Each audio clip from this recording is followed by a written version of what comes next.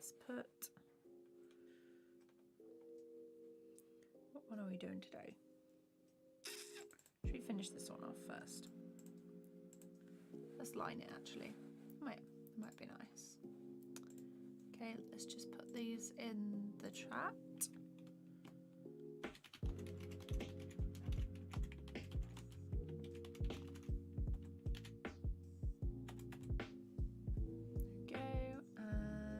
One more, I think. Kaya, Shocktastic, Sneeru, hi, how's it going? Hope you're doing good. Let me just arrange all my windows everywhere. Glitch, hi, how's it going?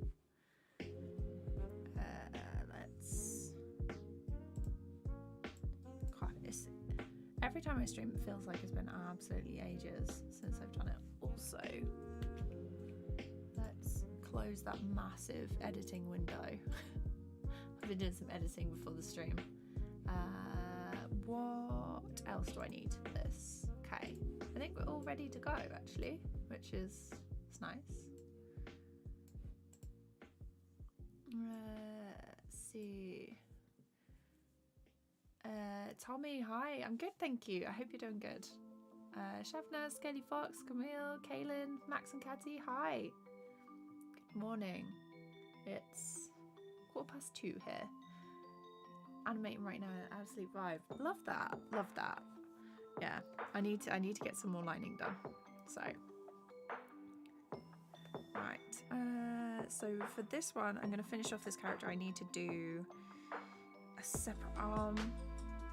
A separate layer for the arm, just here in this section, and I need to do the eyes and sort of like some of the features, and yeah, the mouth needs to happen. Sonic, nice. So Our House is taking a break after 10 episodes. Who knows when the next ones will come and if season 3 will be made longer. I heard that they're doing longer episodes for season 3. But I still haven't seen season 2 because it's not out on the UK Disney Plus yet. Animations, hello. You can see there are mini KDs on the screen. Yeah, that's me when I was in high school. Sorry, thank you. Camille, hello. Colourful Element, how's it going? Anyone watch Craig at the Creek? I've seen a couple of episodes and I really liked it. I need to check it out again.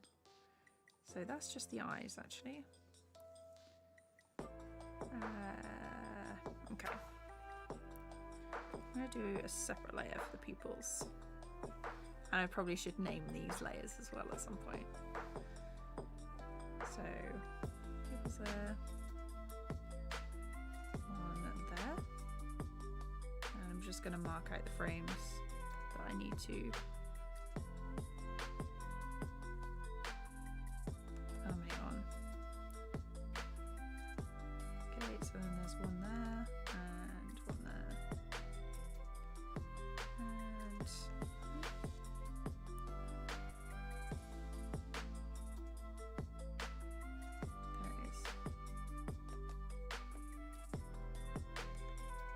Don't need one there. And then those little pupils have already been drawn in. So, name this one pupils.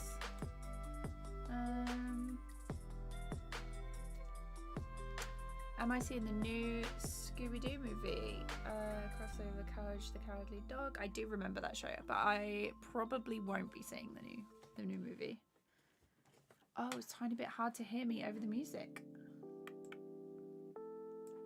Let's have a look.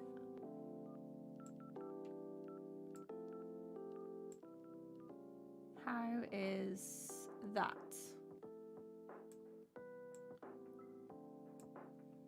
How's that? Better? Let's see. Disney Channel doesn't have enough money to make season 3 of the Owl House longer, and this yeah, Disney definitely has enough money to make it. It's just they probably don't want to.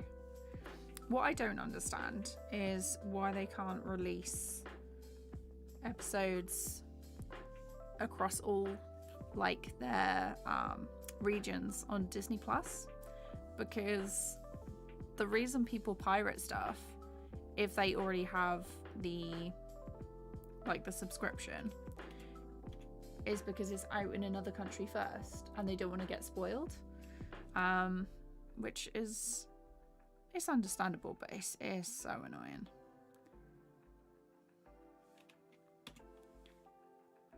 There.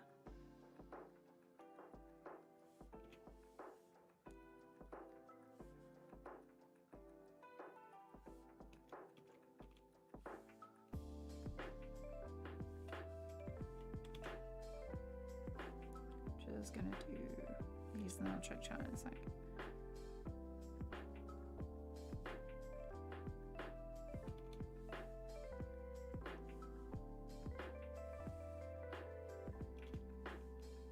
And then small people.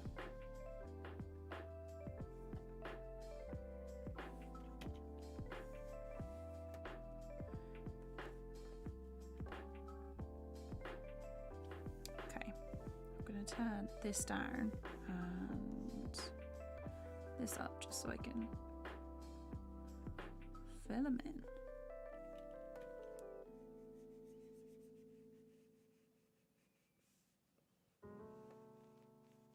God, chat is popping off today. I can see it in like the corner of my eye.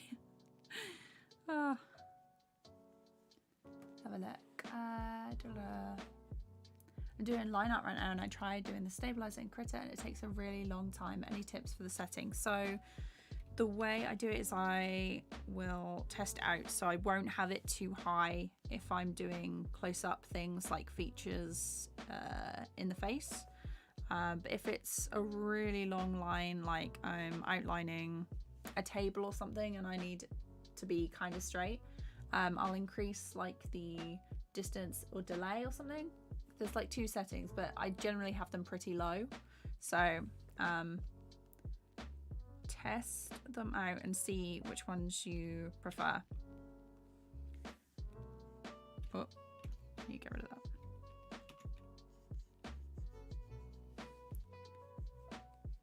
And then once they're filled in, I'll merge them with the regular eye layer.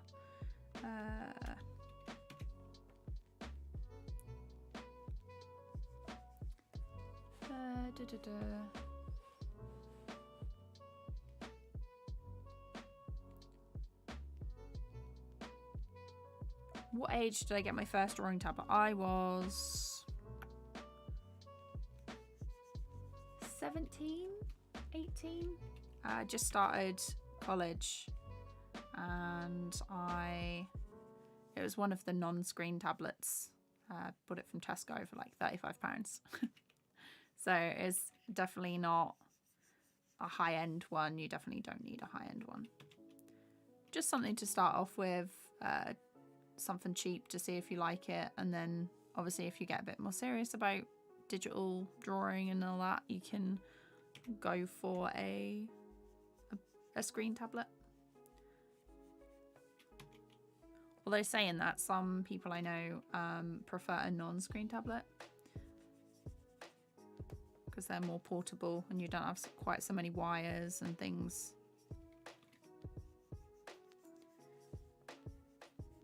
Yeah, let me know how the music is for you. Is it too loud or is it just the right level now?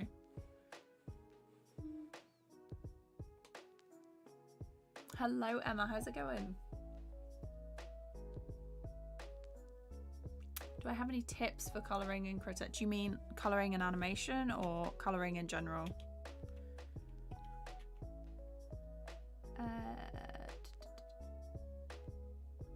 I'm just curious. Nice. Carl the Frog, hello. I just got my first tablet at 12 and I recently upgraded, so now I just use the old one. Oh, nice. Thank you, Carl. I appreciate that. Music is a little loud still. Oh, music is all good now. Okay, cool. Voice is still kind of low. How's that? Is that any better? I think I realised what the problem was. So I use the mic and stuff. Let's turn the music up a little bit. So I use the mic and recording settings and things for... Voice is too loud. Oh no. Let's turn that down a little bit. How is that? Is that any better? Oh gosh. Any tips for Procreate? They have some really good tutorials and things on YouTube. I'd definitely recommend checking out the shortcuts and stuff for that. I only really use like the basics of Procreate, and I stick with like my favorite sections. So I generally don't do anything too fancy on it. Did it just do that? That should be that. That's one frame too short. Nice. Let's have a look. Okay, so just the last check. Is the audio okay? Is like my voice too loud, too quiet? Is the music good? A nice level? Oh, it's not bad. I just had you turn very loud. Okay. Jashank, hi, how's it going? Let's see. Yusuf, hello. God, everyone is popping in today. Welcome. I don't know if you're familiar with cosplay, but I'm working on mine. I'm going to Comic-Con in October. Love that. Let's have a look. How is my day? It's going good. It's better now I've started streaming and getting some work done. I have been doing some editing this morning, and it's been a bit of a mission, to be honest. It's very right. Let's turn these down, and then I can sort out the bits at the corner of the eyes. It's not 11:50. It's 5. Yeah. So I've got about 8 hours of footage to sort through, and I've been altering the audio and speeding things up, slowing things down to try and get it done. But it's getting there. As for a critter walkthrough video, basically summarizing what happened over the 2 live streams and why I chose to do and lay out my animation like I did. So, Almates, Pretty Main, hi, how's it going?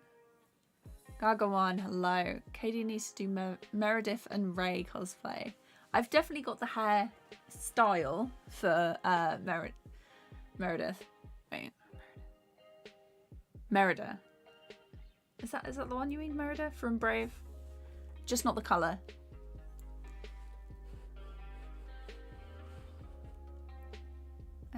Audio is perfect. Good, good.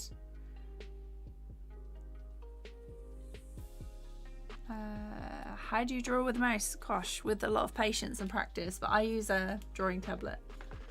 So I would recommend a drawing tablet. Editing is a slog. Nah, of course. I do really like editing when it goes well, but I don't tend to do things like all in one take. So it's a bit of a pain sometimes. Okay, what is next for this character? I think we're gonna go with, I'm gonna do the mouth.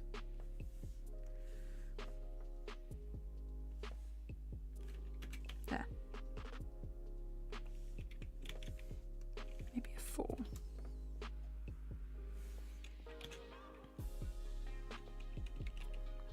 Hmm, 4.5 maybe.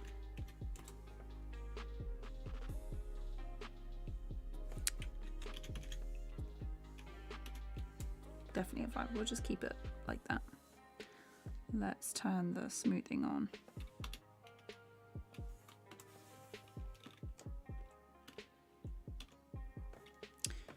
I had braces pretty much all the way through high school. That might have been my last 2 years.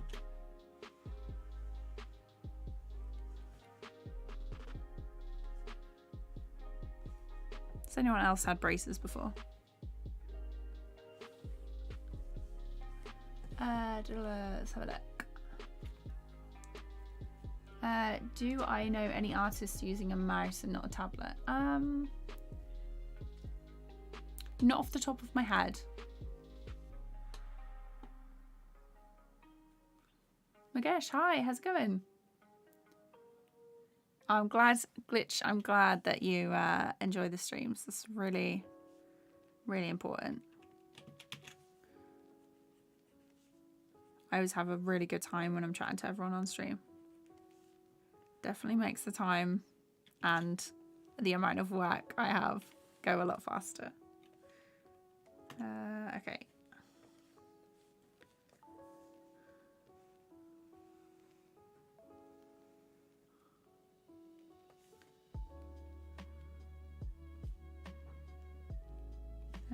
Just 3 lines for the mouth, I think.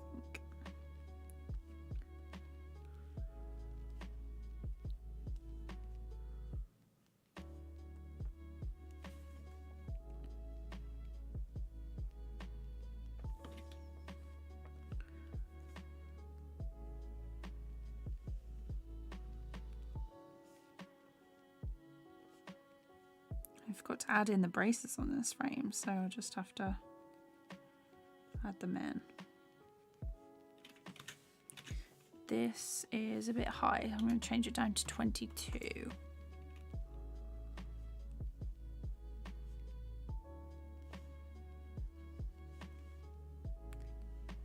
Much better.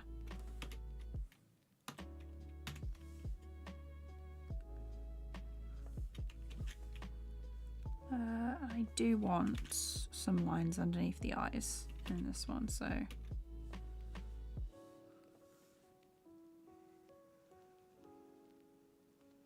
have to adjust.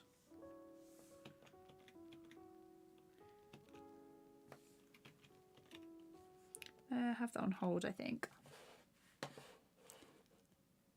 Let's have a look. Thank you, Zavon. I appreciate that. Merida, yeah, this one. I mean, it's still. Let's have a look. Just want to say that everyone here is a gem. Yes, Sarah, love that. Welcome, Josh. Hello, Sarah.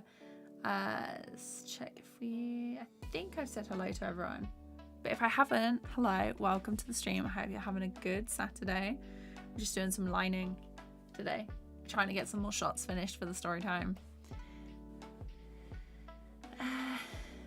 What does the distance do with the stabilizer? So basically, if you'll have your pen on a point on the screen, and as you move it across, it'll be a little bit like your pen or brush is lagging. So if you have a larger distance, if you move the pen along like that, it will take a little bit longer for it to reach it. Does that make sense? So the point where your pen is and the point where you're drawing, that's the distance. Let's have a look.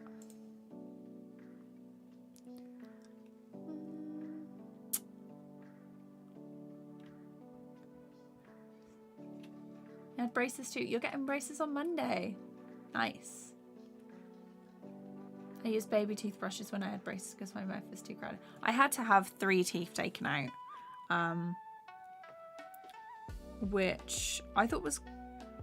It's going to sound weird. I thought it was kind of fun. Only me. But yeah. So I had like 3 teeth taken out, and I probably would have had more. If they let me, I wanted them to take my wisdom teeth out of the back. But they were like, no. So I was like, Cool. Thank you. Let's do the tongue in there. Yeah, and that's holding now. So, what's next? The arm. Okay. So, this section. So, these 2 bits is where the arm is. And I want to do... Oh my god, I don't know whether you heard that. I want to do like a kind of shake, like they're shaking hands, but it's like, you know, when you grip something really, really tightly and it's like, that's what I need. I'm currently trying to sweat dirt on the shirt for my cosplay using acrylic paint. Tried to water down acrylic last night, didn't show up on the shirt the next morning. Hope this works. Oh, nice. It's so difficult painting on cloth and stuff, but I wish you luck. Who are you doing for cosplay? Let's also turn that down a bit. There's so many different lines and layers that I've got to handle with this.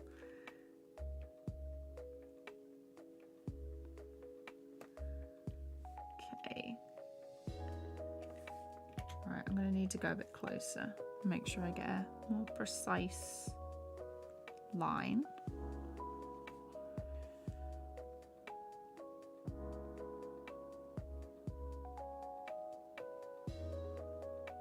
Concentration face.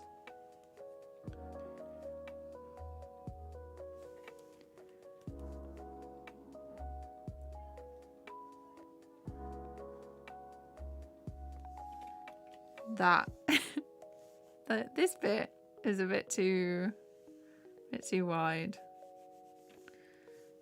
I should have drawn the fingers first.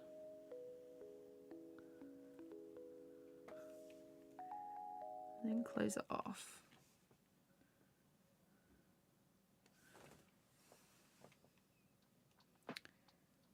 Actually, that can go down there. Race.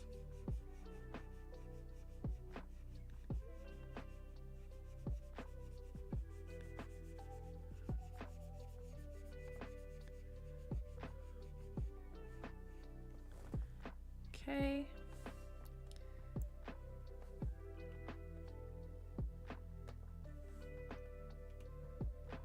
Her hand is going to be like above that, so you won't really see that hand anyway. Let's do a loop of about 3 or 4 frames.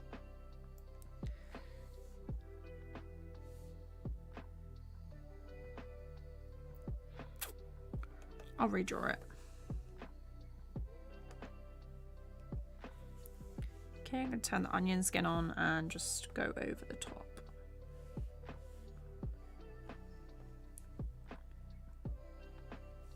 Not too... It's not going to be too difficult.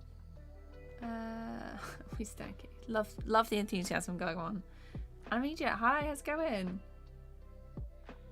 How do I do smooth line art in Cricut in general? The line smoothing tool or the brush stabilizer, which is in the tool options panel, and zooming in close to your sketch to try and neaten everything up.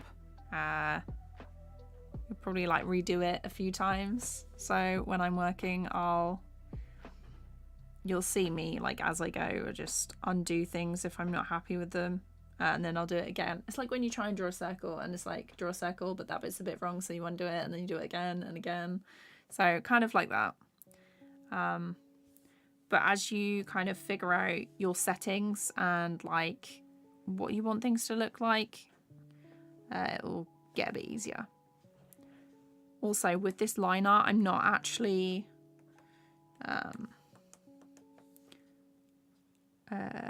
what is it? I'm not actually using a pressure brush, so I've turned the pressure off on this, so it is just a flat one. I've found that line art is sometimes more difficult with the pen pressure on, so if that's the kind of look you're going for, you might want to maybe turn the pressure off and see what it looks like.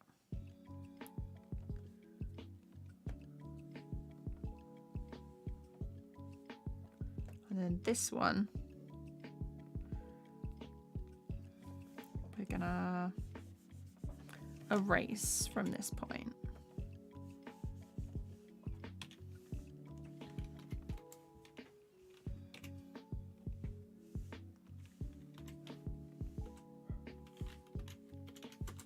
Make sure that the brush.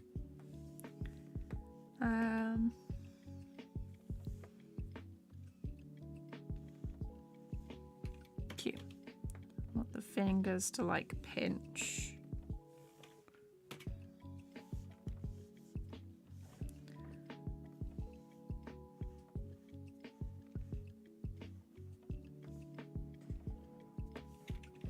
Where is her hand?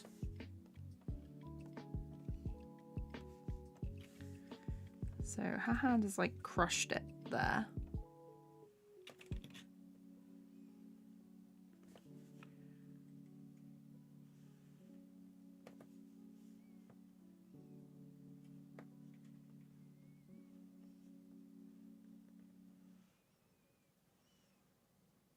Like that.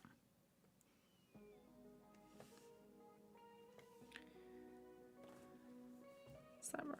Does that look right? That doesn't, does it? No.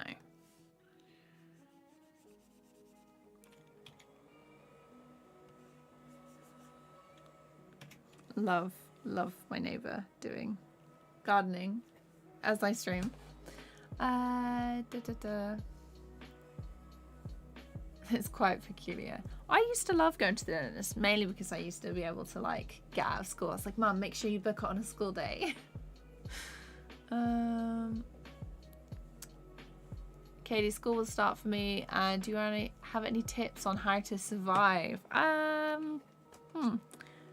Usually I used to do homework as soon as I got it, so I didn't like take up any time like on the weekends or whatever. Maybe write up your notes if they're not very neat, helps with like revising later on. So no, Gargon, no. Can I ask what is my brush? So my brush is basically one that I made, and if you have TVPAINT, my brush pack, all these brushes are free. They're on my Gumroad. There should be a link in the description to those. Let's have a look.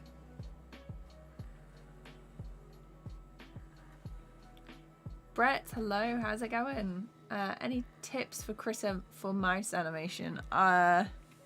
Gosh, maybe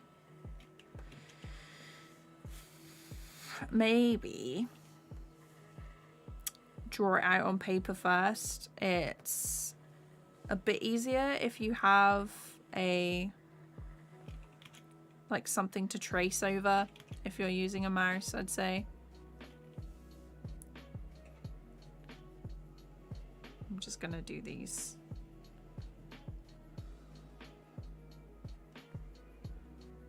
Fingers for our hand on this layer, because otherwise it's going to be an absolute mess.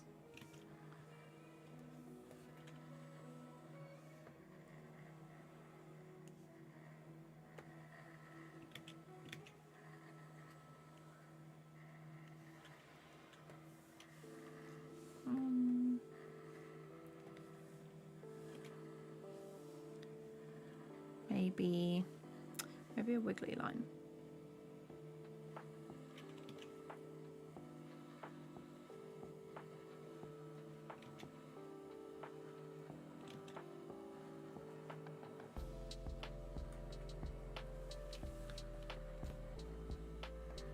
And then I'll just erase these little lines and I'll turn them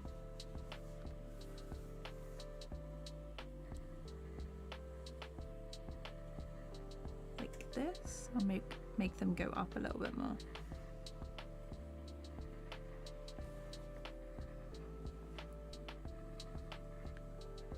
And maybe one in between. Check chat in a second.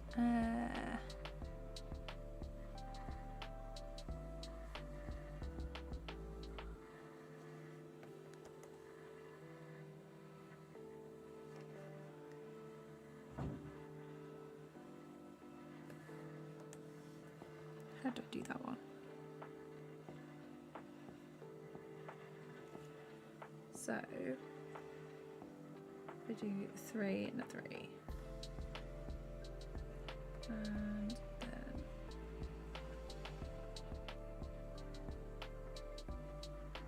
that is where the hand moves. So let's have a look at this.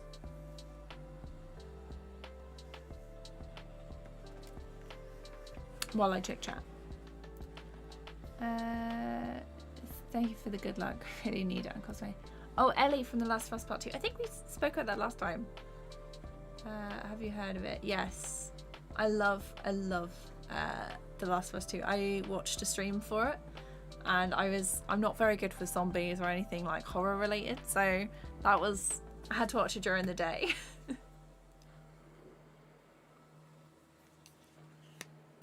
Prism, no, you're on time. I've only really just started. It's all good. Where is the line smoothing? Max, it's in... You'll have to go to settings at the top and then Dockers. And then from the menu that drops down, it should be in tool options. And then when it comes up, make sure you've clicked on your brush. And then from that menu, go to stabilizer, if I remember rightly.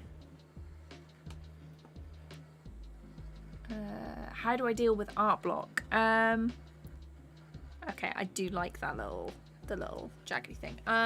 It depends. So sometimes if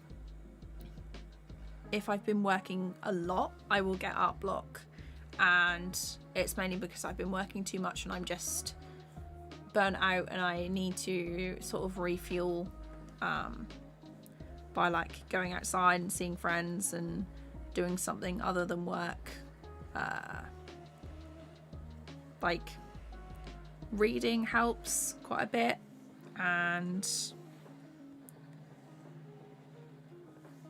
just doing something different, usually going outside or going swimming. Or so the weather was quite nice a couple of weeks ago, and my family decided that they were going to go swimming at a local pool, but I didn't want to go in and swim. Usually I would, but I didn't really feel it this time. So I stayed and watched from like the benches, and I just had a really nice time sitting in the sunshine. And that sounds like such an old granny thing to do, but it was really nice. And obviously if you've got a dog, you can go out and walk them. That helps a lot. So I'd walk the dog every day, and that helped a lot with like just sort of clearing my head a bit, because staring at a screen all day, as I do, it gets a bit difficult. What else? Now obviously before the panini that we're in at the minute, I used to go sit in coffee shops and just have a coffee and watch basically, and do some live drawing. Obviously you can go to like a park and sit and sketch, which helps as well. What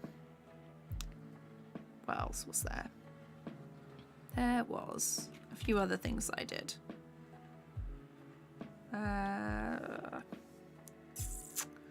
What are they called? Draw this in your style challenges. They are so helpful, because I think a lot of the time there's a lot of pressure to think up something new or design something completely different, and that can be quite stressful sometimes. So drawing someone else's character that they've already designed, that's quite nice. What else? There's also like different little exercises that you can do, like a contour line drawing or a blind contour line drawing, where basically you'll choose an object. And so a contour line drawing, you'll choose an object and you'll put your pen to paper or whatever you have, and you'll just have to draw the object without taking your pen off the paper. And a blind contour line drawing is where you don't look at the paper and you just look at the object as you draw it. So they're quite nice to loosen up.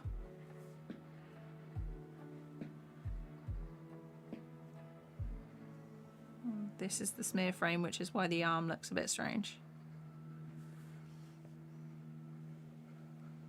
So that is on a different layer. There we go.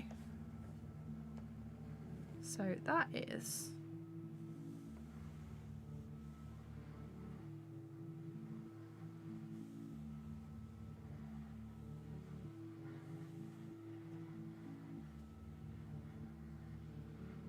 Yeah, I think that is everything for this character. Whew. Okay, let's name these layers, because otherwise... So this is shaky pupils. This is TVPAINT. Gosh. Where's my mouse gone? So I've changed like the order of my screens and I keep doing it the opposite way. So this is static arm. This is eyes, the rest of the character line. Okay, I think we're gonna have to do the next character now. So I'm gonna color these different. I'm gonna color these in red and minimize them. I'm gonna duplicate the structure of this one. Cool. This file is gonna be absolutely huge. I think the file for this is actually around 2 gigs already. So there she is.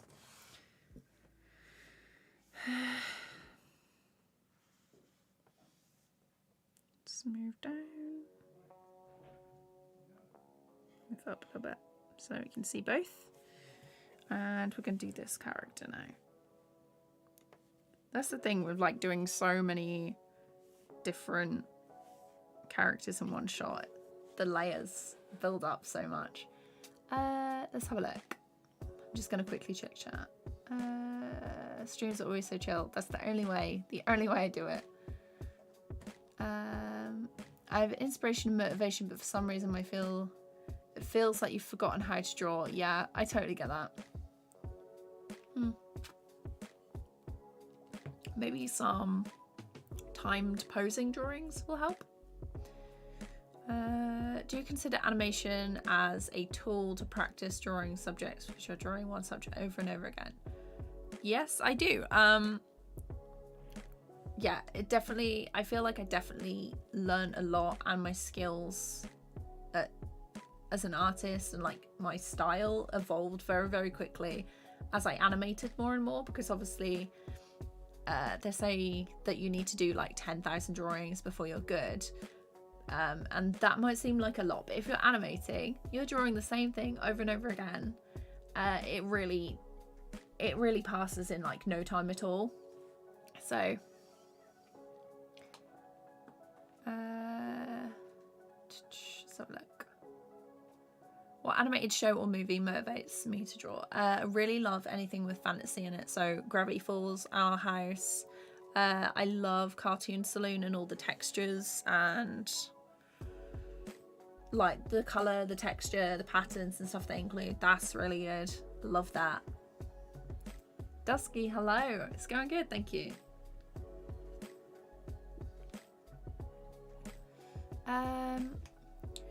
You downloaded Rough Animator on your Android tablet. What do I think of the app and what practices can you do? So I really like the app. It's so good for anyone who wants to draw like on their tablet. I think they have a PC version as well, but I only have the app version on my iPad. But super good. It's got a lot of features and things. It's not my favorite for the iPad, which would be Calipeg, but it's such a good Rough Animator is such a good program for a really good price. I think it was like £5 last time I checked, and it's great to get started with animation. I love like that it's on a tablet, so it's nice and portable as well. Let's see. Oh gosh. The story time is about networking and how we had once I'd finished university, I studied animation at uni, and they put on like a, what is it called? Like a showcase. I want to say showreel. That's not right. Basically, we had a show at the end of the year. Our course rented a cinema in London, and we got to show our films and stuff to like industry people. That is not straight whatsoever. And I was super nervous, and it's basically about that. It's about like talking to people and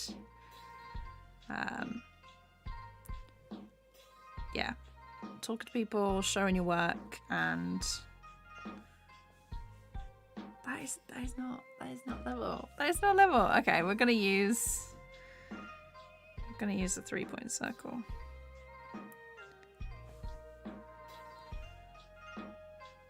So there. Oh, I've forgotten how to use the circle tool. Cool. 2-point ellipse. That might be gone.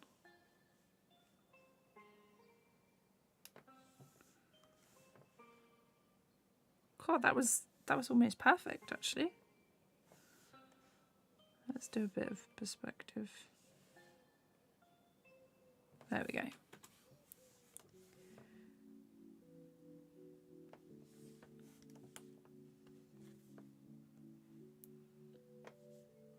Make sure that all the edges are closed so it'll be easier to colour later.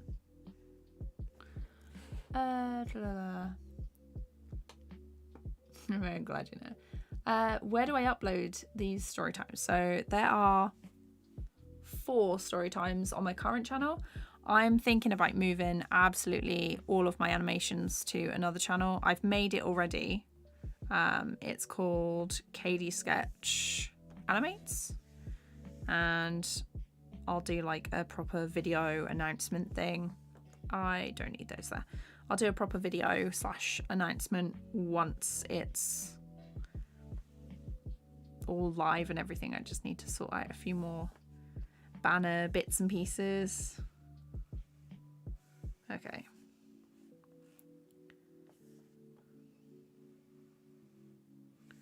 I'm gonna grab this head shape.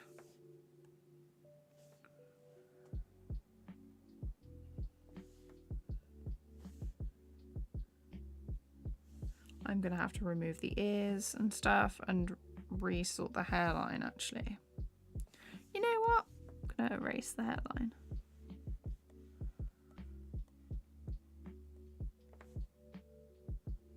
And the ears.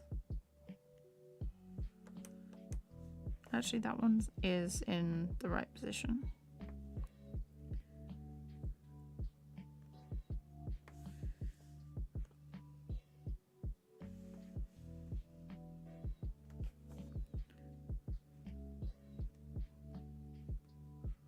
I think what I'm gonna have to do is just copy the original shape that I made and then paste it in.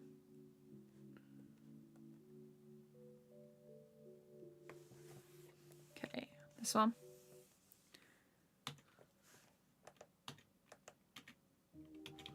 Okay, it'll just be much quicker.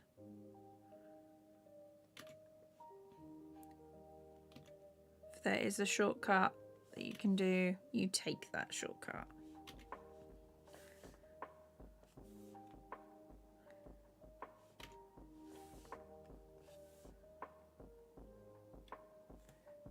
Just make it slightly bigger.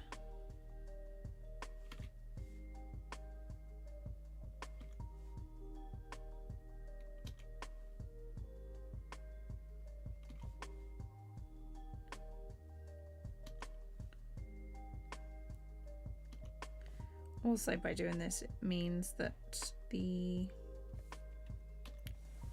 character is going to be a bit more consistent, which is nice.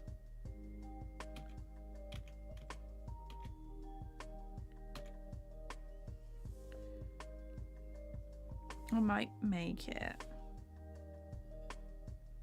I'm gonna stretch this one up a little bit.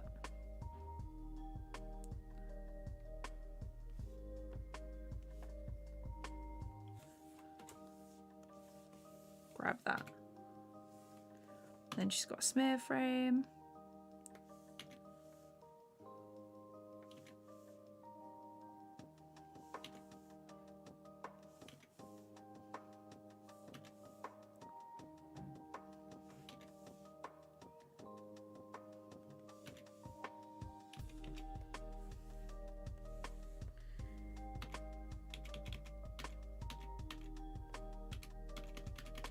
Okay, there's 2 frames there.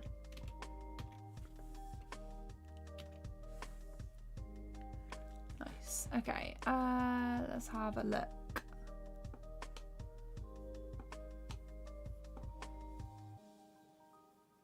No worries, Tommy. Welcome back. Art Studio is insane. Watch this behind the scenes video making of a game and it's mind blowing. Yeah, it's any like behind the scenes stuff is wild. There's so much that they do. Going outside outrageous. How far are you in season 1 of the Owl House? I've seen all of season 1. Now I miss walking my dog, but the park is currently closed. Nice. Infinite Imagination. Hi, how's it going? Let's name these layers. Yes. Contour and blind contour line sounds difficult. It is difficult and they don't always look great, but it's interesting. I haven't seen the We Bare Bears movie, but I've seen some of the show. Grissy Music, hi. I'm glad you like my animations. Really appreciate that. It's always your responsibility to walk a dog. That's because I never leave the house, so they're like, you need to go outside. Art by Tobes, hi. How's it going? In your opinion, what is the difference in animation quality between Western animation and anime? That's a really tough question because when you mean quality, what do you? It's quite difficult because there's pros and cons to both, and there's like so many different styles and things. I don't think one is inherently better than the other. I think they both have like really good points, and if everything was the same, it'd be a bit boring. So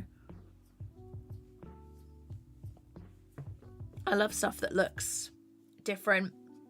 I'm really into like artsy kind of animations where they use like a lot of texture and things. Generally not like you can have like Disney stuff, but then if you go into like animation festivals and stuff, they end up showing more indie animations with like different textures and techniques and line weights and stuff. So it's really interesting to look at like all the different styles. So I couldn't compare like, you know, Western animation to any, because there's so many different types.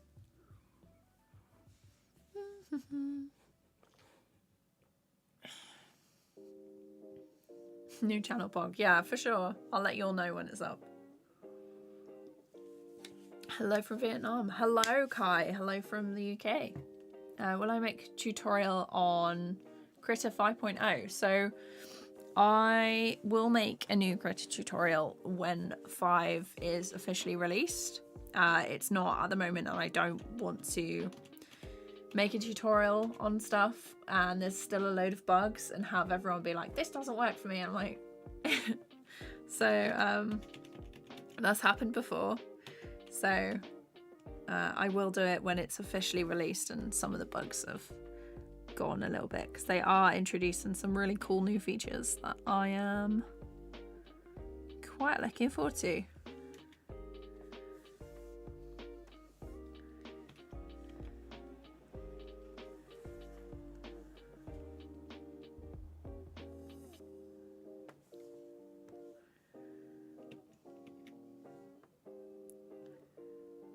Just a little bit bigger. Actually, no.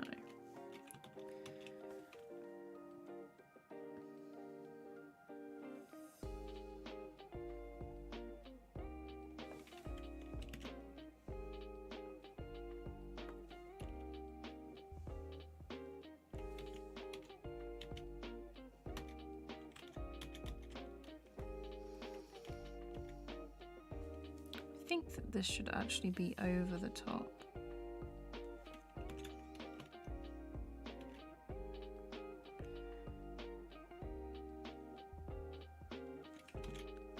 Let's open. Shirt is going well. Nice. No worries, Ava. It's all good. Working on the Storytime project. We are indeed. I'm good, thank you. I hope you're doing as well. Jamal, thank you so much. Can I make a Storytime video, please? This is for the Storytime. They're definitely not going to be this long or this detailed next time. I have learnt my lesson. Oh, I have learnt my lesson, everyone. Shock horror.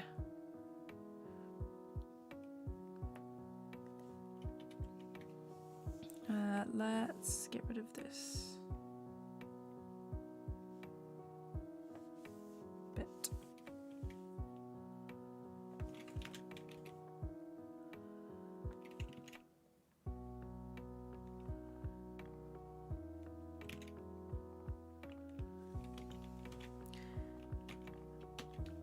That's where the new channel is, probably where all the story times and stuff are going to be. So I will let you know when they come out as well.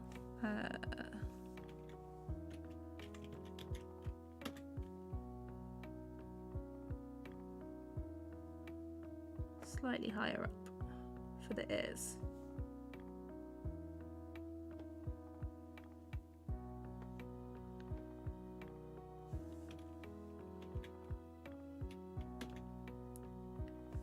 Let's turn that off.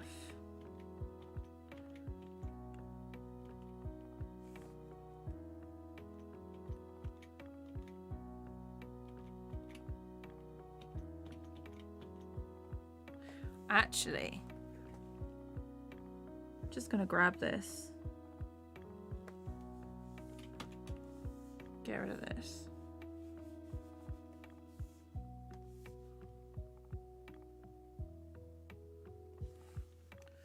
Just paste it over the top.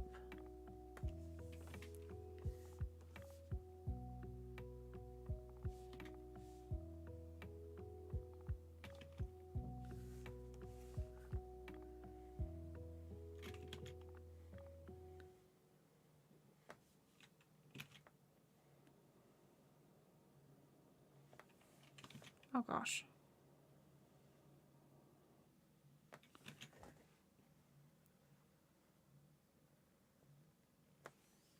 There we go.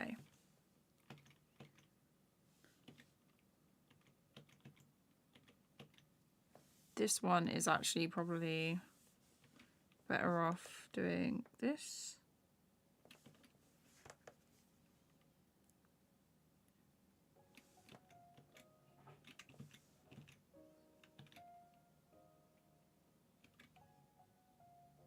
Got to make sure it's kind of level with the other one.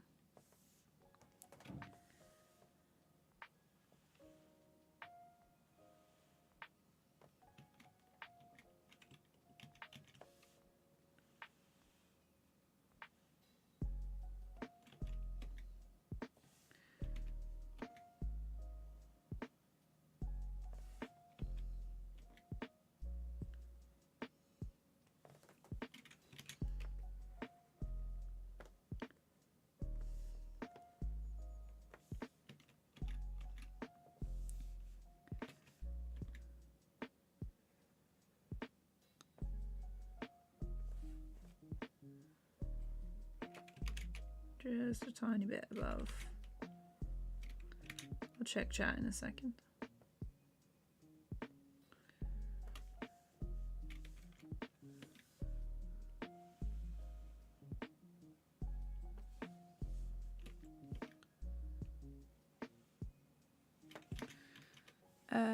Let's get rid of this.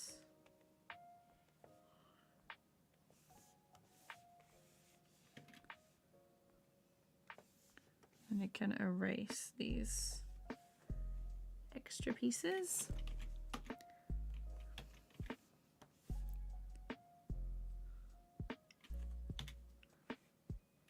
Oh. If I do that, then I can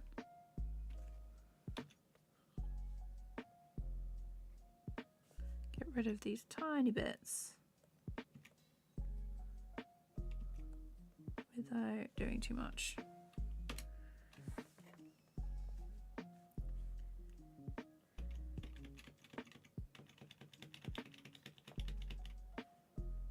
And I'm also going to grab this one from back here to do this one.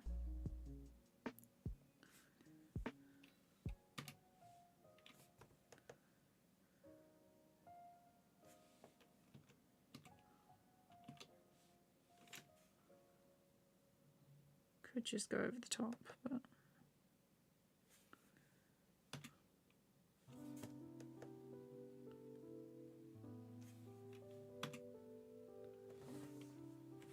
right, I always feel that my art style is not original. Do I feel this sometimes?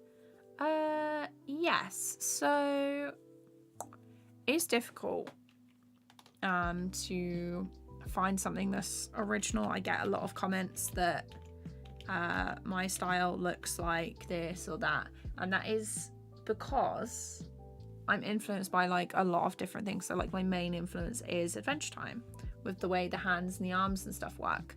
There is there's a lot of influence with like Gravity Falls, with how the mouths are shaped as well. And there's I like to do a boiling line technique, which is basically drawing a single frame 3 times, and it makes it look like it's got a wobble, which is like one of my absolute favorite things to do. And people have commented, oh, this is like this and like this, and it is, because it has been influenced by Ed, and Eddie and Johnny Phillips and all sorts of cool stuff like that. But that, like, having a similar art style is not necessarily a bad thing, as long as you like recognize that. And obviously if you want to change it, you can. It's not like you're stuck with the same art style forever. So usually if I feel like my art style is bad or I want to change it, I will... Oh, that was almost a perfect circle. I'll look at like... I'll go to like an art gallery, or I'll do some research online and be like, what don't I like about my style? And how can I fix it? What do I want to get better at? And usually I'll do, so let's say that I won't like how I pose characters, or I don't think I've got the proportions right. I will do some life drawing, or collect a load of references and just practice sketching them out and seeing if I can do better, if I can fit them in, you know. And drawing stuff that I like also helps. So it's not like, oh, I've got to practice with this really boring model, you know.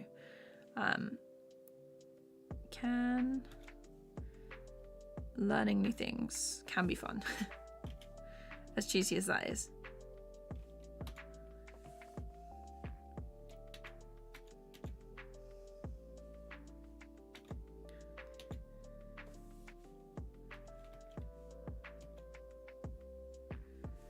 Let me just grab this ear.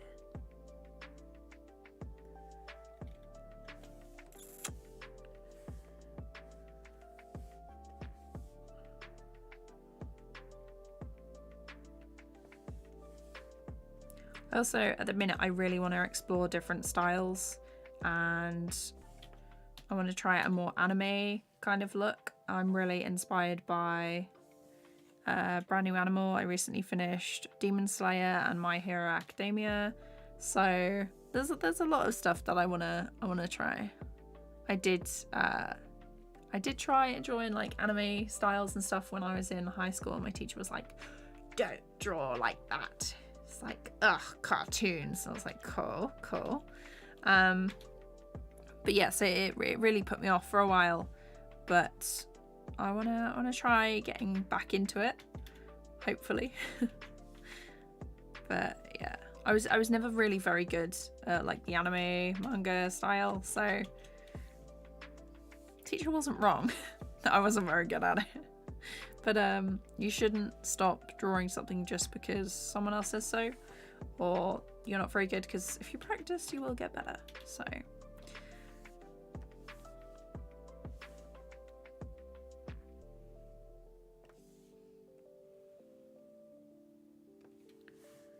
let's keep this.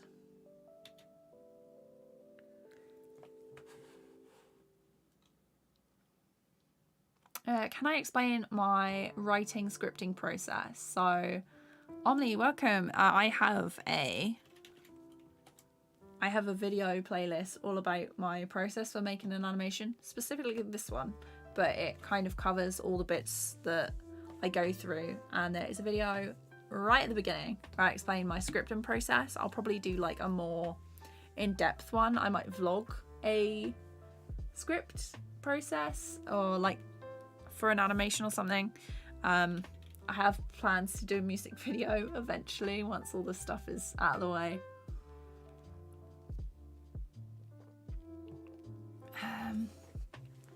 Animations seem so fluent and slick. I want to ask, have you ever freaked out while doing animation and felt like, oh dude, it's hard? Yeah. Yes, pretty much every time I start a new project, I'm basically planning at the moment I'm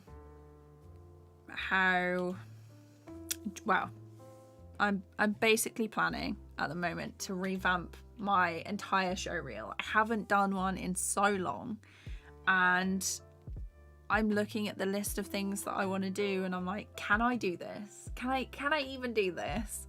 What good am I? And it is tough, it's difficult.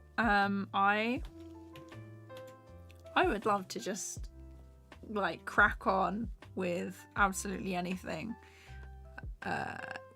in regards to animation and just instantly be good. That's not the case. Usually I'll make something and be like, this is rubbish, and it's difficult to not stop there, just stop there. So what am I doing?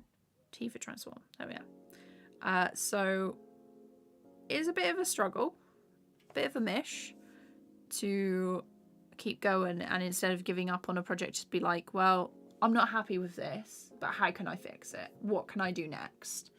So it gets to that point where you've got to decide, do I really like this? Am I enjoying this enough to keep at it? And usually the answer is yes. And if the answer is no, I stop and do something else. But I've just got to remember that I need to pick it back up again, because animation is my job. I need a fresh show reel to show to studios and clients and stuff. And I can't keep using the same one over and over again, because as I make more projects and grow, I look at the stuff that I've made and I'm like, I don't like that anymore. I can do better than that. But it takes a little bit of time to get around that and sort of, what's the word? Yeah, so sort of build confidence in yourself and figure out how you're going to improve, if that makes sense. Hopefully that makes sense. But you can totally do it. It's just simply, it's the getting there that's hard, and motivating yourself to sort of push forward.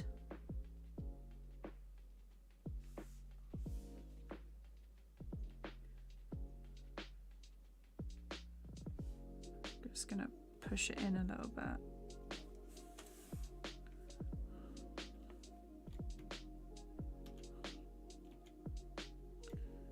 And then this one is a smear frame, so that doesn't need like any sort of guide really.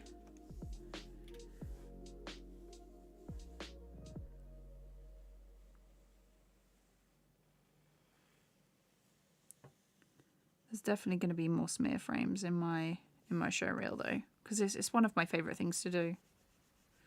A smear frame, a boiling line. I love like a textured animation, something that looks quite artsy. I'm someone that gets bored with doing the same thing over and over again, so I like to mix it up.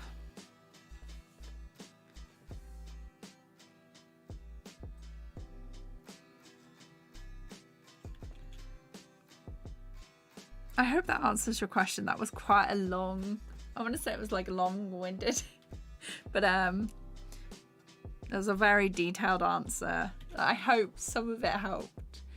Kavla, hi, how's it going? Busy clean, I have someone listening. Love that. I've been meaning to catch up on your interview videos and stuff. It looks so good. I'm so thrilled how well 3 teaspoons of sugar did. So good. Is it out online yet? Don't know if YouTube has shown it to me yet. Zolat, hi, how's it going? Do I have any tips for growing an art channel? Yes, I do. So, first one would be to make the videos that you'd want to see. That's the way I started anyway. So you've got to sort of identify your audience. Who do you want to show these videos to? So for me, it was, I want to make videos for myself. I want to make videos that I would have wanted to see, like the tutorials and stuff when I first started out animating. Also, like if you have a particular style, so what kind of content and stuff you want to make. So usually people stick to one, but I did a little bit of, like, I did some tutorials, I did some vlogs, and I've done some story times. I'm working on one right now. But YouTube doesn't really like it if you sort of flick between the topics. It can damage like your watch time and retention, because people will subscribe for tutorials but they don't necessarily want to watch the vlogs, they don't necessarily want to watch the story times. So once you decide what content you want, you can like experiment a bit in the beginning and then focus on what people want to see. You can then split your channel. I should have done this ages ago, but I'm basically moving my animations to a different channel, and I'm going to put my vlogs on a different channel as well. So sometimes sectioning out your content helps. Yeah, I hope that helps. So do what you love, and the videos that you want to make, identify your audience, split your content into like different channels if you have that and want to be consistent with that. And then yeah, don't overdo it with the uploads and stuff. If you make 2 videos in 1 week, maybe schedule the second one for the week after, so then you've got time to work on another one and build up like a backlog of videos, so when you need to take a break you can, and you've still got that other video going, if that makes sense. Okay, let's do this.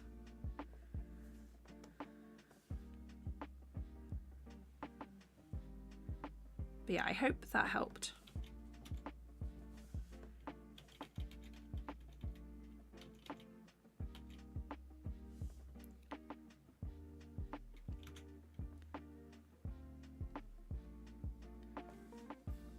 And yeah, and just generally have fun. I think people can tell when you're like enjoying yourself as well, like you've had fun with the video. So like, yeah, it really annoys when people assume that cartoons isn't real art. Yeah, for sure. Ido, hi, what's up? I'm good. We're just doing some Storytime animation, trying to finish off some lining that we've got going on in a rather detailed shot.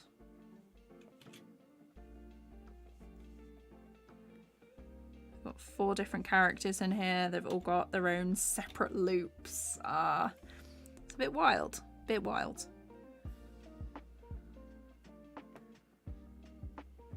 Just gotta make sure that some of these. I'm gonna grab this here.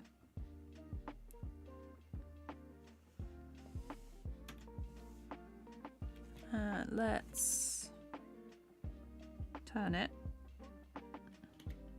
a bit that way. If I flip it.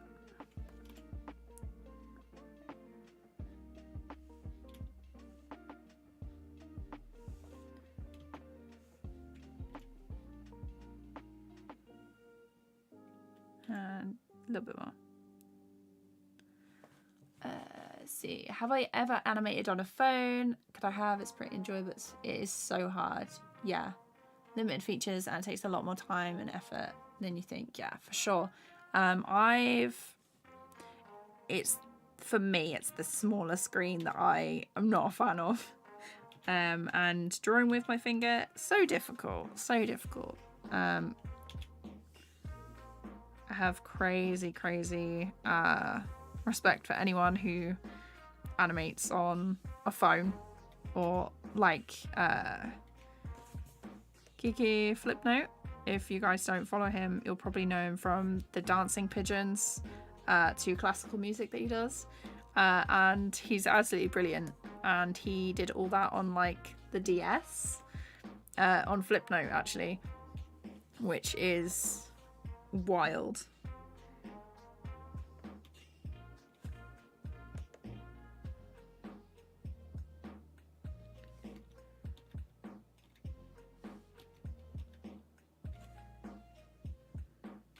Okay, that one is there.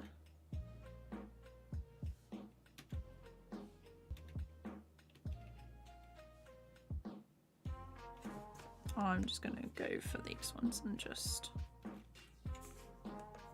Okay.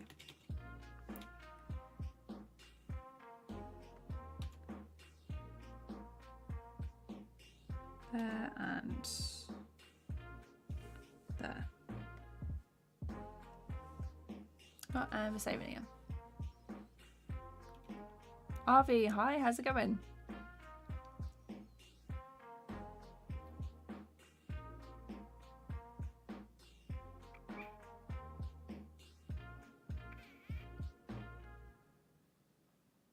Let's have a look.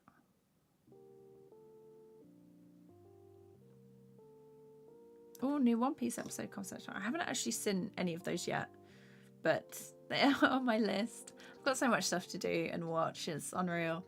I felt very stuck in my art style for a good while, but recently I changed stuff up and focused more on making artistic choices rather than realistic, and I'm loving it. That's so good. When I first started realizing that I could, when I could draw, like, simplify stuff, and it didn't have to be perfect every time. It was like the light bulb thing. I don't know why I thought I could just do that and have a light bulb appear above my head. Maybe that's the function for another time in this room.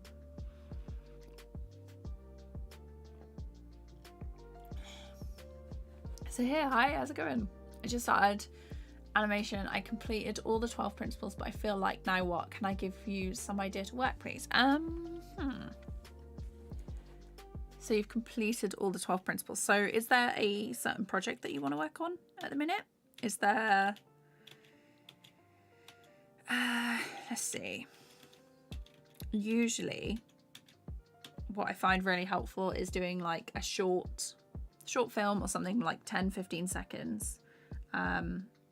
Once you've done all the experiments in the 12 principles and making something that you want to make, but apply the 12 principles to that. So maybe write like a little short sequence or something. So like focus on your acting and things. So you could have a character. Let's do the eyes. What is it called? I love it. Everyone seems to call me when I'm streaming. I'll call you back. Gosh. So let's say the animation exercise is that your character has to steal something. And there will be a vase, however you want to say it, in a room. And they have to steal it, and you have to make a choice on the acting and how you want them to perform. So that's one of the other tests and stuff that we did at uni, was did like lifting a heavy box or throwing something. Let's draw that. So it really depends on like what you want to do animation wise. Of course you can always try like effect animation, do like some fire and stuff.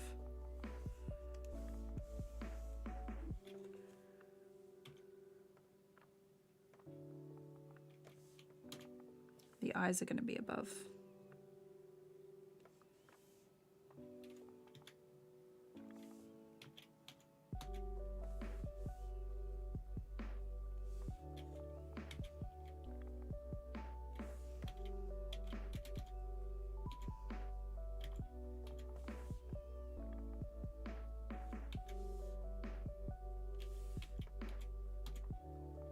And then they're closed. Oh, I should actually use the onion skin for that.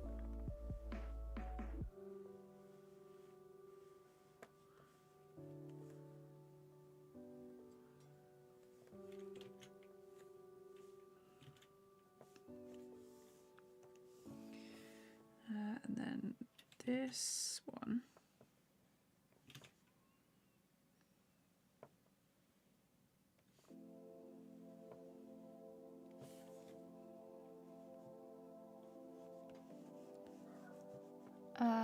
Currently the only software I use is Krita. Do you think I can get a job in the industry with only that program as experience? It depends on like whether you want to work for a studio or whether you're gonna work for yourself. So if you're looking at a studio, I'd probably recommend you check out Blender. So they have 3D and now a 2D section. So that would be quite useful. I'm gonna look at Blender myself in like a few weeks and make a tutorial on that, but for now, if you're interested in checking out, there's Worthy Kids. He's such an amazing animator, and I wish I'd had someone to tell me to make stuff in Blender and sort of get used to it before I decided to study animation, because it would have made everything so much easier. But definitely check Blender out. It's such a good program, and it's also free as well. Let's put that there.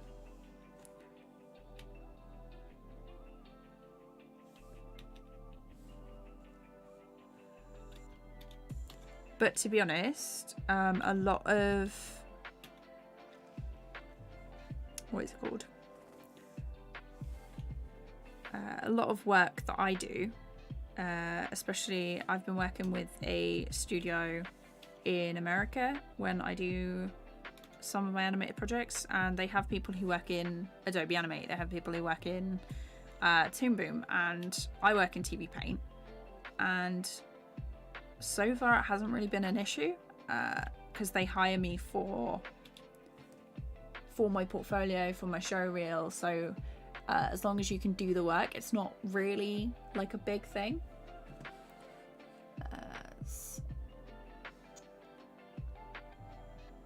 What do I think is hard to animate by finger on phone or laptop mouse? So I used to use my trackpad on my laptop for animation. So I definitely say finger on a phone is harder, I think.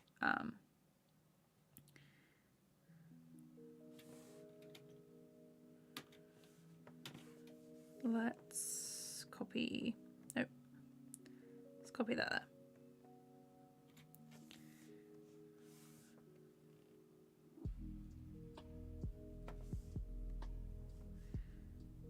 let's copy that one as well.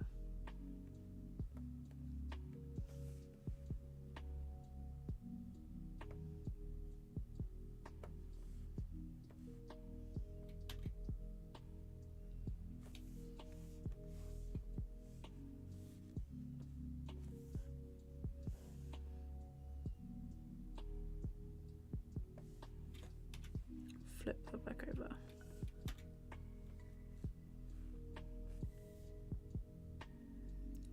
I think I'm gonna have to alter these eyes a little bit.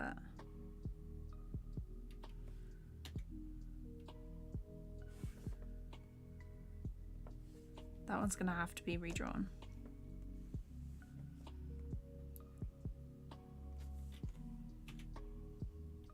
And those pupils need to be adjusted as well to look a different way.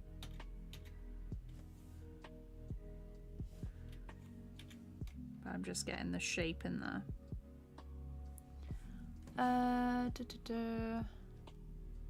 T-shirt's practically done now. Nice. To think you were so close to giving up. That's so good that you pushed through.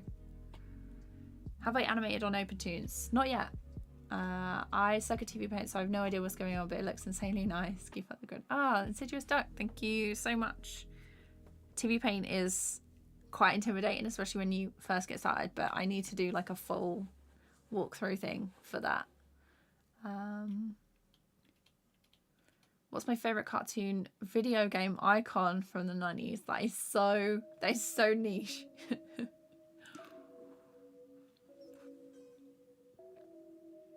From the 90s. I was only born in 1995, so and I didn't have like my first video game console was the Wii. So hi Ed, how's it going? I really want TVPAINT. Yeah, Arvi, it's cheaper if you're a student as well, but yeah, there's programs that are cheaper. You definitely don't have to have TVPAINT.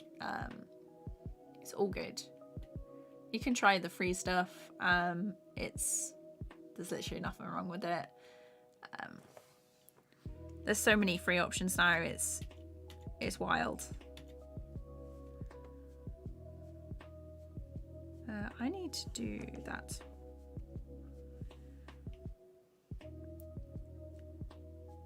Okay, and then we can start drawing there. And then these ones.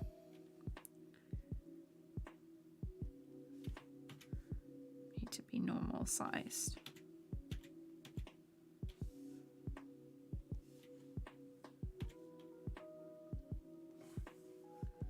We'll get there eventually.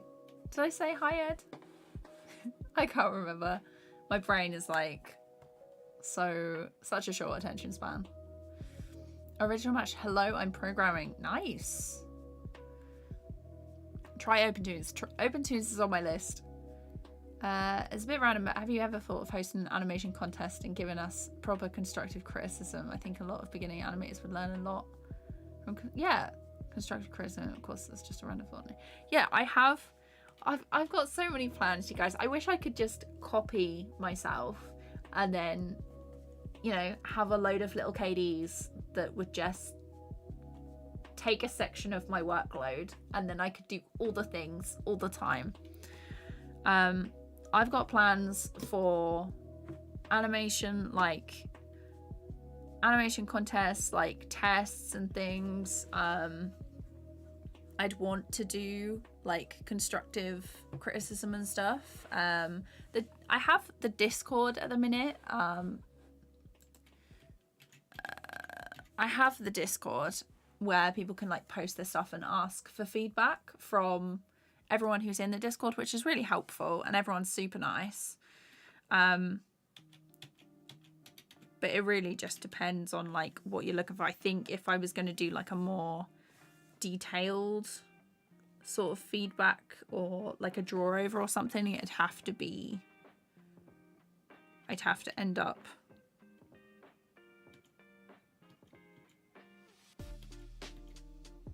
what is it? Hang on. Let me just, that needs to go down a little bit more.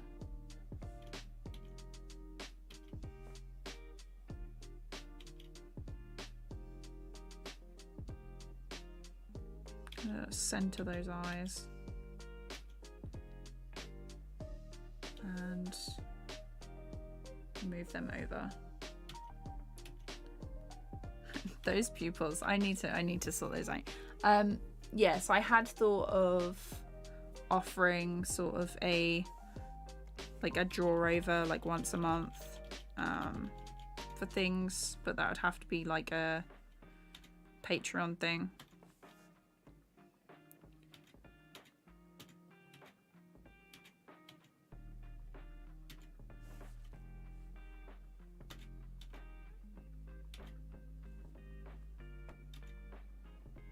These pupils need to go across.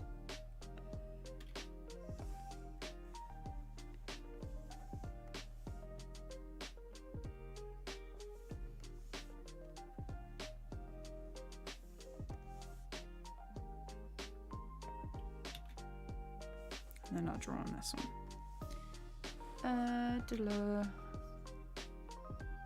Kyla, hi, how's it going? I also want to try Clip Studio Paint, but it's like 200. So they do. Oh, I think you might have just missed their 50% off. But they do a 50% off pretty regularly. I think their next one is Black Friday. But yeah, Clip Studio Paint, they do a 50% off discount a few times a year, and if you were thinking of animating or whatever, you'd need the EX version, which is the more expensive one. Because otherwise you wouldn't be able to animate more than 24 frames, and that is not enough if you're looking to make like a full-on animated short or whatever. Okay, these eyes need to go there.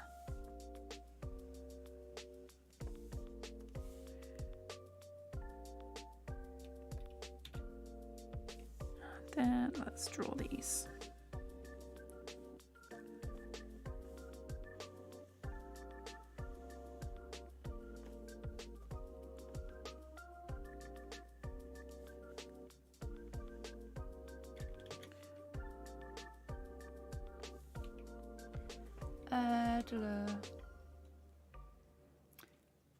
Chris Mations, hi, how's it going?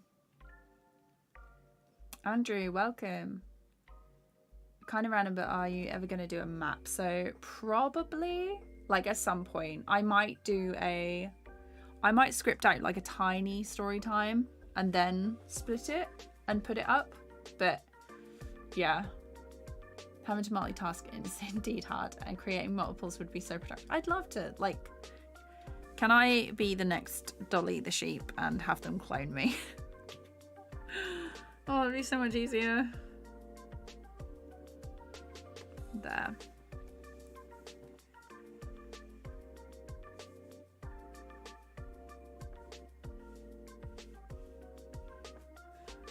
Could have my own animation studio then.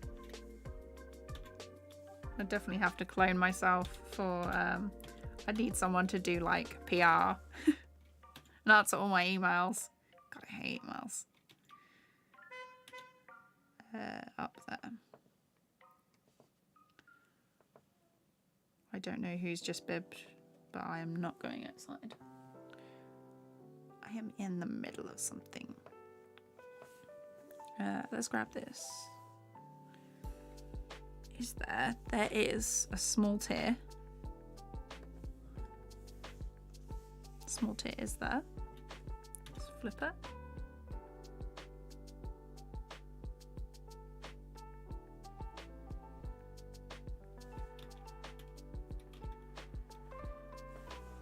And then I think I can just get away with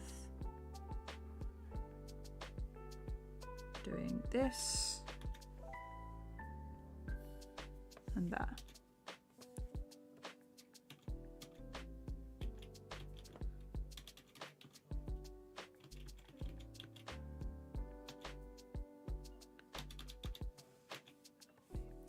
Let's turn that up a bit.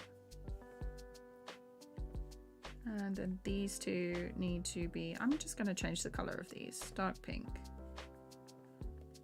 And then these two, they're going to be a different color. They're going to be white, actually.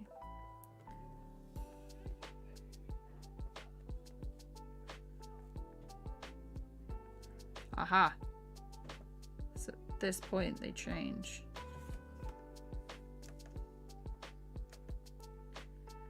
How did I not do those last two frames? Where's the head? Where's the head layer? Where have I been?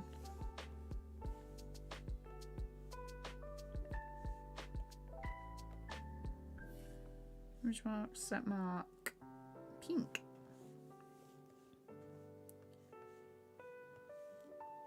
There we go. That looks terrifying. Okay, let's just do this freehand. We can do that freehand. Have I ever tried 3D? I'm trying to get into it, but it's really hard to get into it. Yes.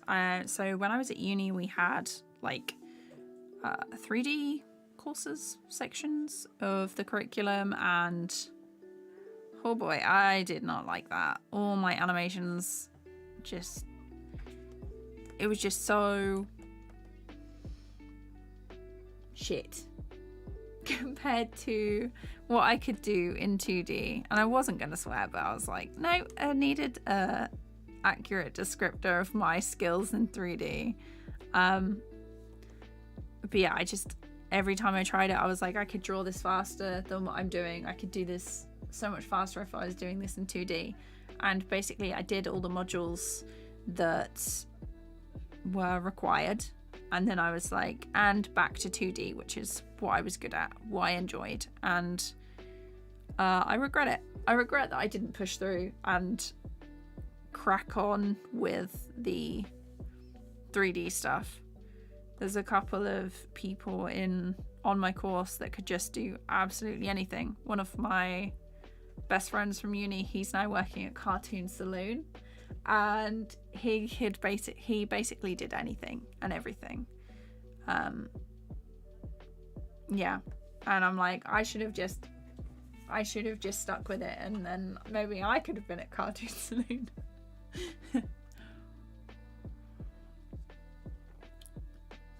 3D is like all numbers almost, which is why it's so hard. Yeah. I was all right at maths when I was in school, but the graphs and stuff, very intimidating. Not my favorite.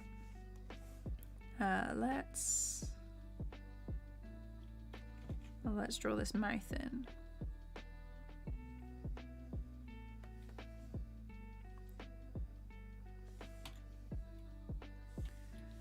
And I need this head shape.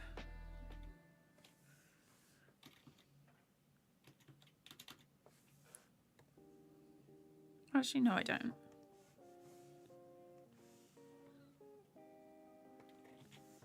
Let's do 2 points ellipse.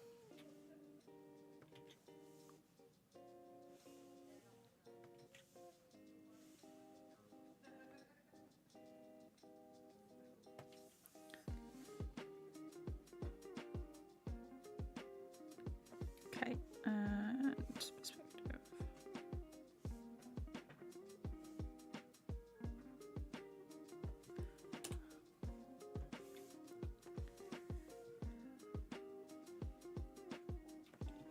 Let's do that open eye.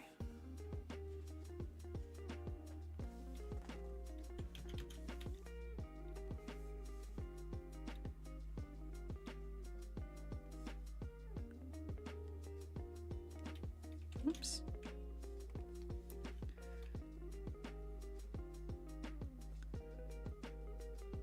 But everyone has like their strengths and weaknesses, and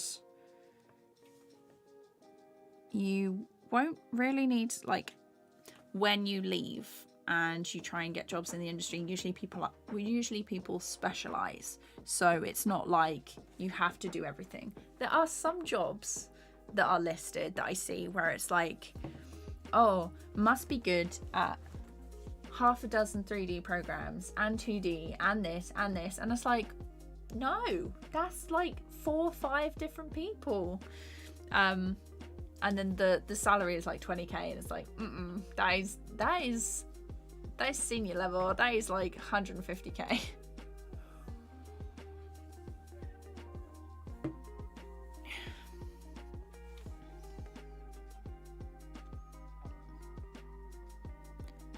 If you're starting off as an animator in a studio, you're probably looking, like in the UK at least, and also depending on what you're doing, you're probably looking around 20 to 25. It also depends on like what you're doing and where you are. So like London's obviously going to be higher to account, hopefully higher to account for how expensive it is.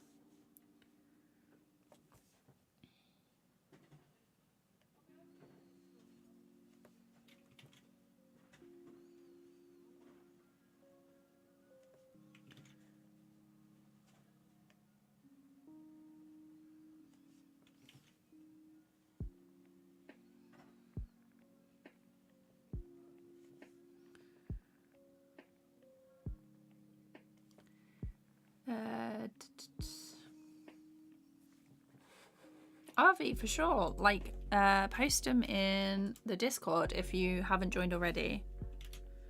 There's like different there's different channels. There's like one for art, one for animation and stuff. So people post them in there, and I do check it every day to see like what people have posted. So.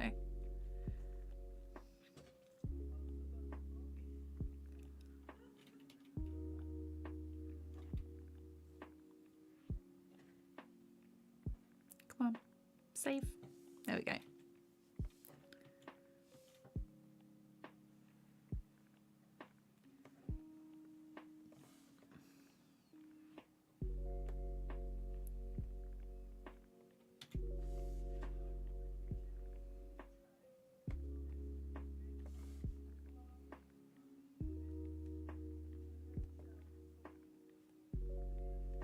What is everyone's favorite thing to animate?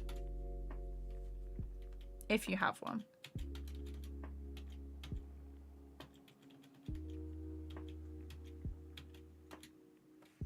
Okay, I just realized that I could add in the mouth at this point.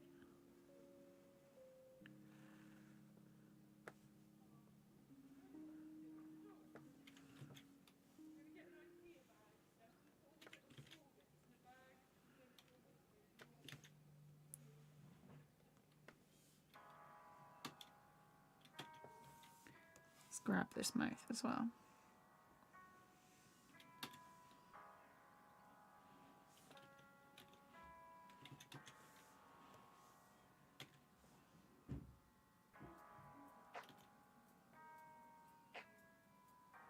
There.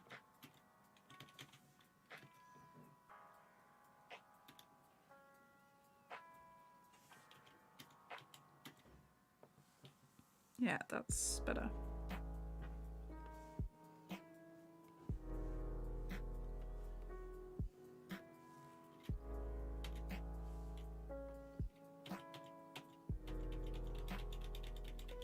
She needs eyebrows as well. At some point. Let's do the mouth on this layer, because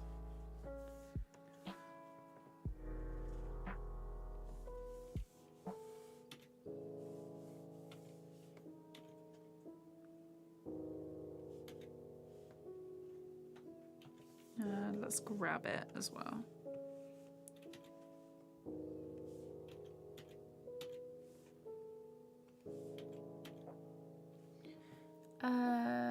I like animating animals. I'm not great at it yet though. Animals are so hard.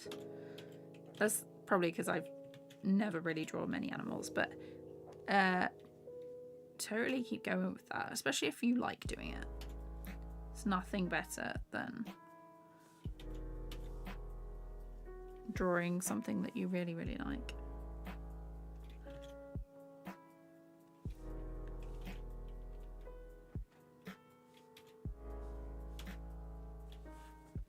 Let's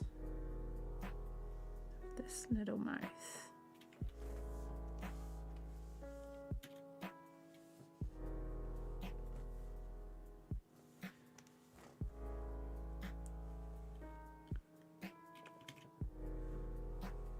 Gotta get your bean mouth.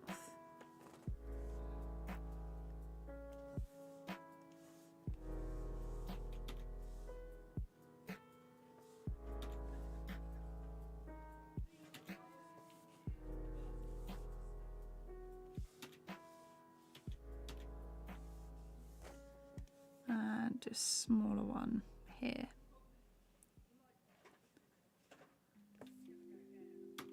Can't remember if I sorted out my... Oh, I did sort out the pupils. People and fight scenes are my favourite to animate, but I also like animating something that is important to the story. Nice. No worries, Camille. Thank you so much for coming to the stream. I hope you have a good rest of your day/night. Very new to animation. I've animated a fire and I enjoyed the final result. I also did my first character animation and realised I should probably practice the 12 principles of animation. Character animation is so hard because there's so many different like sections and elements to it. It's like if you're animating a human, it's like, oh, the hair, and then there's the blinking in the eyes and what are the arms doing, and on the hands, do they have fingers? So what are they doing? Like what pose? Gosh, it's a lot to think about, whatever it is. I watched Aaron Blair's animation about animals and it helped you a lot. Oh, nice. I'll get around to that eventually. But yeah, how are you, Ed? I hope you're doing good.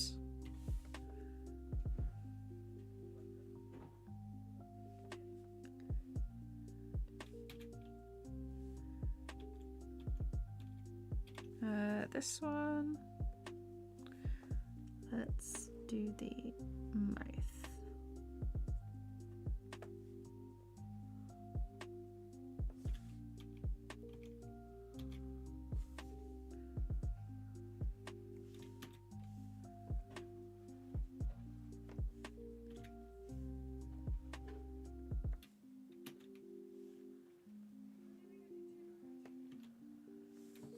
Gosh, there's quite a lot of layers.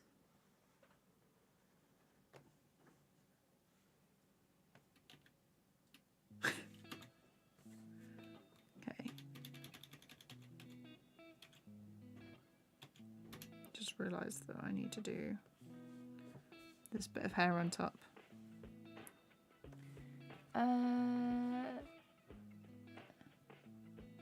Just on live stream, back to work. Nice. I hope the live went well.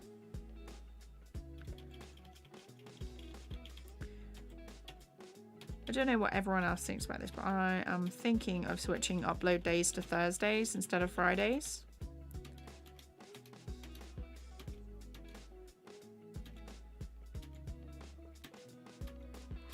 So I've been posting on Fridays for so long. But I feel like when I want to watch a video, I prefer having it during the week because there's something to look forward to, you know?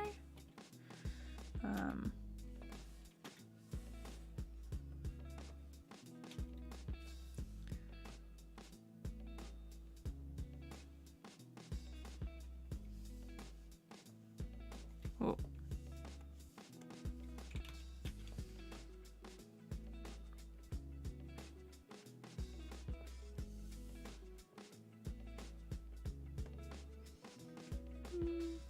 Actually, Taka and Girls work because it's the animation style I'm trying to. Oh, nice.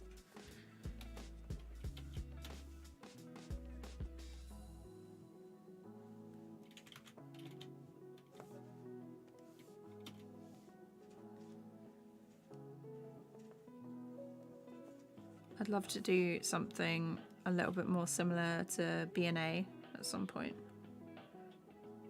Has anyone seen B&A? It's also called Brand New Animal. Stands for Brand New Animal. It's on Netflix.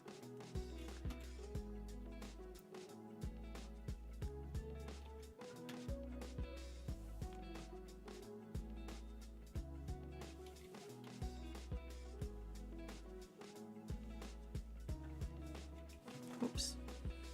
Don't want want it to be too angry or dramatic just yet.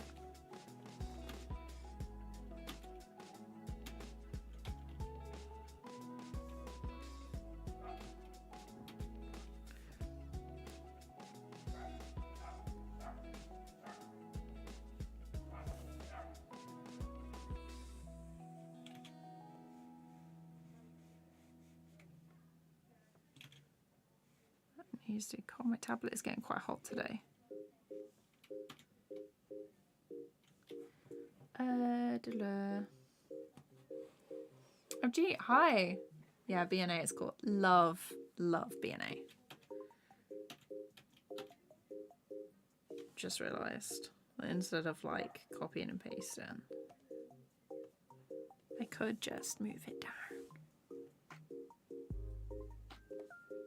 Some of the edges are getting a bit smushed, bit fuzzy.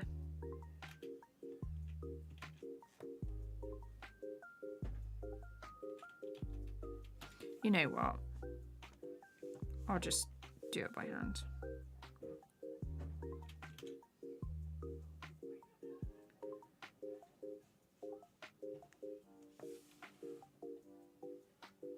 Are you working on anything at the minute, Ed? Have you got any work to do other than, I mean, have you got any other projects other than the Brody's Ghost stuff that you're working on at the minute?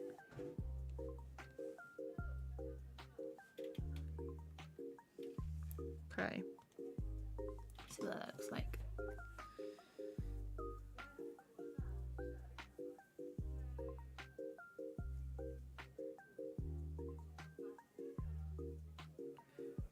Okay, I think there's only really like a couple of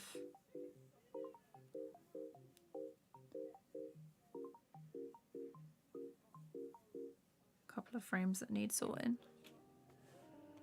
There's this frame. Ah, save and no. Yes, commission work. Nice.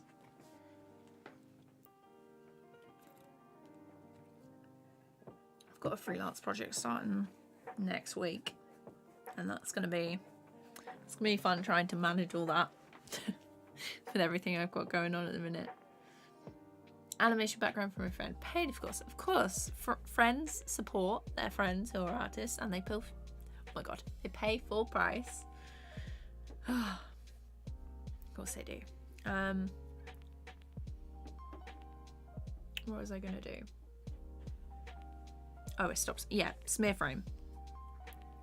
So there needs to be a frame between these two.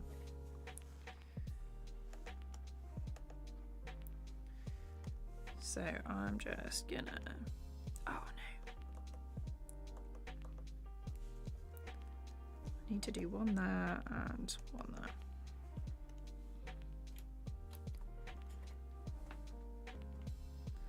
Just gonna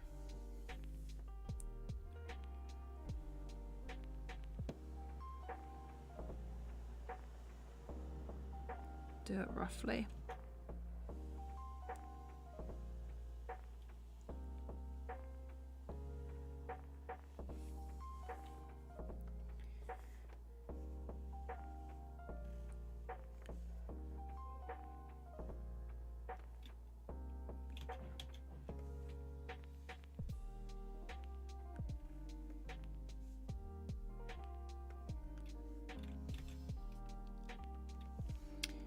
I do this,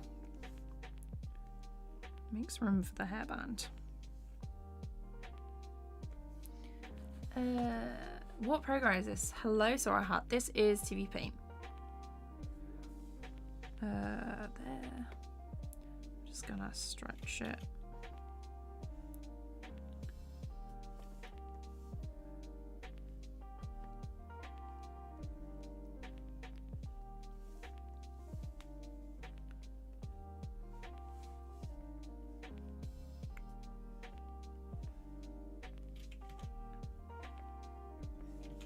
Actually there, and then we want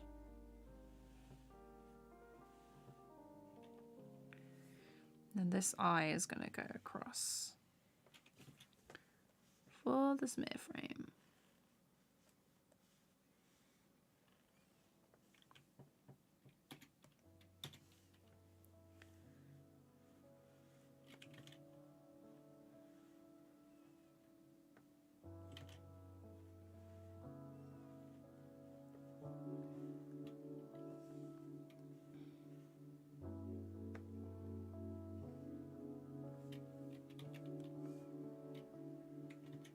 Gosh, some of these smear frames look absolutely bizarre.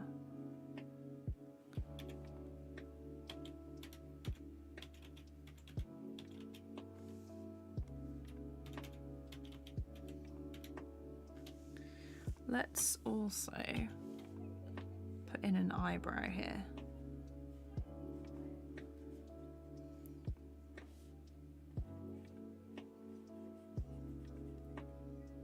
That scares me. Yeah, the smear frames always look a bit funky.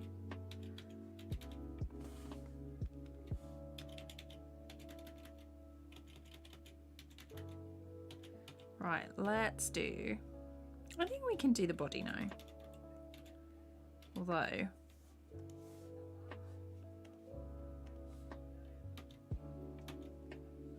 there should be another one where it needs a smear frame. Actually, no. No, it does not.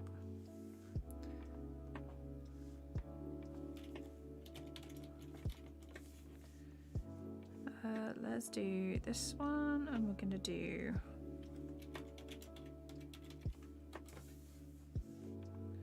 So there's going to be a section. So I'm just going to go through and make my frames for the body.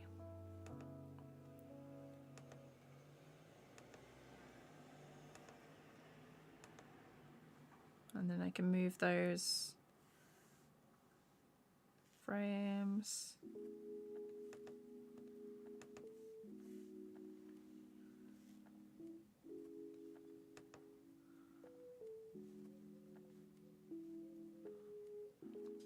That one's definitely got to be a smear frame now. That one's a smear frame.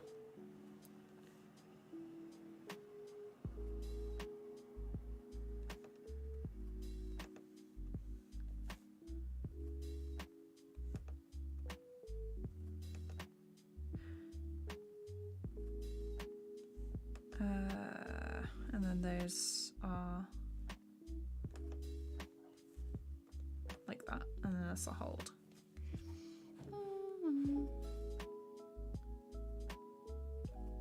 Tried to leave my room, but my cat squeaked and bit my arm off. Oh no.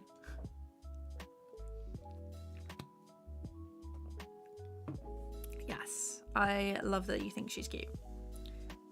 She's a lot smaller in design, like, than the other characters, which I really like. I am also like twice the height of my friend who this is meant to be, which is why it's so funny.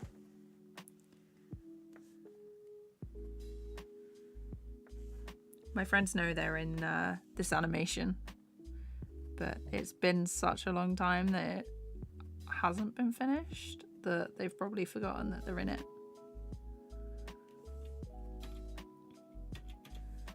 These hands need to go on top, so that's gonna have to be, it's gonna have to be in a separate layer. Tiny bit up.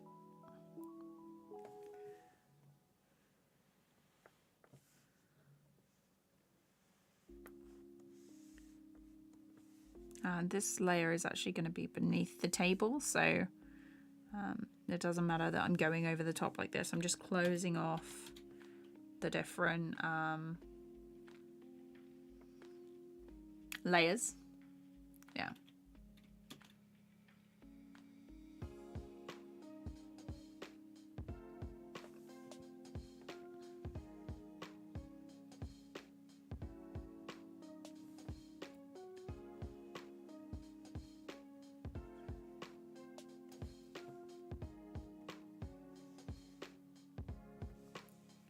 Sometimes it's kind of difficult to decide where layers should stop and start.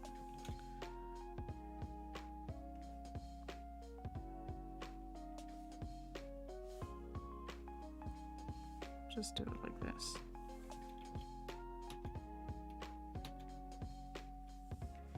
And those trousers, they're all going to have to be above the table, aren't they? that is all above the table on that layer. So I'm gonna split this layer.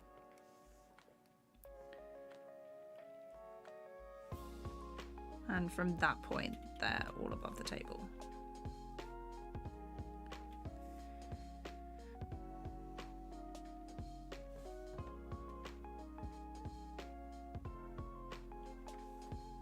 The hand's not right. James, hi. Did our head grow legs? So basically the way it's meant to look like. Actually, let's keep that all as one layer. It's going to be annoying. So this is the table and everything is behind, and then she sort of like puts her hands on top of the table. So they're meant to be her arms. She puts them on the table and then pulls her knees up and she jumps onto it like that. I'll sort out like layering and stuff afterwards.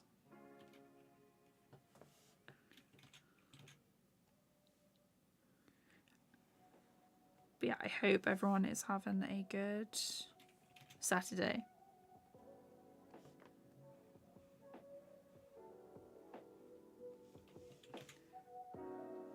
For a second I had to think and I was like, what day is it? 2, 3. That makes the fingers look a little better.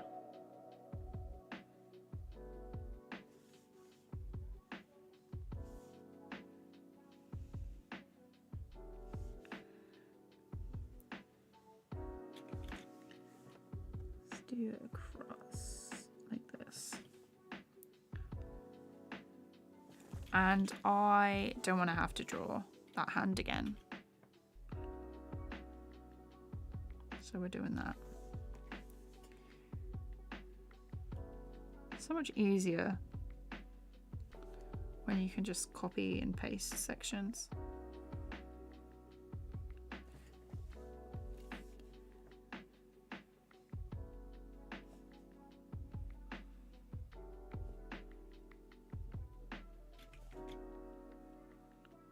It's got like the cuffs. Not cuffs. What are they called? Collar, that's the one. We'll save it. Osmac, how's it going? I hope you're doing good.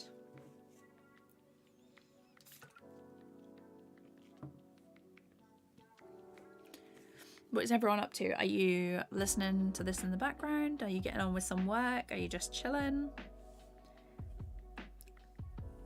I always have to have a live stream on in the background if I'm working normally. Doing great. How about you? I'm doing very well, thank you. I'm glad you're doing good.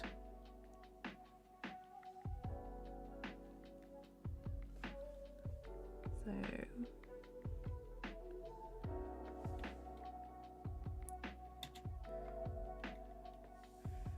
this is where it gets a bit complicated.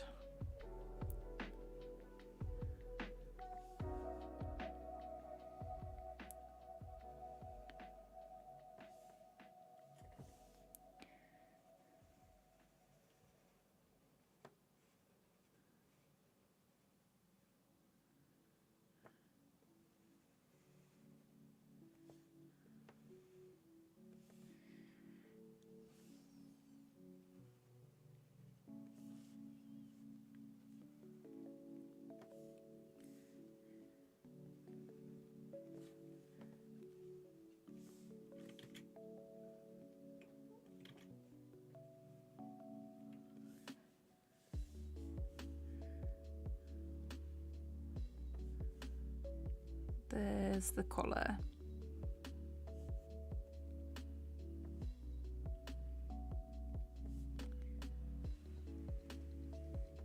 Oh, also, don't want to have to draw that hand again.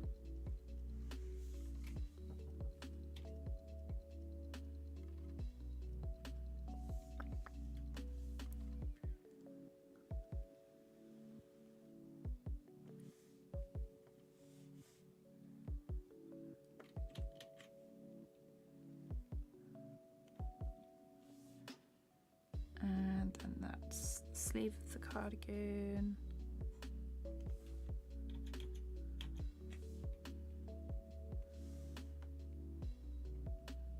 going to do that actually.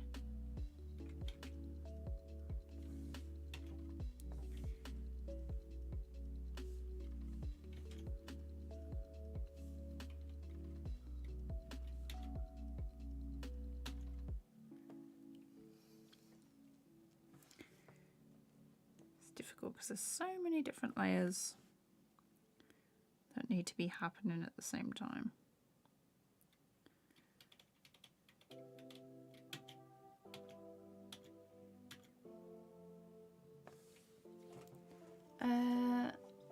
Hello Samuel, how's it going? I've been watching your videos recently and really love your workflow breakdowns. Oh, that's amazing. I'm so glad you like them. I've got a couple more going on at the minute. One is like finished, but that needs 2 other things to go before I can post it. And then I'm doing like a workflow video for Critter at the minute. That was like 8 hours of footage that I'm trying to edit down because I've sort of talked on top of it, but it's obviously not all talking because that would be wild.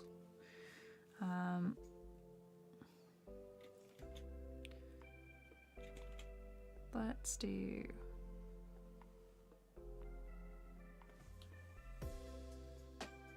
the legs like this.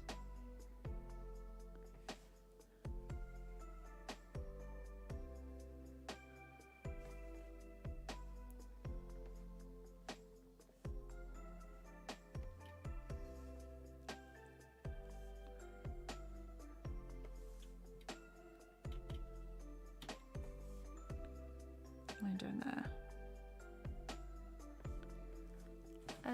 Let's see. Ron, how's it going? You don't get bored doing every frame all day? Sometimes. So I have to like switch it up with different shots. So like if I was lining all day every day, I think I'd get very bored very quickly. But it's not so bad. It's not so, let's also hide. Let's hide a couple of these because I can't see. There we go. Yeah, so sometimes it's difficult. Other times it's like I really enjoy it, and once I get into sort of the flow of things, it's not quite as bad. But there's usually like something going on, or I'm meant to be doing something else that keeps me on target. Also, watching a live stream while I'm working helps as well. And especially if I'm live streaming properly like I am now, it also reminds me that you guys are watching, and so I have to keep going with work.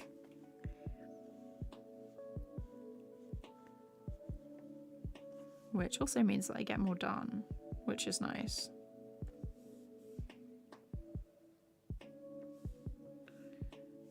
There.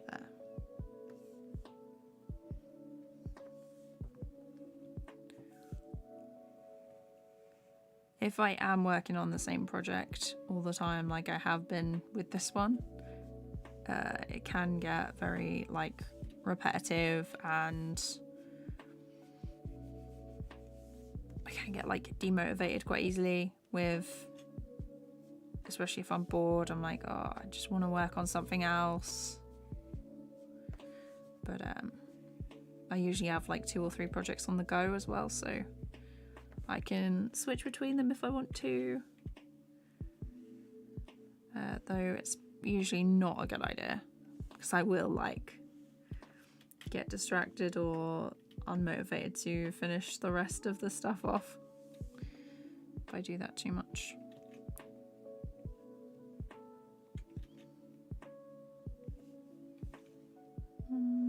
There.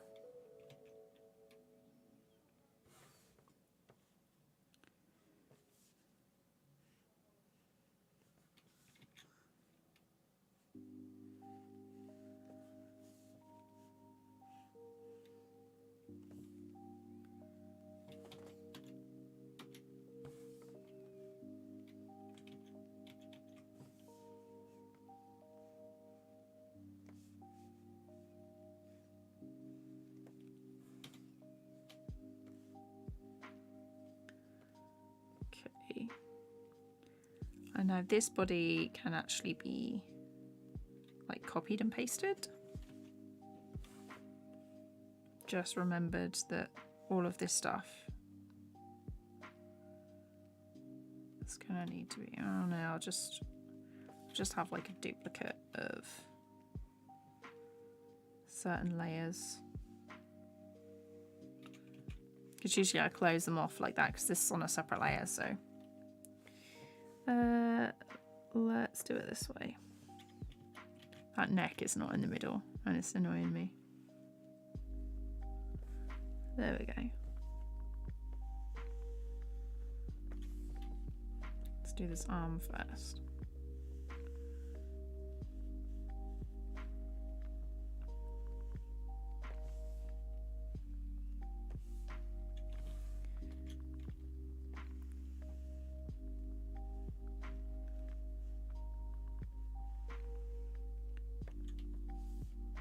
Oh, that's better. Do you put drop shadow on every character you animate so they won't look like they're floating? No. No. Ed, don't give me another thing to do. I would if I had, like, if someone else was working with me and they had to do like all the bits that I didn't want to do, they could totally do that, but this is gonna be like, I'm just gonna slap a load of textures on. That usually hides most of it. Brina, hi, hello. How's it going? I hope you're doing good. Let's see.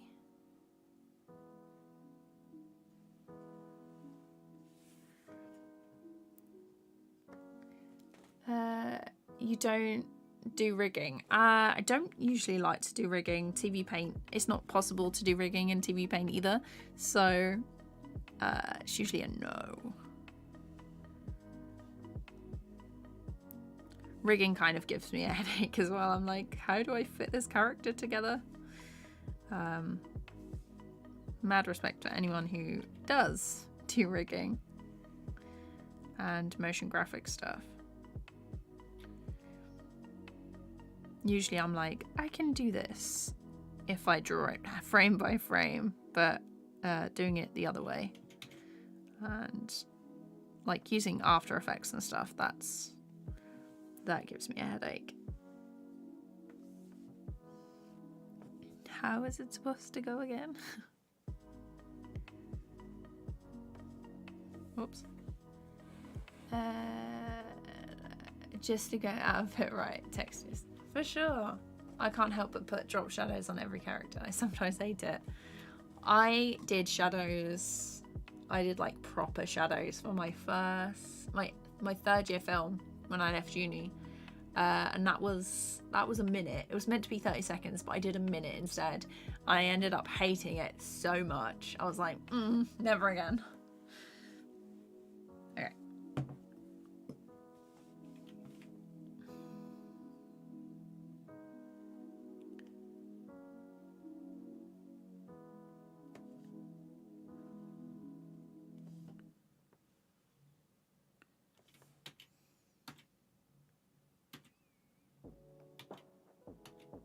Okay, this body.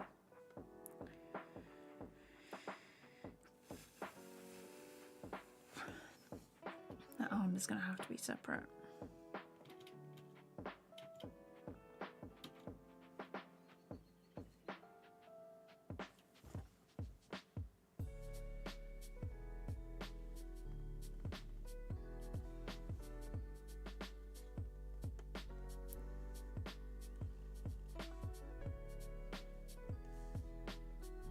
Just trying to do like as much as possible for this animation.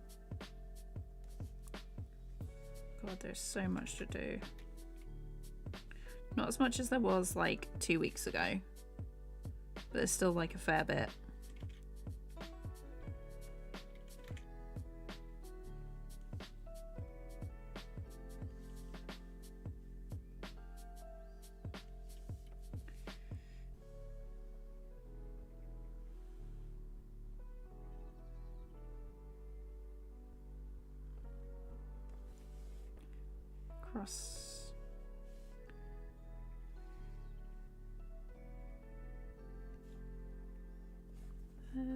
got the booties.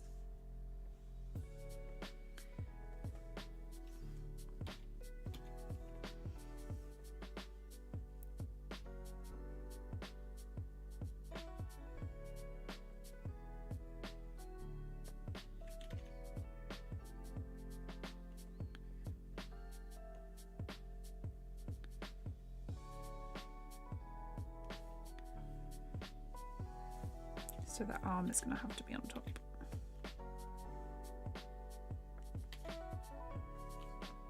And then this one is all underneath.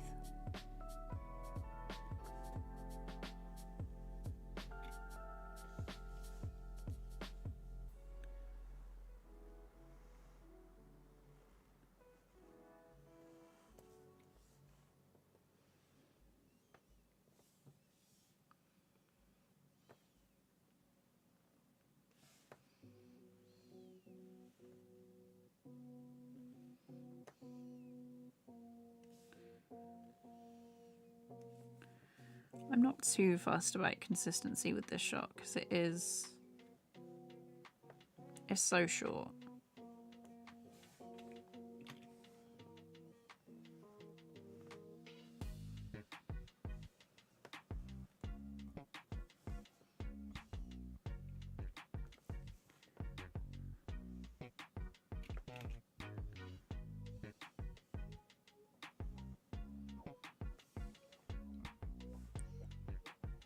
Just check in where everything is.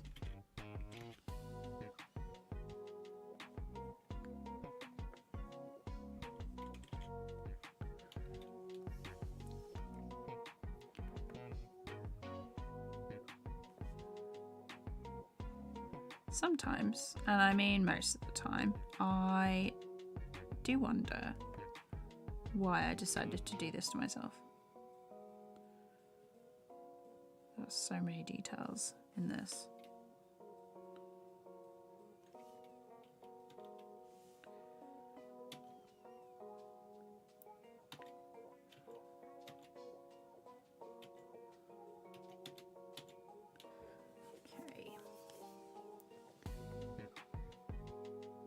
This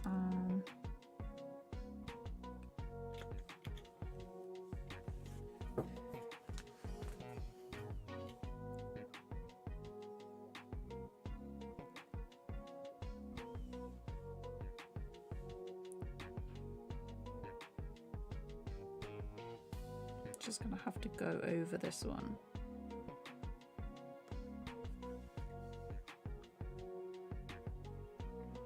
Just as like a temporary rough.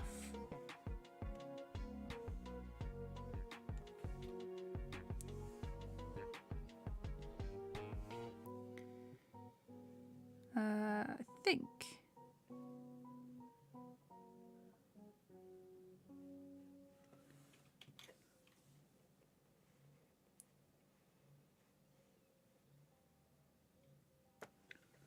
like that.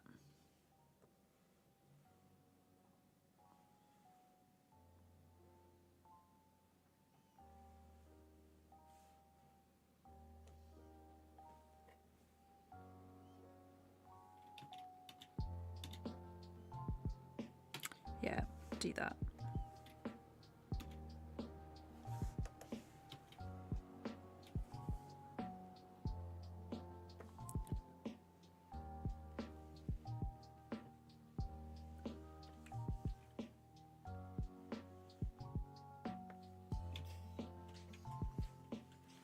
I'm just forcing myself to draw. I don't need to do much, but I find it, but it's still hard to simply get it done. Hopefully I can finish it today. Nice. What are you drawing? Sometimes you just have to push through. It's difficult to know when to push through and when to stop because you need rest and charge those creative batteries. I usually realize that I need a rest when I'm like stalling on stuff,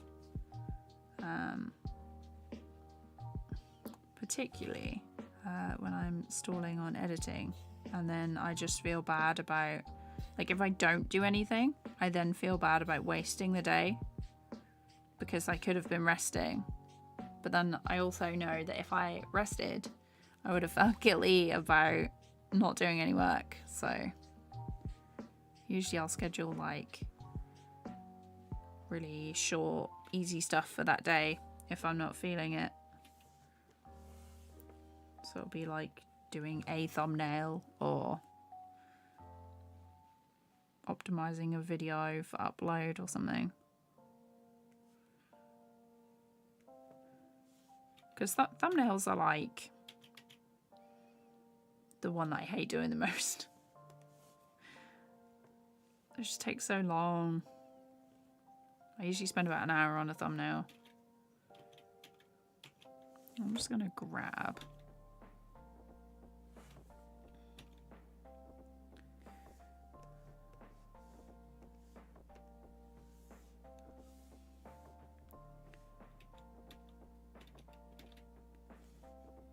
kind of want this.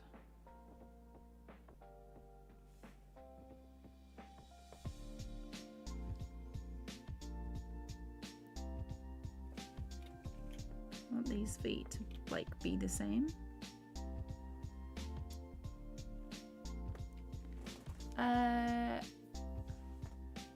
Cool Lisa, hi, how's it going? My thoughts on Flipperclip. It's a great free app. There's not many that are animation apps that are available for mobile that are like that, and are optimized and are easy to use for mobile.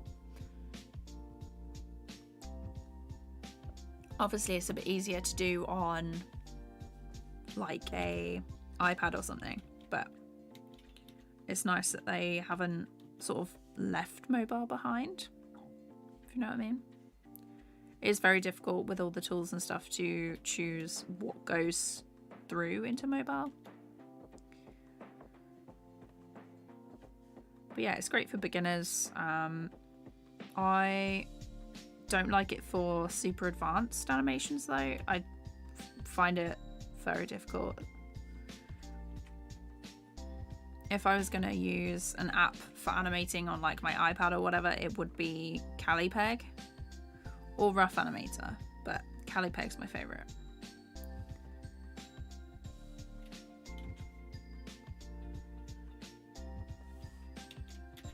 But it also depends on like what your budget is, what you like.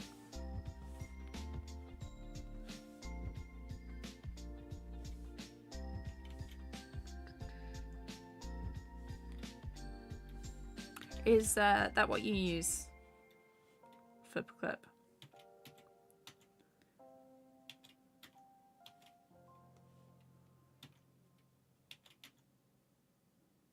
Kind of want it to be the same. And just get rid of that.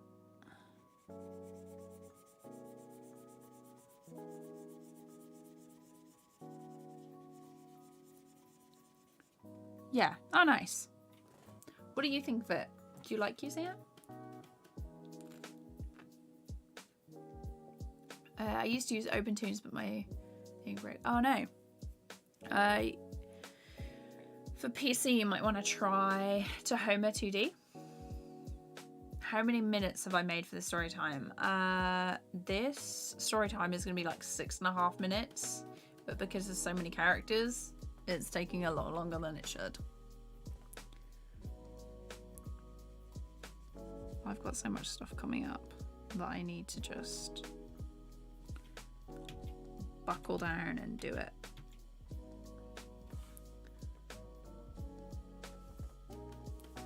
Let's also make this eraser a bit bigger, so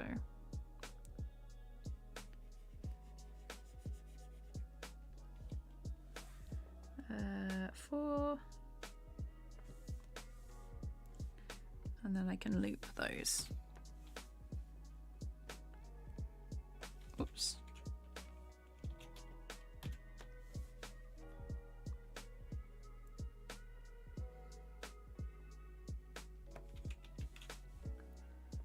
And just making a small animation. Nice. Oh you used to Homo 2D. Nice. How are you finding it so far, Slime?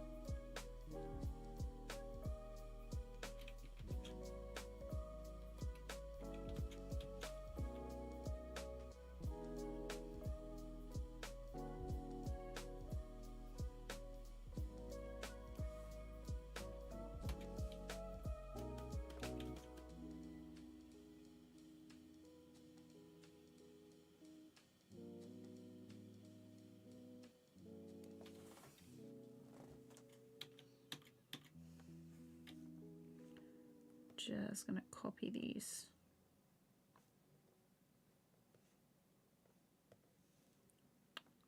And then the rest of these. Image mark, set mark, yellow. And this body needs to be a sort of smear frame.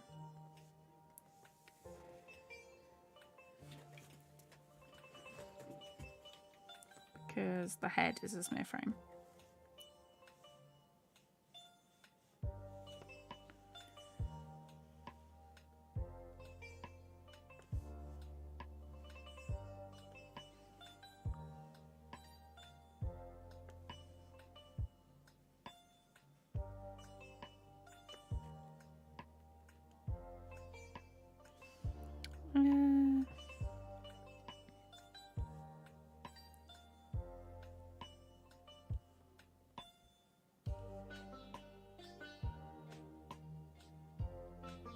And across here.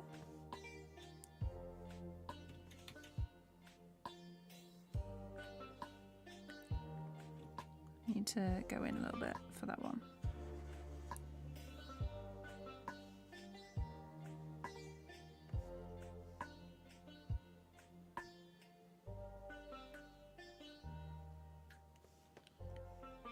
I'm not going to bother being too neat with this.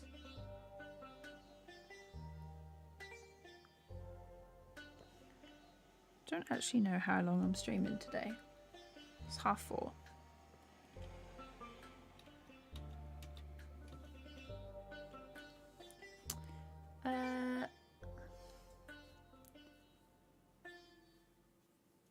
Oh, glad you like it.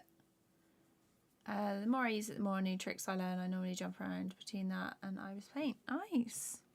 There's it started. I think Flipperclip got quite a lot of development time when it started getting more popular, especially when what is their name? What's the name? The TikTok animator, Tootie McNootie.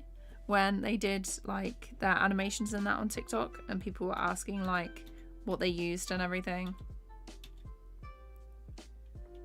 and they were like, "Oh, I use Flipperclip," and then a lot of people started using that as well.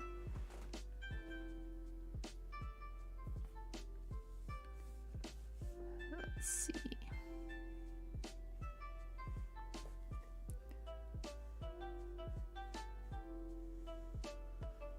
Got another smear frame here.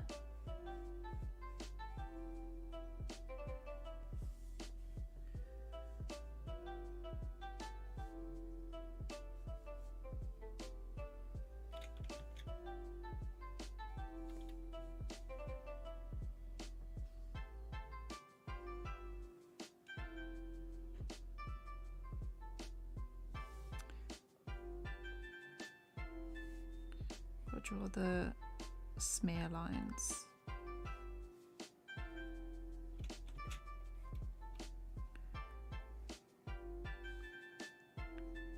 Across there and across here.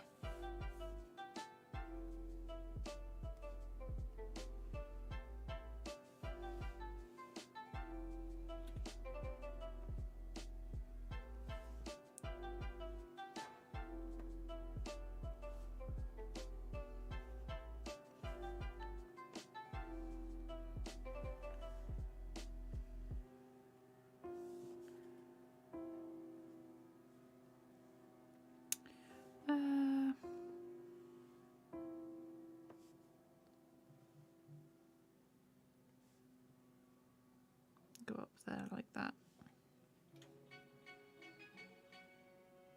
Just gonna keep the tops of the shoes the same, I think.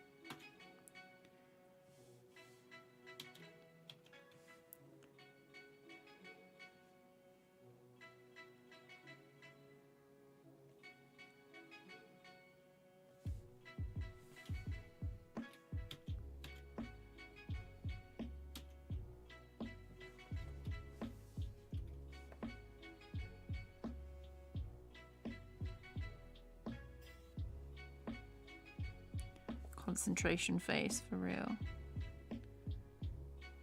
When I'm animating like and not streaming, I'll just sit there like this.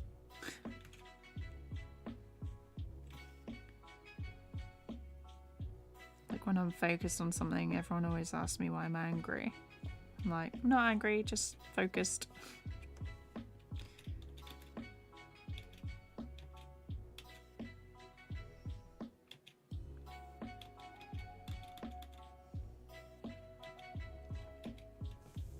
I'm gonna grab these.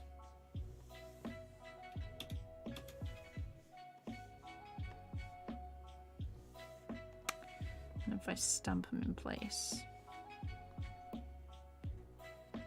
got a very nice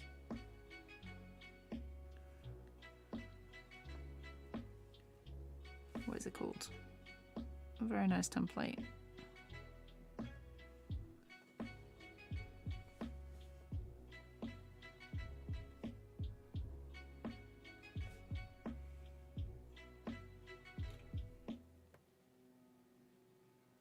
And then here and the top.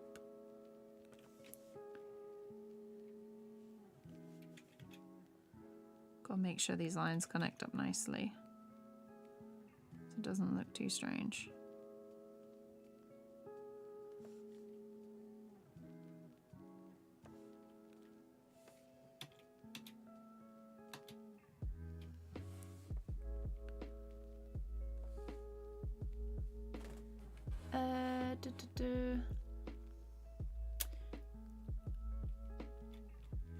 Hi Angel, welcome to the stream. Hope you're doing good. Katie, am I working as an animator or do I do it as a hobby? So the YouTube stuff is a hobby basically, but I am a freelance animator. It is my job. So if someone comes to me with a project, I'm like, I can do this, and I'll either like bring someone else on the team or I'll do it all myself.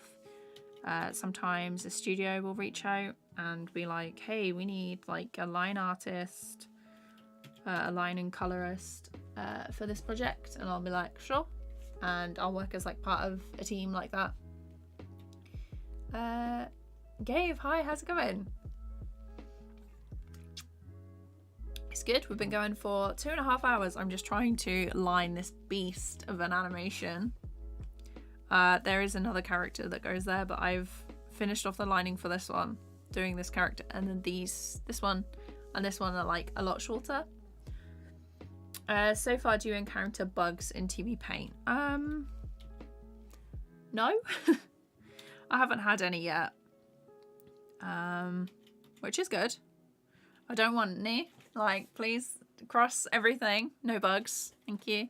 I don't tend to update like when they do an update like straight away, just so I don't get any of the like immediate bugs, but they're usually pretty good. I've never really had any bugs. No, it's more been like I had more problems on my MacBook when I used to use TVPAINT there, but that was mainly because my project was so huge and my MacBook was like, please, I'm struggling, help, and then it would just be like, I'm a freeze or I'm a lose all my battery and just shut down. So love that. Would you recommend being a freelance animator? Like, is the pay good? So that's a difficult one. Because I would recommend working in a studio first, and then learning how they do things and timings for projects and stuff, it's very difficult to go straight into freelance animation unless you've got like a lot of experience under your belt. So it is, for me, it's more of the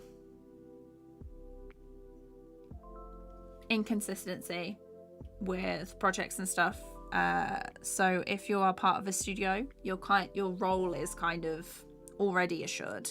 It's the studio's job to find work, and you have a set schedule and you just have to complete it. But if you are freelance, you have to do all the job finding yourself, all the promotion, all the admin. You have to do your taxes yourself, because technically I'm a sole trader or something on the UK thing. What is it?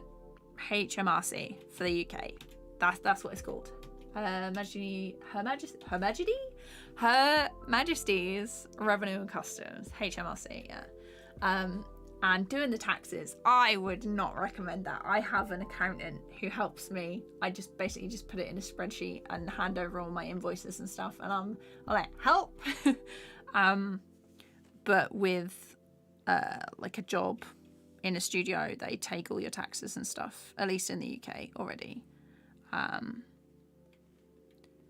But yeah, so I'd recommend working in a studio first, learn how they all work, and then once you've got like the confidence, and you've probably been doing like a little bit of freelance work on the side, and you've decided what you want to do and you feel more comfortable with managing a project, that is when you decide to go freelance. There are upsides to freelance. It's not like, oh my god, don't do it. It's brilliant because I can set my own hours. If one day I don't feel well, I can just, or don't feel like working in the morning, I can just have the morning off and I'll work. I'll make that time up somewhere else. But yeah, you've got to like weigh up the pros and cons. I definitely wouldn't recommend it for anyone starting out. Don't go freelance first. Work in a studio first. But yeah, obviously your rate will increase with your experience. So most animators, at least from my uni, started out when they left at like £100 to £120 a day, and then obviously it goes up. It also depends on what you do. So if you're doing motion graphics, there's like £300 a day, but the rate is obviously higher because work can sometimes be inconsistent and you might not always know when the next job is coming in. So you also have to account for your expenses and things like that. So it's like your software. So if you have Adobe stuff, you got to account for that. You've got to account for your bills and your living expenses and all of that good math stuff.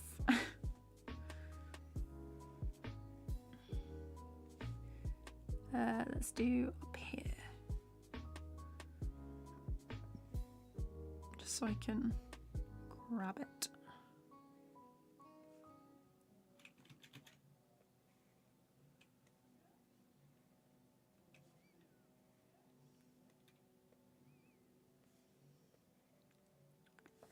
Oh no, that's gotta be, those arms have got to be above. No, I don't know why I just hissed then. That's like it's a bit odd. I'm getting in the Halloween spooky month mood, even though it's only just September. Okay.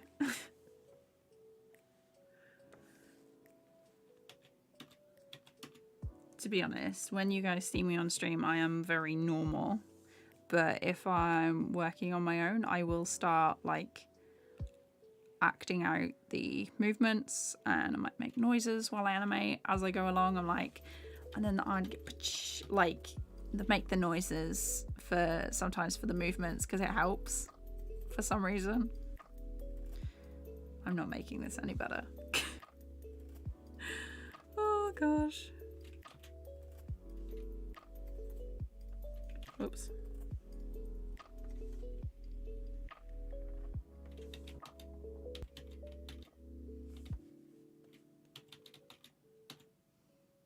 Okay, these hands. Where are the boys? There, like that. Good, I'm chilling. Nice. I'm glad you're taking the time to chill. Does TVPAINT cost money? Yes, it does, unfortunately. You might want to, Sora Hut, you might want to check out Tahoma 2D, Blender, or Critter. I've got some Critter tutorials on my channel, so if you're curious about that one. I'm going to be doing some other stuff with other programs soon. Mads, hello. Glad you stopped by to say hi.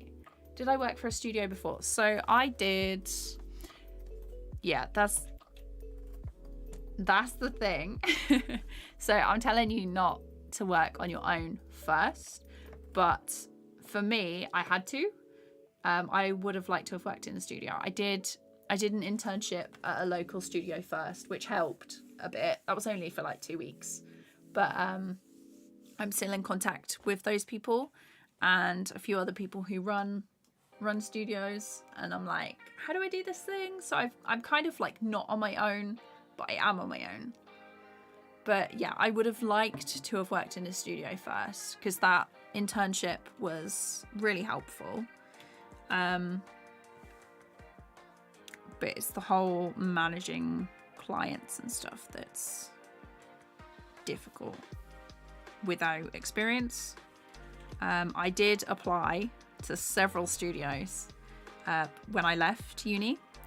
I got turned down a few times because my work wasn't what they were looking for, or they had really high expectations and they were like, do you know these 6 other programs that were like motion graphics, 3D? And I was like, you've advertised for a 2D animator, why do you want all these extra programs?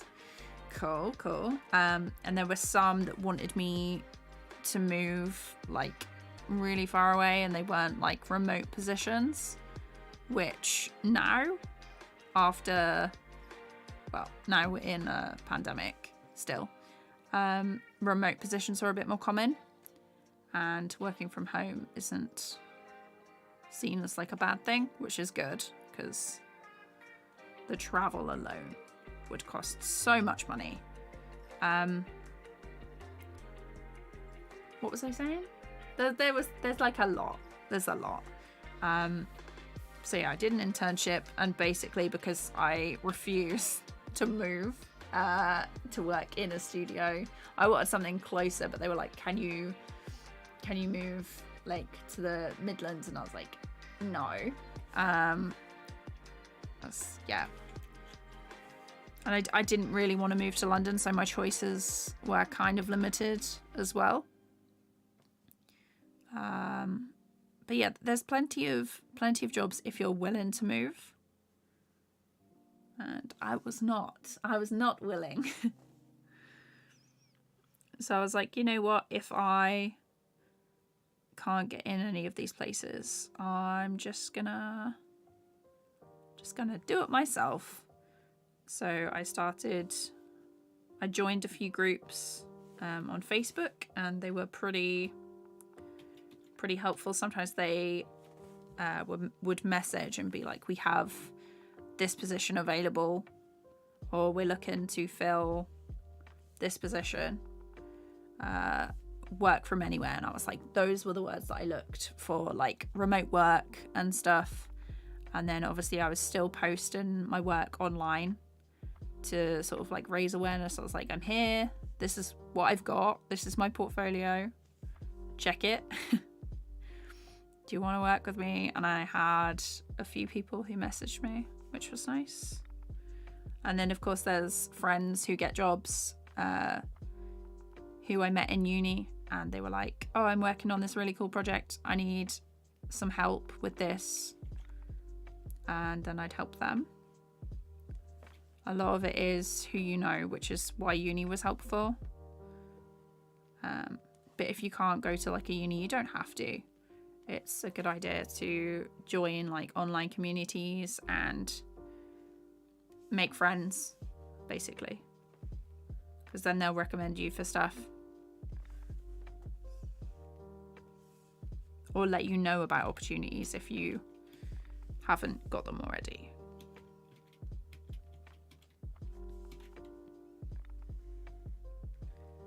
I hope that made sense. I feel like I've just gone on a really long tangent there.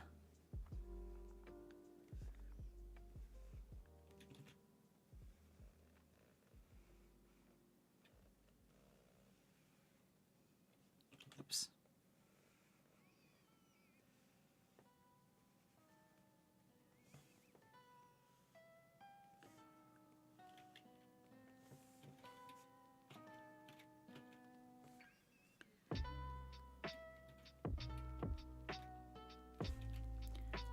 Let's have a look.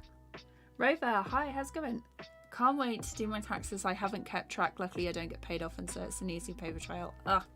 I sent mine off the other week and they haven't replied, so I need to message them and be like, hi, just want to make sure that you got them. So, do you start with silhouettes to design characters? Yeah, it's all in my How I Made This series, Rover, if you haven't seen it already. The character design video is the one you're looking for.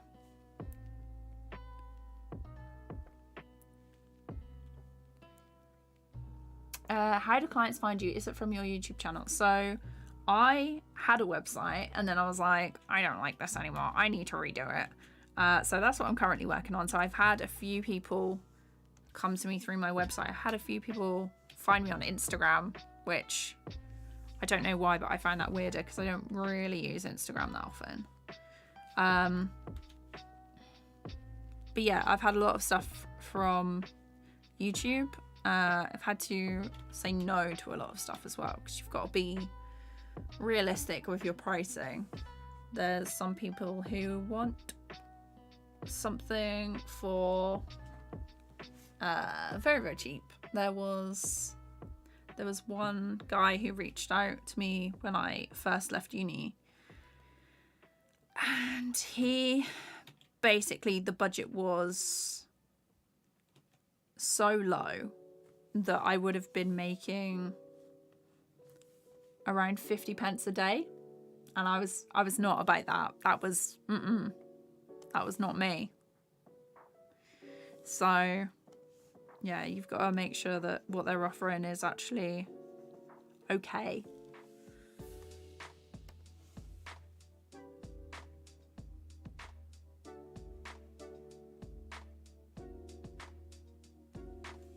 But yeah, YouTube is a good way to have people find you and get your work out there.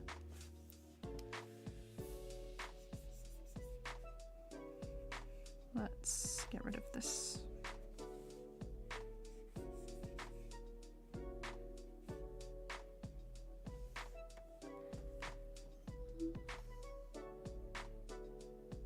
I've seen it. Is there an easy way for turnaround? The way... Yeah, I go over the turnaround in the video. And it is exactly what I do.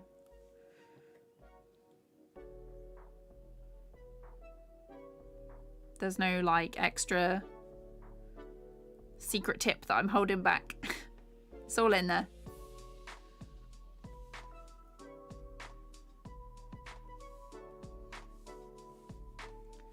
I'm gonna grab this.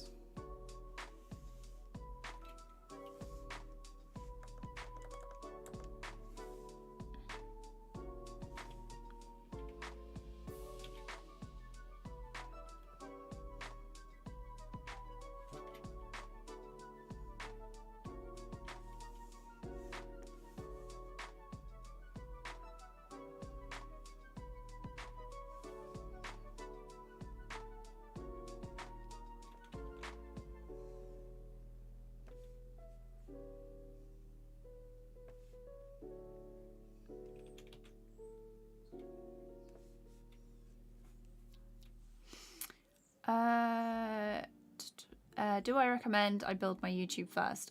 So yeah, it's good to have an online presence. You're probably gonna want to start off.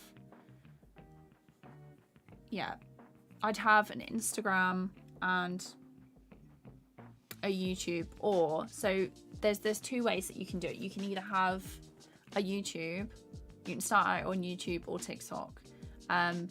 TikTok might be a little bit easier because the format is shorter. The sharing is really good on there. You can go viral quite quickly. I posted like one animation and it had 100,000 views within a few days, and that was quite wild, to be honest. So you can grow really quickly on TikTok, and the content is shorter, so you don't have to spend quite so much time doing it. You can always re-upload your shorts to YouTube as well, and make sure that you ask people to follow you on YouTube as well. So then it's nice and consistent.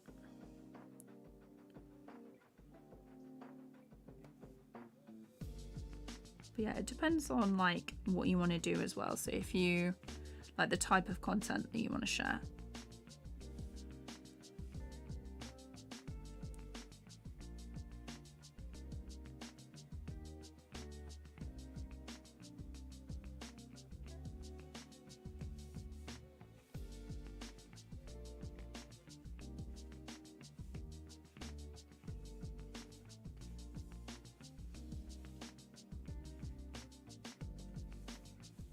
Save it. Do characters have to be fancy? No, it depends on like what you're going for. So if you're if you're going for a fancy character, then you're probably going to want to add in some little details and stuff. But also depends on like what style you're going for. So maybe do a bit of research first and see what kind of thing that you want to do, and then pick bits from that to help design your characters. Actually, hello. I recently tried TVPAINT Android. It was nice but complex. Yeah, especially if you're starting a new animation software, I definitely recommend trying out like 1 or 2 features at a time, just so it's not quite so overwhelming. TVPAINT can get a bit intimidating if it's your first time looking at it.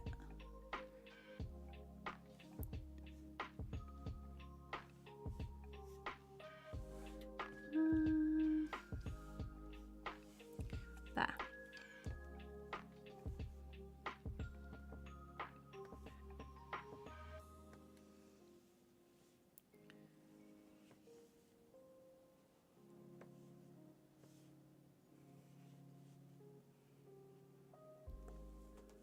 Gosh. All of the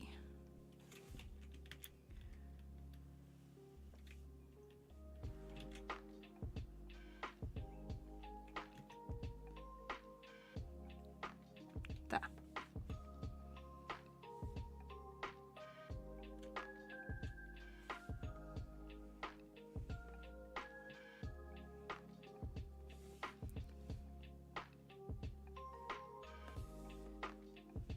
I'm hoping that this character is going to look alright once I play it through again.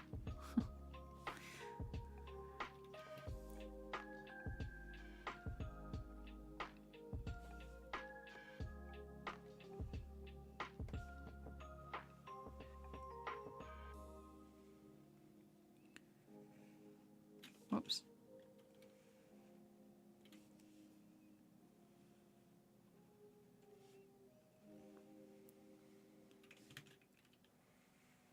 Down that nice line there.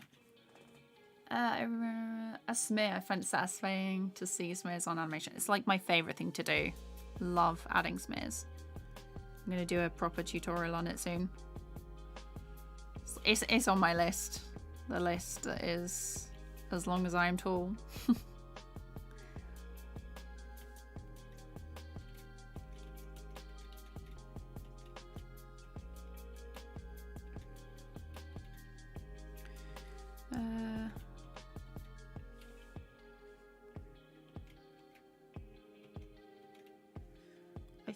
I'm just gonna copy the legs because I don't want them to move around too much again. Actually, I do more of them. Stamp in place. So when am I gonna finish the story time? God, I hope it's soon. I hope it's soon. Hoping that it will be October time.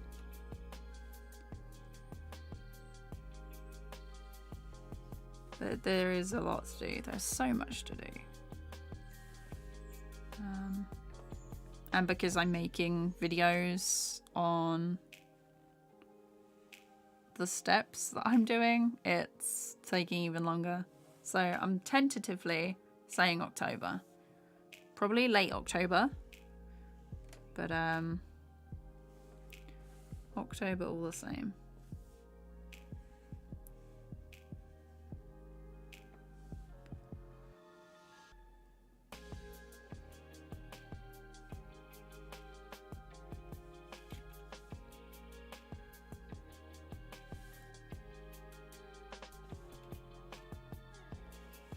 So if we look at the current shots, there's quite a few more green. Yellow is like almost done. The effects have been done for this one. I just need to add in the character animation. So this one needs character animation, line and color. This one just needs a backpack putting in it. This needs some character animation. This needs a little bit of character animation and some sketches of stuff. All the purple ones are the lip sync sections. This is finished. I finished that on live stream. This needs character animation, some silhouette animation, and a camera move. That one's done. This one needs to be finished. Animation, line color. That one's done. This one needs to be completely finished. That's only temporarily started. This is almost done. That's in a separate shot. That one needs animation. The reds need animation. That one needs to be redone. This one needs some effects in. This needs a little something. I'm thinking of adding like some pigeons and stuff to this, and then a camera move.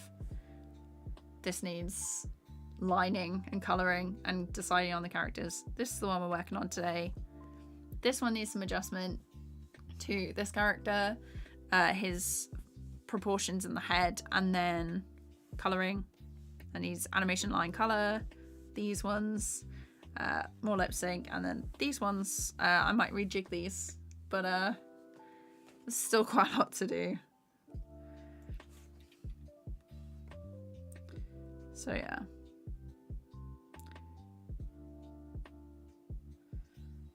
Okay, so that character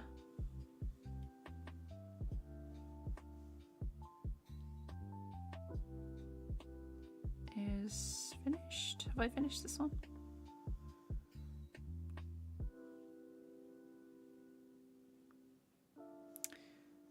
Other than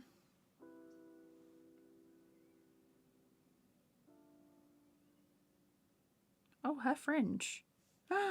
She's got a fringe.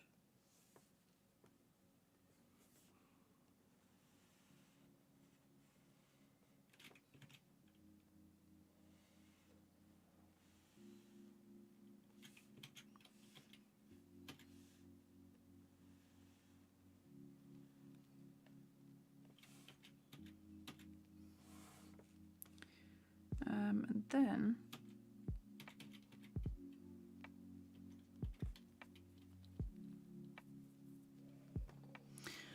oh, there's lots of different things I need to do in this one.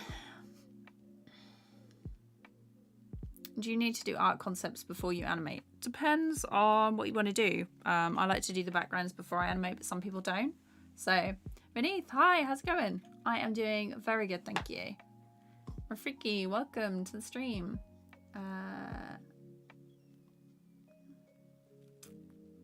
Artsy Cosmic Dreamer, how can a low income person get TVPAINT? I want to get it, but I don't have much money.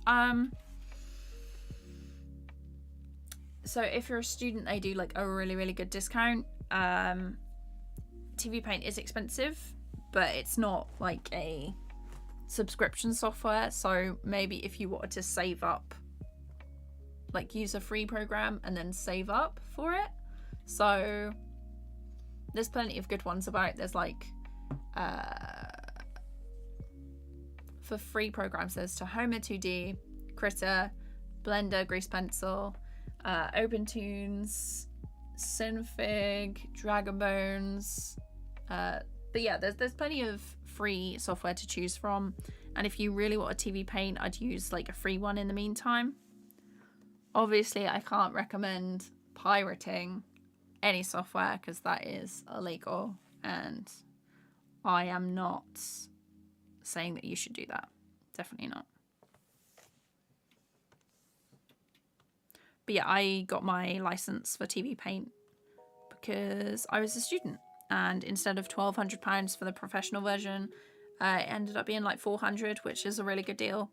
But yeah.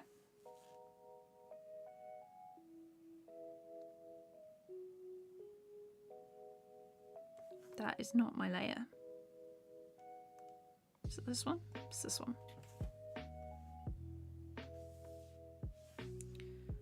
Let's copy it over there.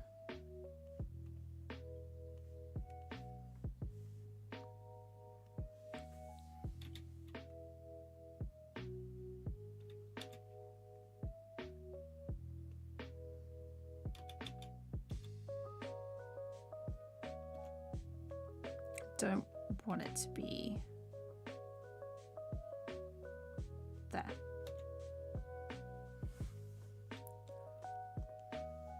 I'm going to call this overs. Is there any? There's those hands that need to be over. And these ones.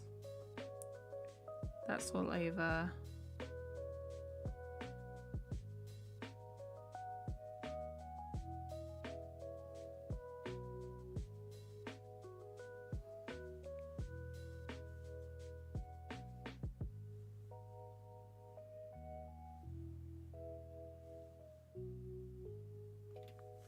Might actually change these feet in this one. Late again, no worries. Dens, I'm good, thank you. Welcome to the stream. I hope you're doing good. Oh, I use Clip Studio Paint and Tahoma 2D currently. I'd also like to be a student, but I don't know which art college I should go to. I'm in Washington. No, like Clip Studio Paint is really good. Like, if you're used to that and Tahoma 2D, you definitely don't need TVPAINT. There are some studios who actually use Clip Studio Paint, so you're pretty good, I guess. You definitely don't need TVPAINT.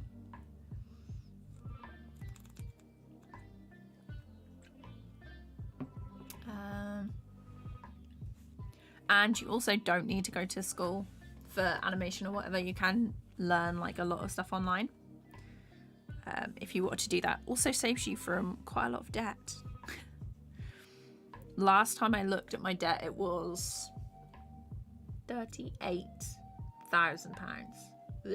Disgusting.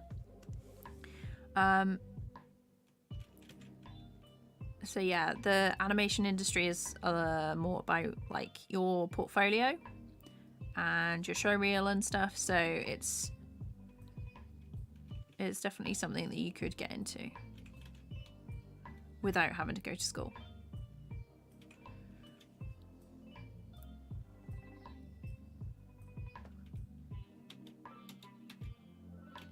There we are, that's better.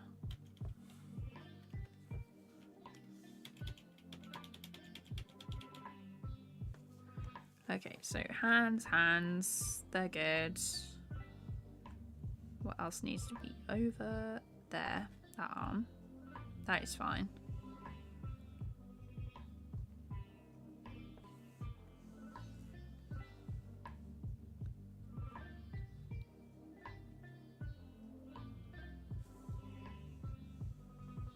Just focusing, and I think I've got the rest. Cool, cool, cool. These two can go there. I'm just gonna change the color.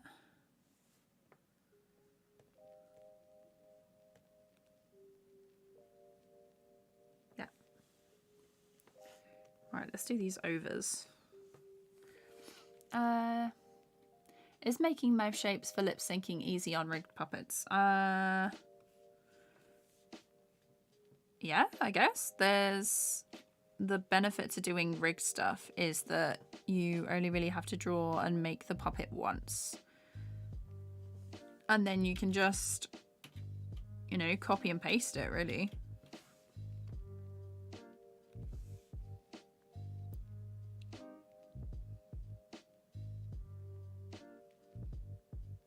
Yeah, the puppet mouth shapes or whatever that you want to use,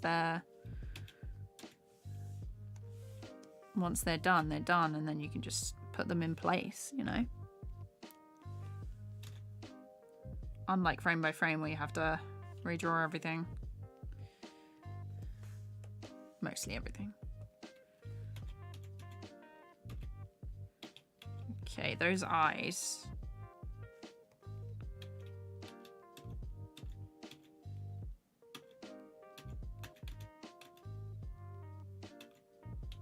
Those eyes need moving over.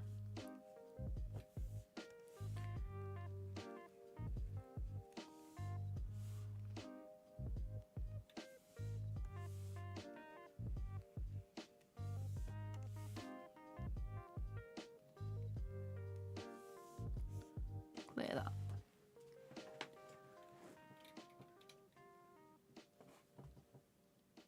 Gato da Tostera, I hope I said that right. Welcome to the stream. I hope you're doing good. Would I recommend Skillshare? So yeah, there's plenty of stuff on there, and for what is it, £10 a month? Loads of creators are doing sponsorships with Skillshare. Skillshare, please sponsor me.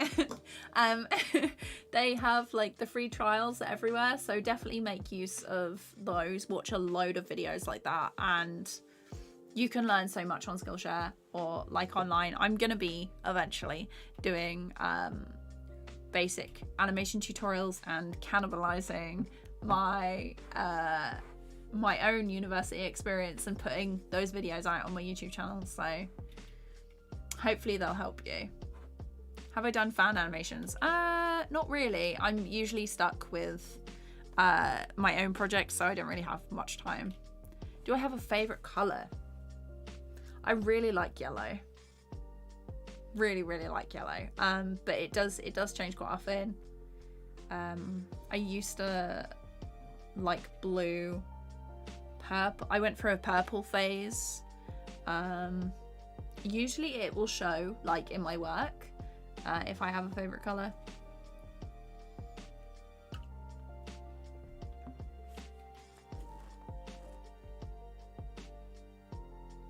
Yeah, Alan Becker's videos are really good. Definitely watch those.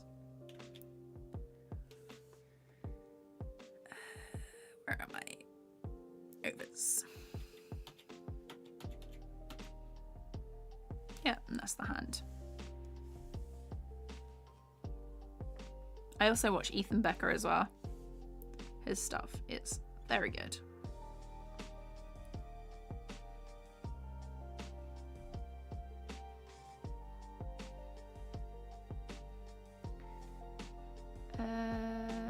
Is there an easy way of drawing shoes turnaround?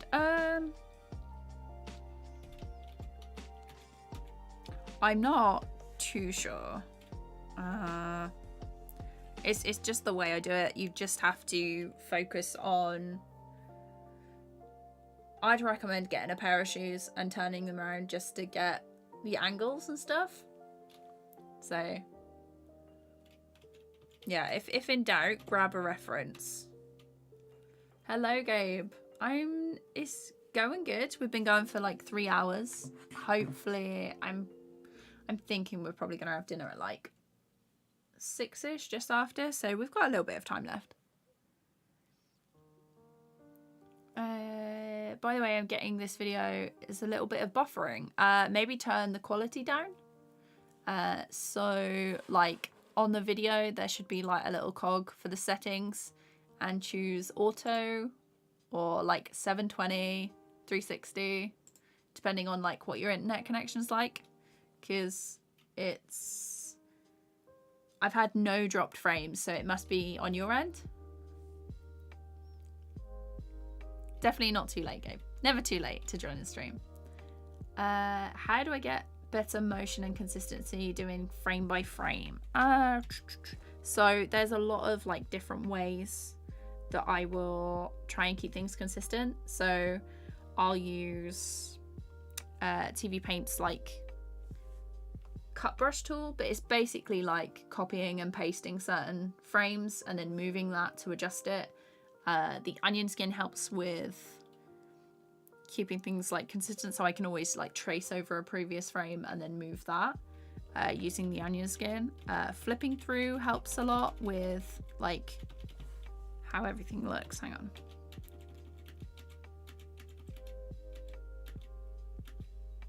Yeah. Oh, this one. Did I do that?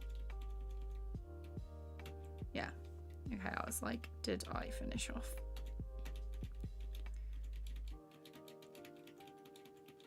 Okay, let's play it through. I'm just going to turn off this layer.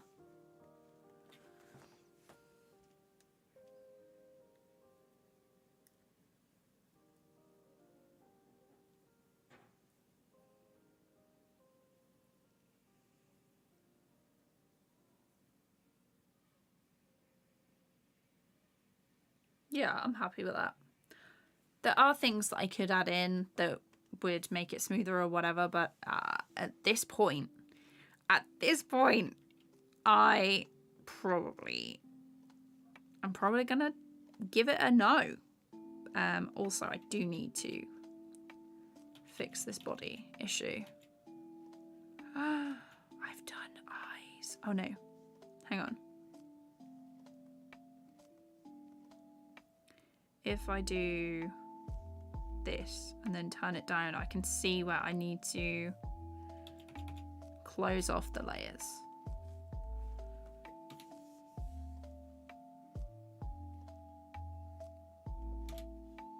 Because otherwise it's going to be a pain. A real pain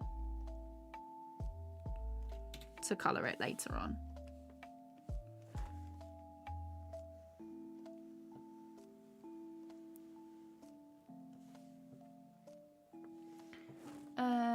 Let's see.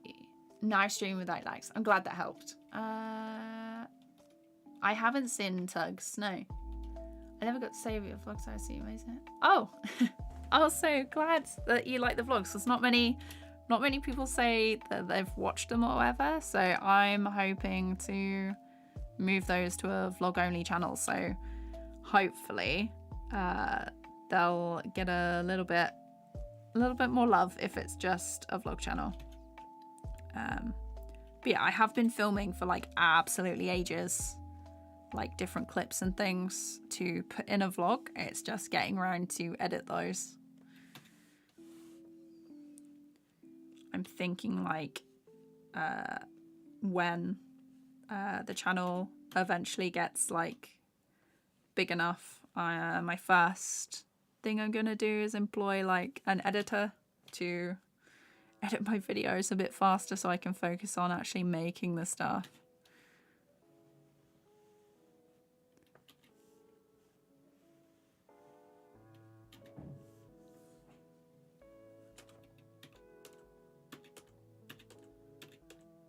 I do enjoy editing, only if it's in like smaller doses, I guess.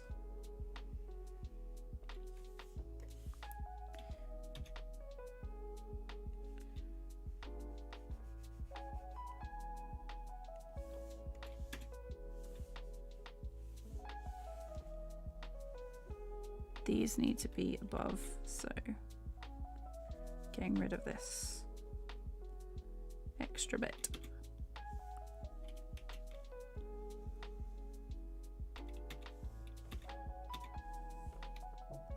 And then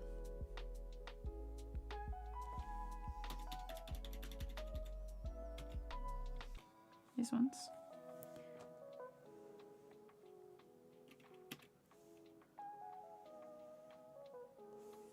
Oops. These arms.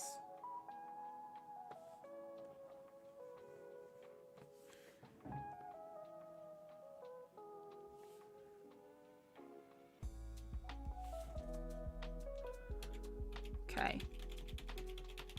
Some of these have decided that they're gonna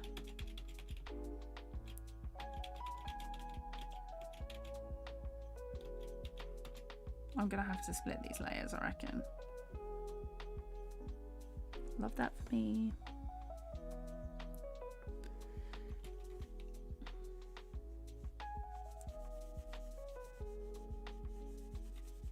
It's got to that point in the day where I've been working on something for so long.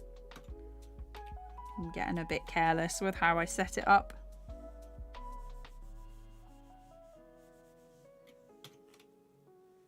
Oops, there.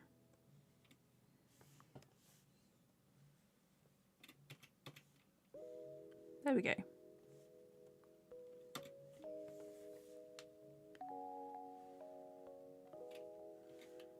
Erase these bits.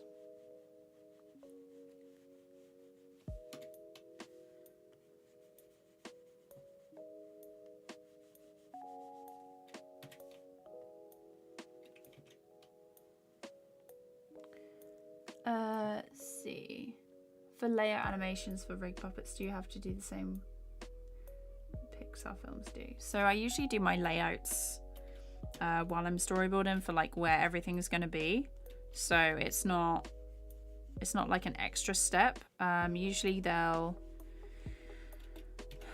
layout will be done in the storyboarding process, so they'll have like a storyboarder and then they do storyboard revisions. Yeah.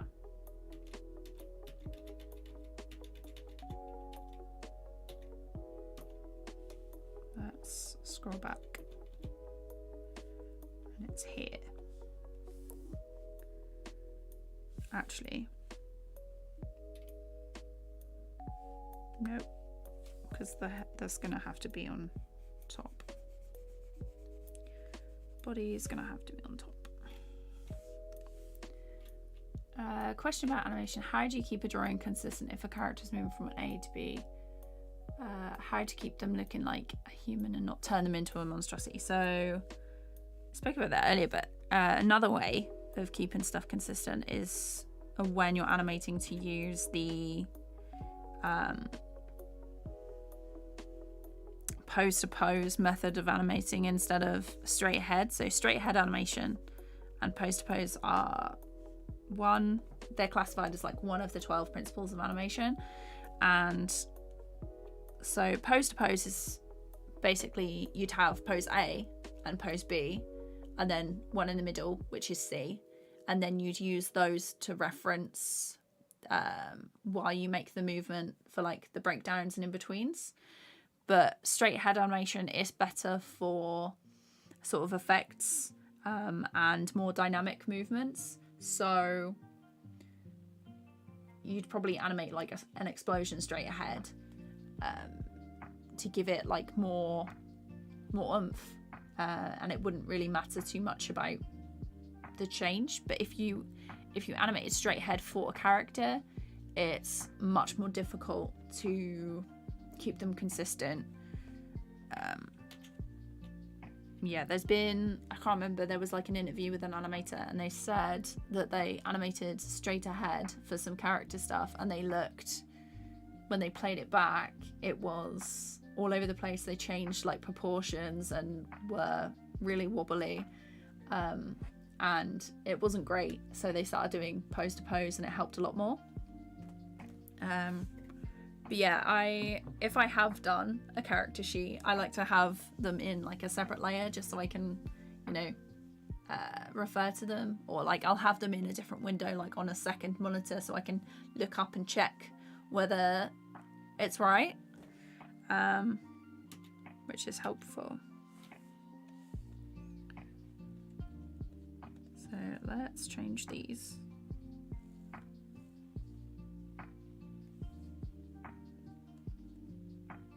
Oops.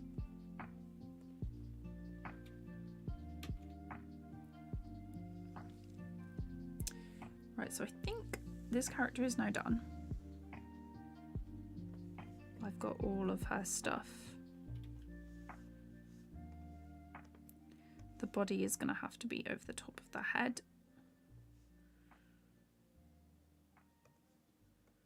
And the eyes underneath, because some of the hands are like over the top. That can be turned off because that's done. I'm just going to change these to yellow for their group. But that's one character. That's two characters done now.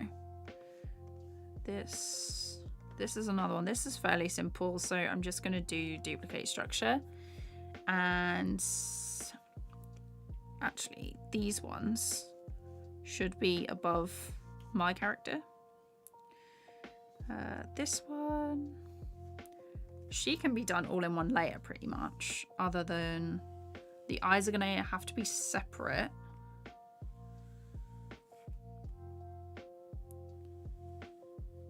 Yeah, and yeah, the eyes are going to have to be separate. There's these pupils are going to end up being fire. So hopefully, I'm pretty sure that this is going to... Has she got any blinks? No, I don't think I've given any of these characters blinks. But at this point, I do not care. I've cared too much during this project. Okay.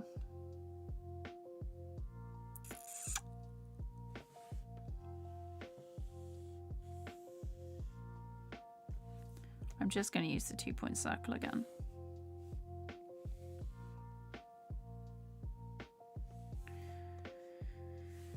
Grab the perspective tool and like crunch up a little bit.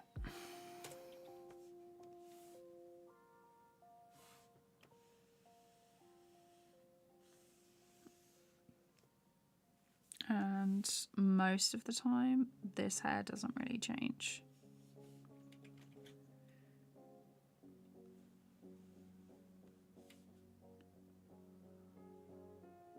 Oh, actually.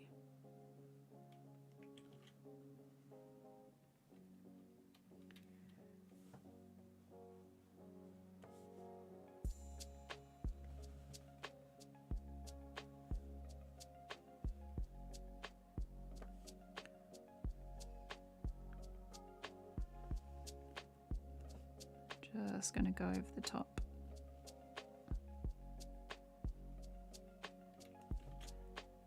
This section here. And I'm going to delete this extra bit of head.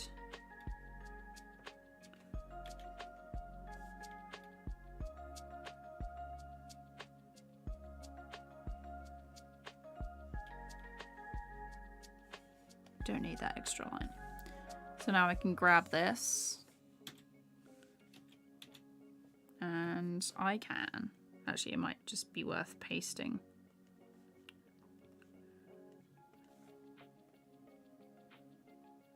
That's a smear frame. This is like a normal one. There. That's a smear frame. This is a normal one.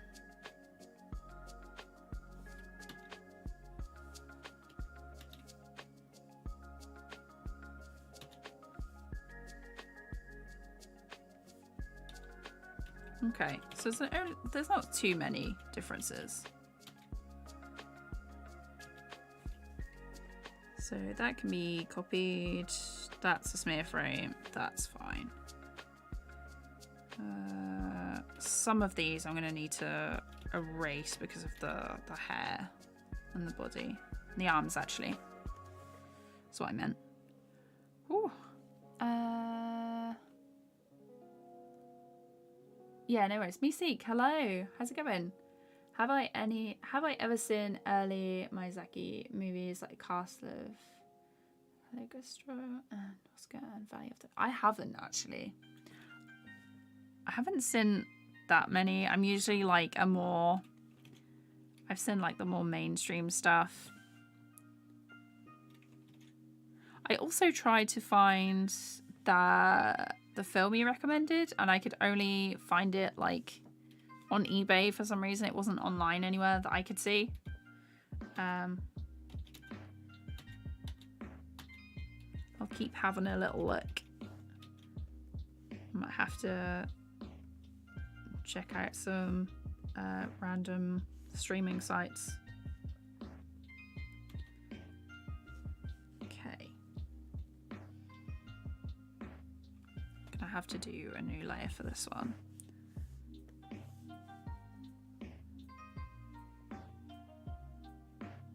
And then what I'll do is I will remove or sort of erase the bits that I need to on the previous layer.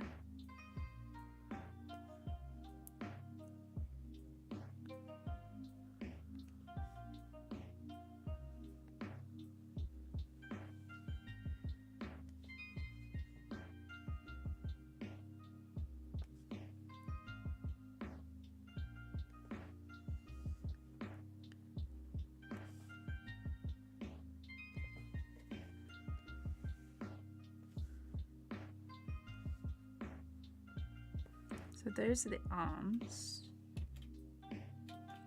That just needs redrawing. Those are fine. That's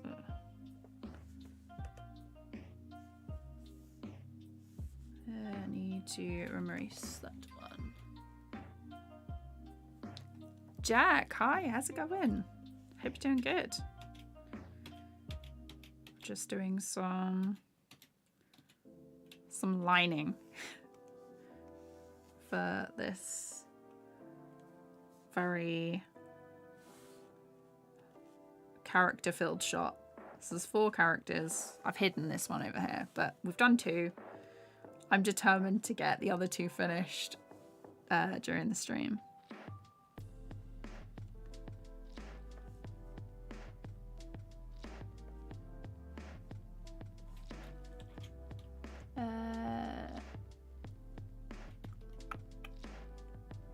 Mihal, how's it going?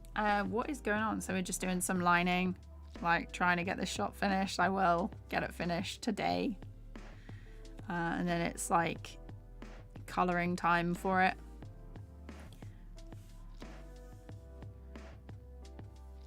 Just want to get as much done as I can. I've got so much to do this month that it's not even funny.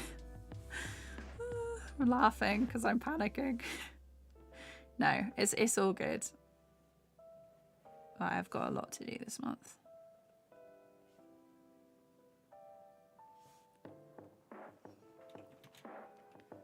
There.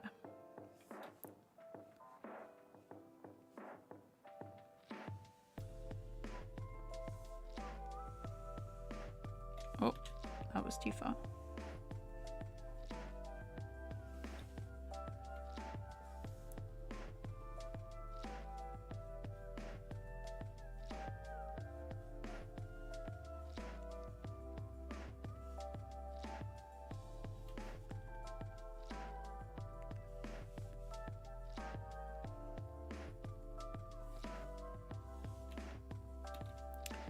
She hasn't got a collar on this one. Glad I found that.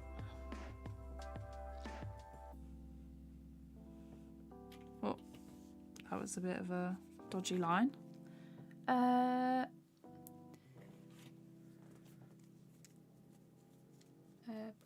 Nice. The smart bone on Moho, you can add 360 effects. Nice.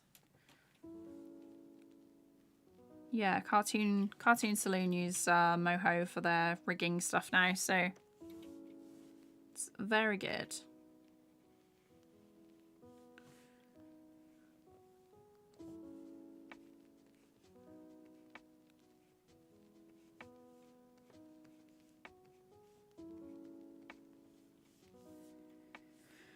Let's do that there.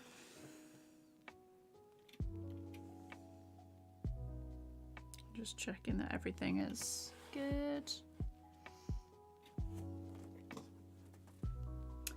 It's not worth buying since anime stuff can get ridiculously expensive. Also, recommend the movies I mentioned it. Oh, okay. I need to check those out if they're online.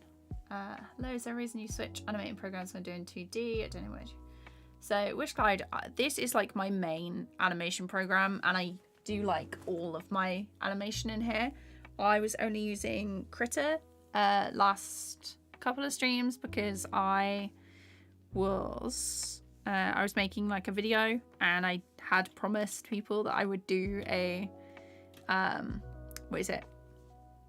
a Critter live stream at some point, because obviously TVPAINT is quite expensive, and a lot of people like to use free programs. So since I'd made the tutorial in Critter before, I was like, I'll do a live stream in Critter, it'll be fine.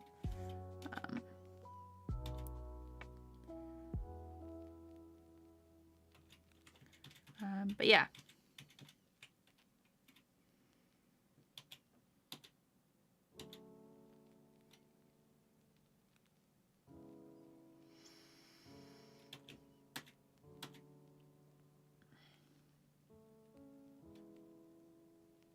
Yeah, those can't be in front.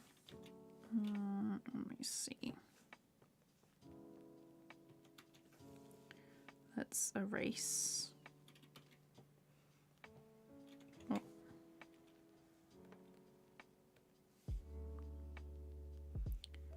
But yeah, TVPAINT is like my main one.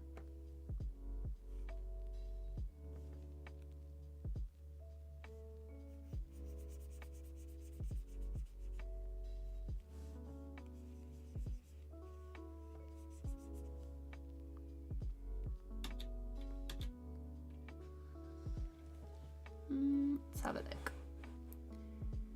Nothing. Hi, how's it going?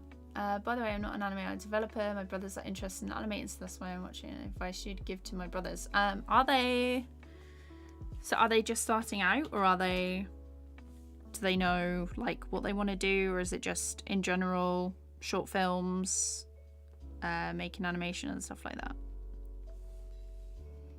Because there's a lot of like different types. There's, if they like to redraw stuff a lot, frame by frame is good. If they prefer not to redraw absolutely everything, there's rigging. So you'll design the characters once, and then you can sort of move the puppets, basically digital puppets. And yeah, do they like, also, do they want to go into a studio, or? But basically, if I was just starting out, I'd recommend learning Blender. It's a really versatile program. It's free. There's also like some 3D stuff in there if they're interested in that. And there are more studios and stuff that are saying Blender, because obviously there's like 2D, 3D stuff, and it's free, so it's always a good shout to learn. Also, I would recommend checking out the 12 Principles of Animation. There's really good videos on it by Alan Becker. So if they're looking for little animations and tests and stuff to do to get the hang of it, there's plenty in there.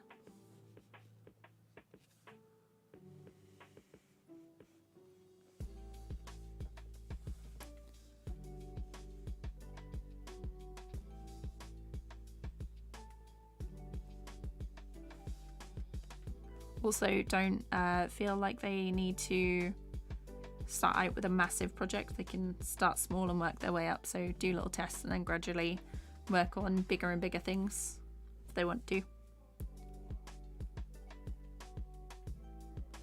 Let's have a look. Does Moho do frame by frame as well, or rigged puppets only? I think they do both, but they only use Cartoon Saloon. They only use Moho for the rigged stuff. They use TVPAINT for the frame by frame. Okay, am I going to do a video on the new version of Critter? So it's currently in beta at the minute. It's not available to download on the paid version of the store because it's not like finished. But once it's finished and been released on the Windows Store, I will definitely do a tutorial on the new features in 5. Do I play Team Fortress 2? No, I don't. God, I haven't. I have Steam and I have a load of games on there, but I don't tend to play too often because I've got so much stuff to do. But yeah.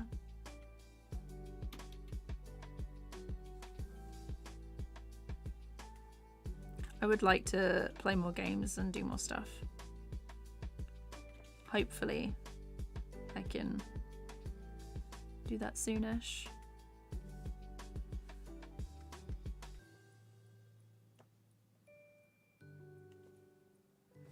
Okay.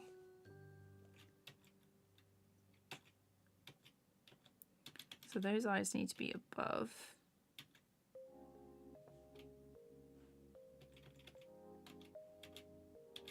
This character is going to be behind the desk the whole time, so it doesn't really matter about these.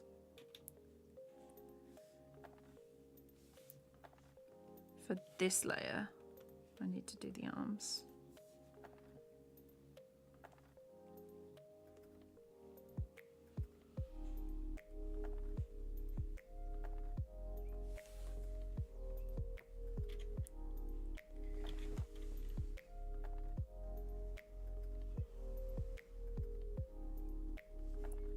There's the thumb.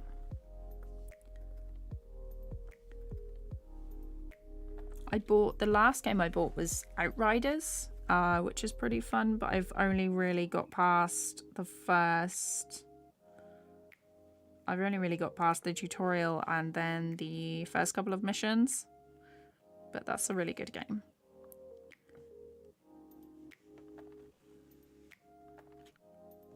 There, and across.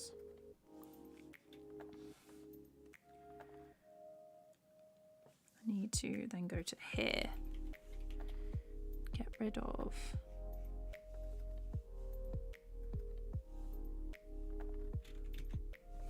oh yeah, just these points.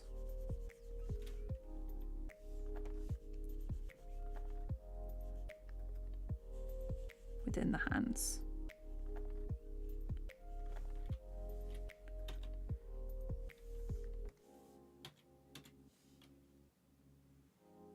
Oops.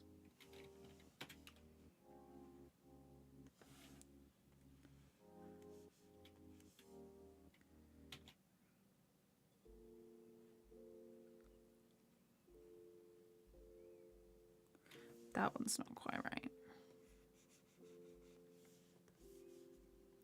Should be there.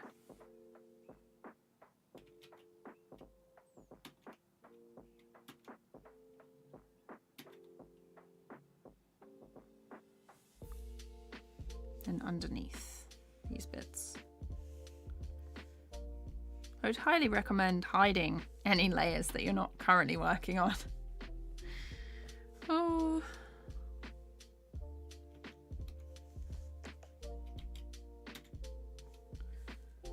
Just so you don't get confused with all the chaos.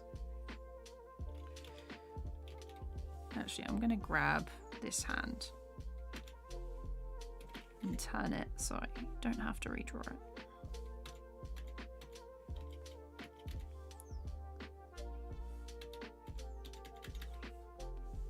And that's the last pose for this.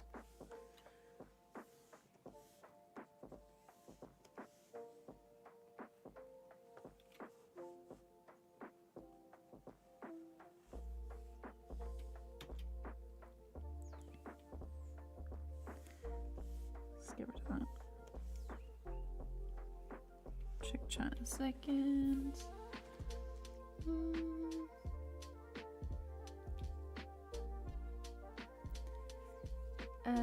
Find a new drawing app on my computer called Clip Studio Paint.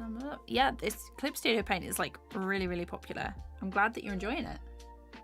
He's trying to make short films like small cartoons with riggings and some speaking style. Nice, yeah, all good. No worries, Rover. Enjoy the rest of your day. He's already learning Blender, but my question is, can we make good animations in Adobe? Yeah, for sure. You can make good animations in pretty much any software. Yeah, it's all about using the tools to help you with the style that you want to do. So the example I used earlier was Kiki Flipnote. You probably recognize them from the dancing, bouncing birds, like overlaid to classical music. But he made all his animations, or he makes a lot of his animations on Flipnote on the DS, which is crazy. It just proves that you don't need like really fancy or expensive software to do an animation, as long as it's got the right functions to let you use it properly. It's all good. I haven't seen the new trailer for The Matrix. I haven't actually seen the original.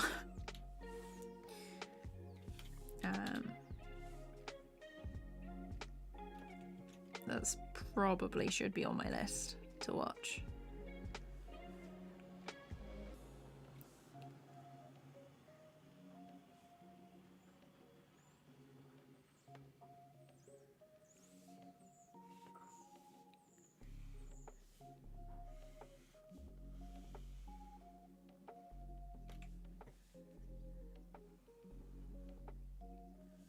Okay,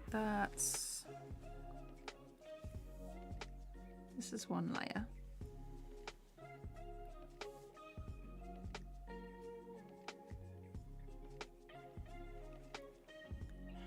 There. Probably gonna get called. I heard someone moving some plates a second ago. So we'll try and do as much as we can before I get yelled for dinner.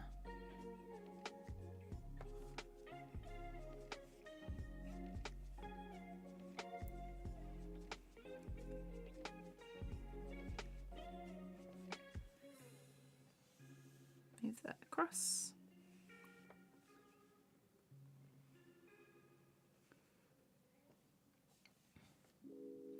Yeah, I hope everyone's been enjoying the stream and having a good Saturday. It's definitely always a good day when I can stream and do something productive. Love chatting to everyone on stream. Okay, this needs a little bit here. So we've got that layers done. This one,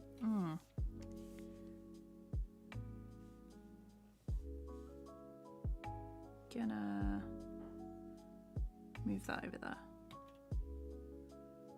This one's all connected.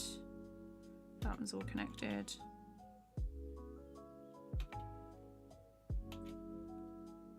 That one's fine. Okay. So it's just the eyes now in certain layers. Nice. Is it just me, or does the brushes in TVPAINT seem to draw more fluidly? So I'm using the line smoothing tool, so that's why my lines are they're not quite as shaky as they should be, because my hands aren't very steady. Hang on. Right. I don't think you can see it on the webcam. They're not that steady, but yeah. I've seen a couple of Persona streams. I really enjoy watching other people play video games. I want to say it's to do with like someone else making the choices. There's something really calming about someone else playing a video game and just watching them play it instead. But yeah, I can't play any like horror games or things like that, but I'll happily watch someone else play them.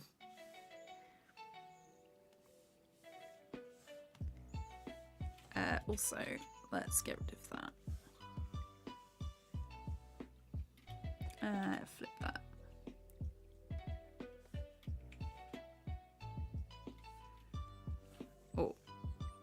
let's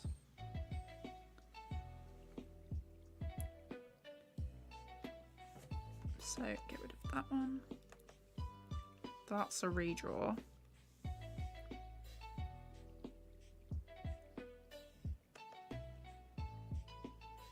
This one is like this.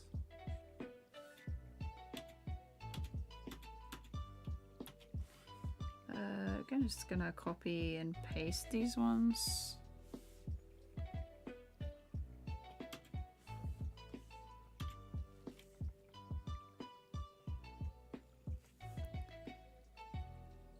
Move them there.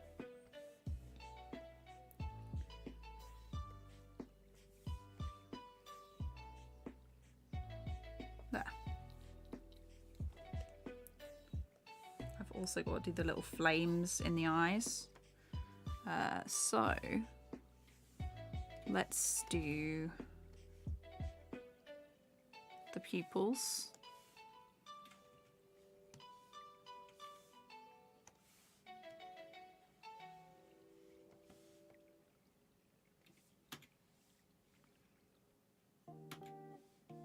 These eyes need to be drawn.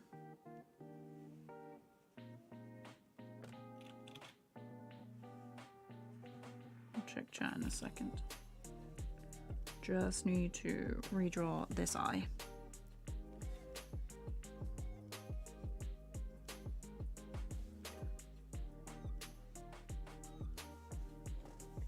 Gonna grab this one. Flip it. And fill those pupils because it saves me time.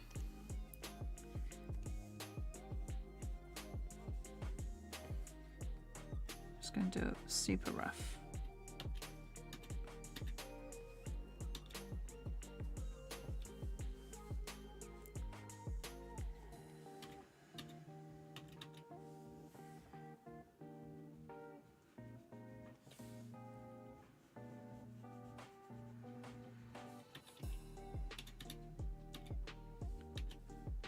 Do you know what? I'll do the brows on a separate layer as well so I can grab that.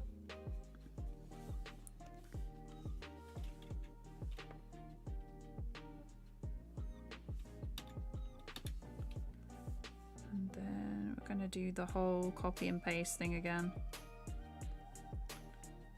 Set that to hold.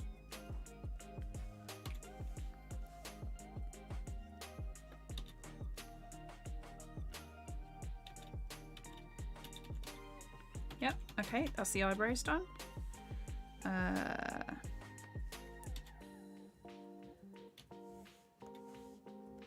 This one, I'm just gonna...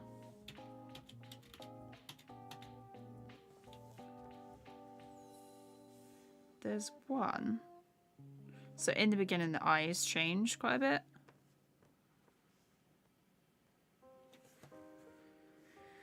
So if I turn these down, I can then see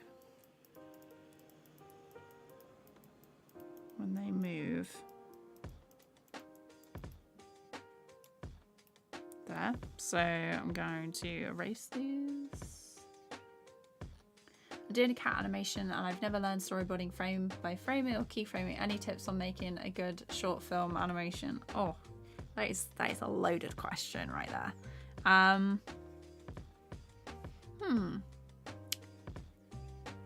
So I'd say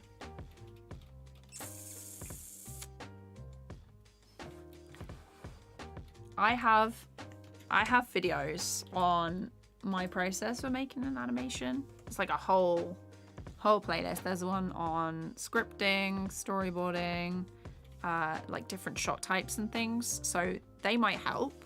I hope they help. What is it? I'd say that you should or could study like films that you like and see how they use the camera to frame different shots. I don't know how much like technical, like, what are they called? My brain is like shutting down. We've done 3 hours and my brain is like, no more. Yeah, I don't know how much terminology you know, or sort of like shots, keyframes, stuff like that.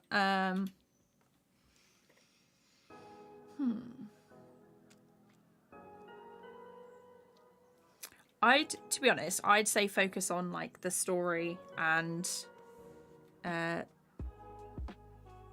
the story and like how you frame the shots rather than animation, because you can make a really good animation. But if the story falls flat, it's not going to be interesting. People aren't going to like want to stick around and watch it. Actually, if I do 1 and then I do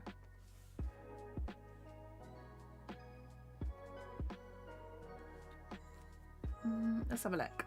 So what is going on in this scene?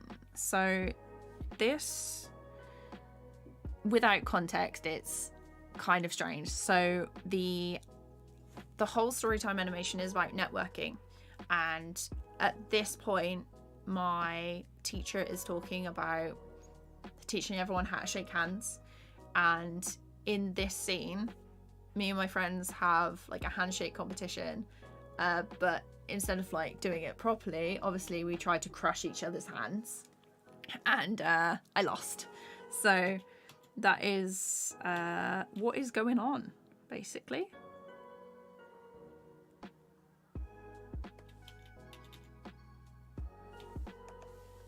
I want to loop this.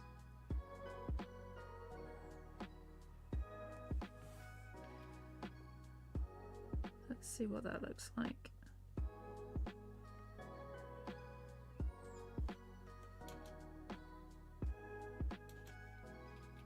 That is going to be like a little fire that's going on.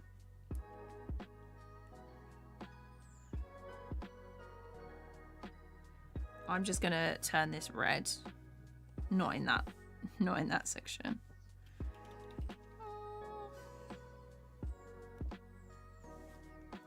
Filled stroke.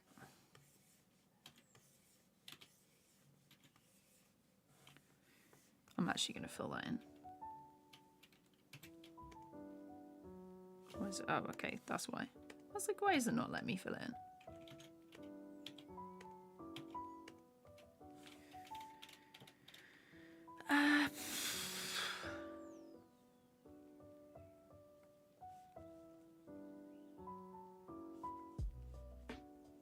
Copy. I'm just going to change that mark to like a green, so I know where the whole thing is. I also need to grab it.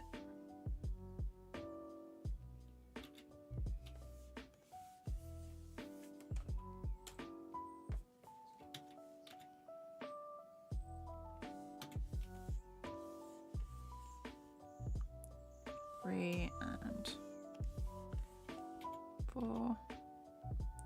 So basically I'm making 2 loops of the eyes so that when I move them, they can go together.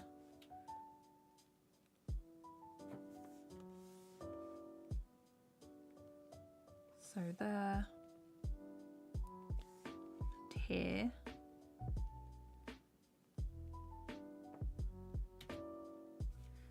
To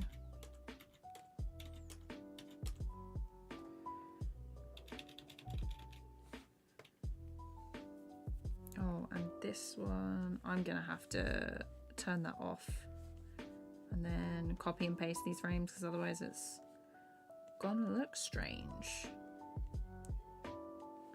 Okay, so this is what we've got so far. Oh, let me turn that up, turn that off, and then we'll see what we need. So obviously I need like the face, like the mouth and that.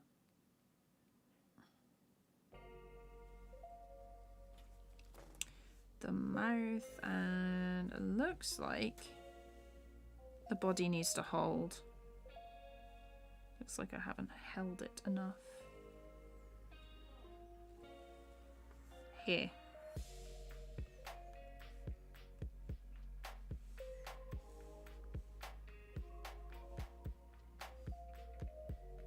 Because these eyes should be above everything else. And then I think these are the eyebrows, so they can be above. And the body, and this needs to be above.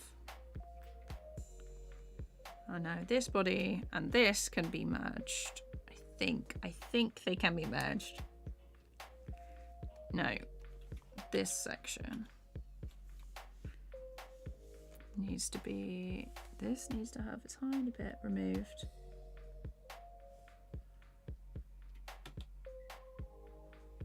That's fine, that's fine.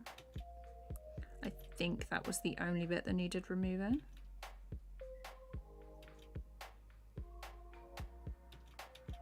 And then it's just the mouth that I need to put in.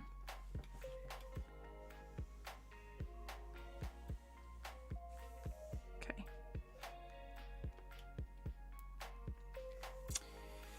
Whew, there's a lot of stuff going on.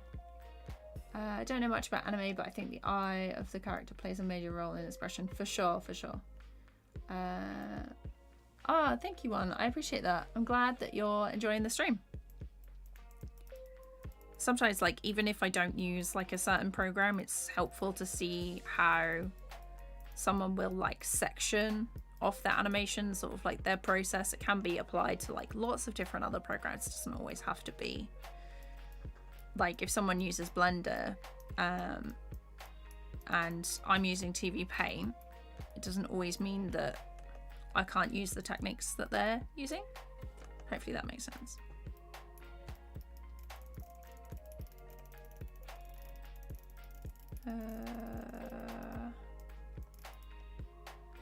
Okay. I think there and there. There and there. Okay, so now let's do the mouth.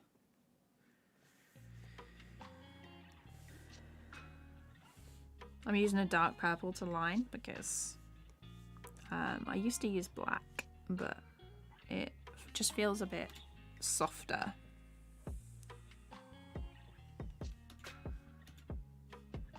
Now I'm using the purple instead.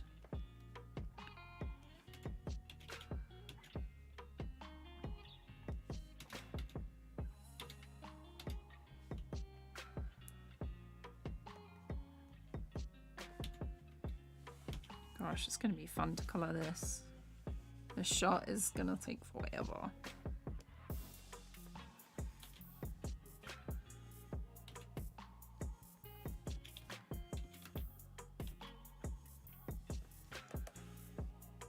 Let's move that there. And we'll have a hold.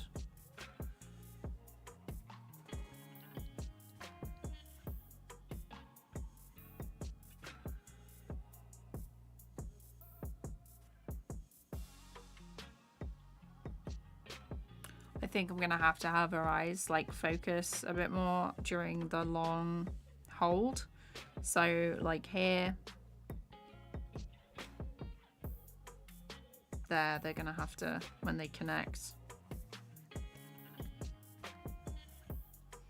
Her eyes, where is she? Where are the eye layer? Wherefore art thou eyes? And then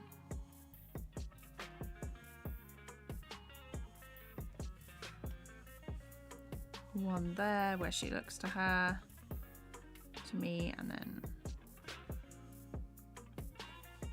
one there, and then maybe a two where she looks at Harriet, and then voila. Okay, so let's do this separately.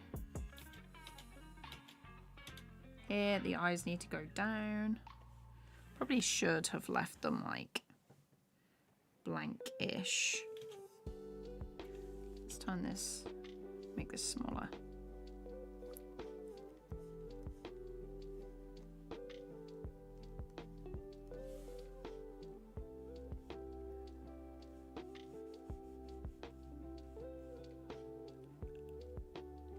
And then because I don't actually want to erase them every time, I'm just going to copy over there like this and fill them in.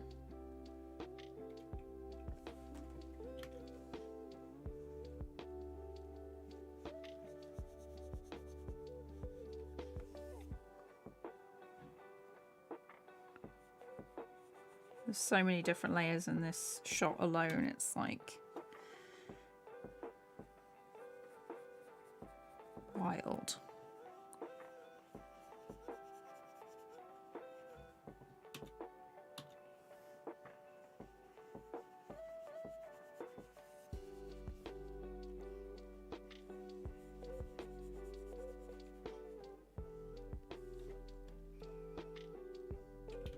That eye looks so dodgy.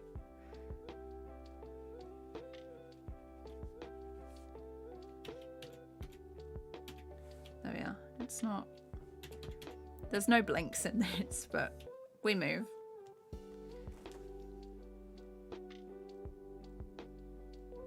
I think it makes it more unsettling if they don't blink.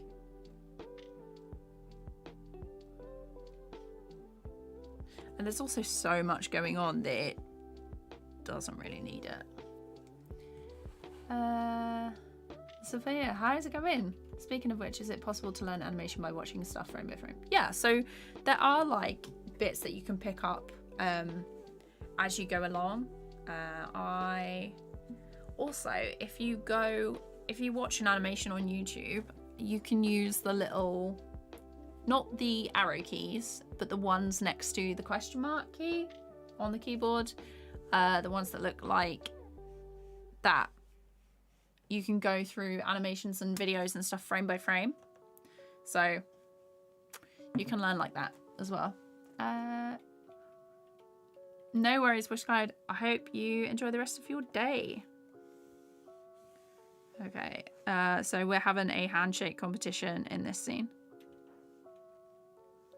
Don't need those to be this one, and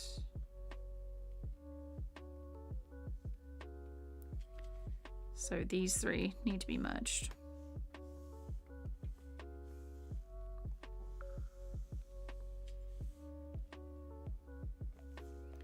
And I can close that. See how that looks.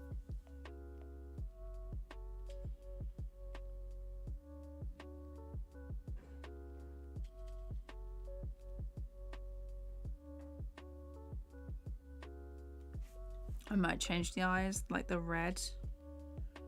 The pupils can end up being the darker color. Filled. Enter. There we go. You've been working for 4 hours continuously. I mean, how that is impossible for me. So live streaming helps. Live streaming helps me stay focused. And I know that, like, if I just sit and don't do any work, you guys would probably like click away. So it's, I can't remember what it's called. I saw a thing, it's like, I haven't been diagnosed with ADHD, but TikTok keeps showing me ADHD stuff, and it's a technique called body doubling. Because one of my friends has ADHD and this really helps her.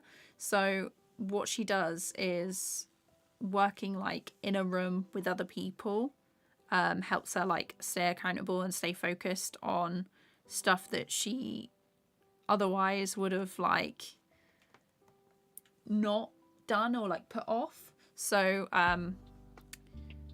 it's yeah, the thing is called body doubling. But it's a good way. I always found I was more productive when I was at uni and like working in an environment with other people. So yeah. Pinch. What's this? Actually, let's name these layers because it's going to be a disaster if I don't. So what is this one? Eyebrows.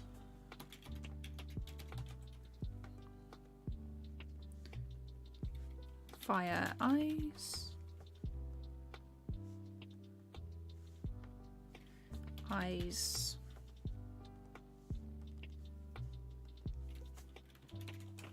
There we go. Eyebrows needs to be pink as well. And I don't fancy doing this layer at all. There's me thinking that it was going to be, these last two characters were going to be quicker. It's not going to be quicker. Look at all those frames. Oh, she has a blink, but no one else does. In the beginning, she has a blink.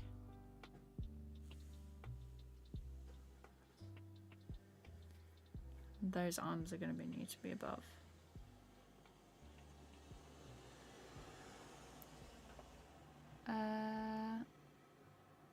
This is the most intense handshaking competition I've ever witnessed. It's also only going to be on the screen for like a few seconds.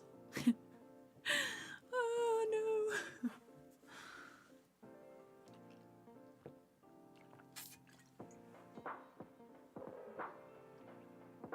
Yeah, all that work just for a few seconds.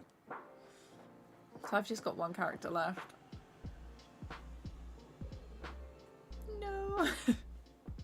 But looking at all those frames, like, they've all got to be done differently. So like the bouncing up and down when she's like that can be done fairly quickly. The blink is only like a few repeat frames. It's mainly like the hand wave that's is gonna take the while. Mate Sanchez, hi, how's it going? Mateus, is it possible to make the animations with a mouse? Yes, but it's gonna take you a while. Unless you are very quick with drawing with a mouse, I would not recommend it. I did very basic animations when I went to uni with my trackpad on my laptop before I got a tablet, and yeah, I would not recommend it. It took so long to do. But if that's all you've got, make a way until maybe you can get a cheap tablet later. Yeah, you don't have to get like a super expensive tablet straight off the bat.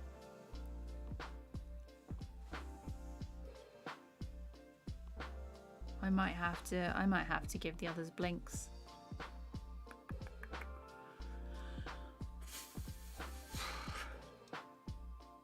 Might have to make them blink, you know? Yikes. Okay.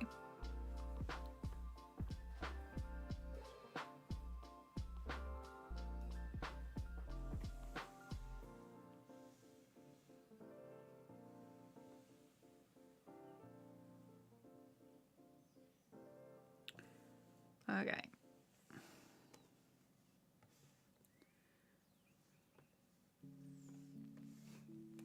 It's so difficult to know which layer to do first.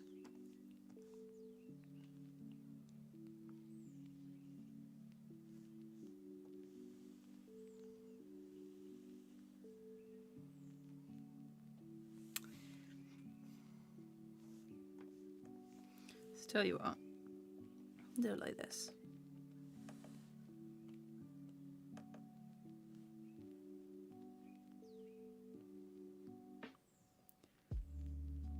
This is the mouth layer.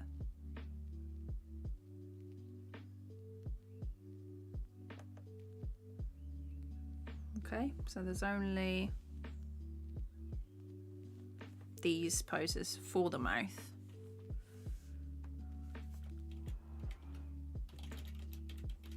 Just gonna have to merge and figure them out as I go along. I'm gonna go for this bright blue.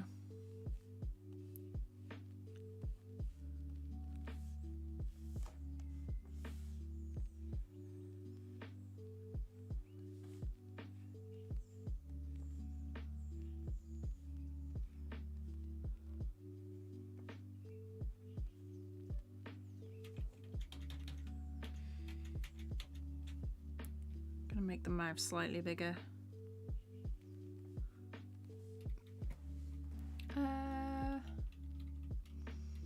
With rigging, is it possible to make an entire project with only rigs, or will it come across as too stiff or just look wrong? No, it's definitely possible to do it with just rigs. It's generally done, most TV shows now are generally done with some sort of rigging. And if you need something to be a bit looser, you can always... That's too thick. You can always add in some frame by frame. So it's not like end of the world. Rig stuff that generally does look really nice though.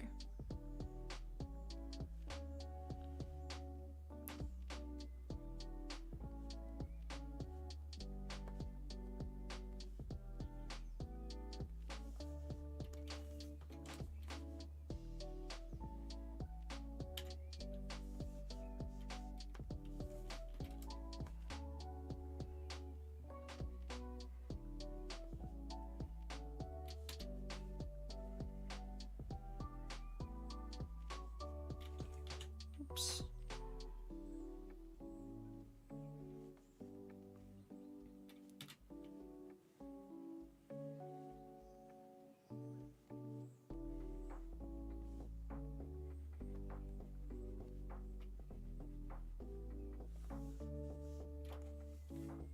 Three for the line across. Actually, no, I'm not going to do that. We're saving.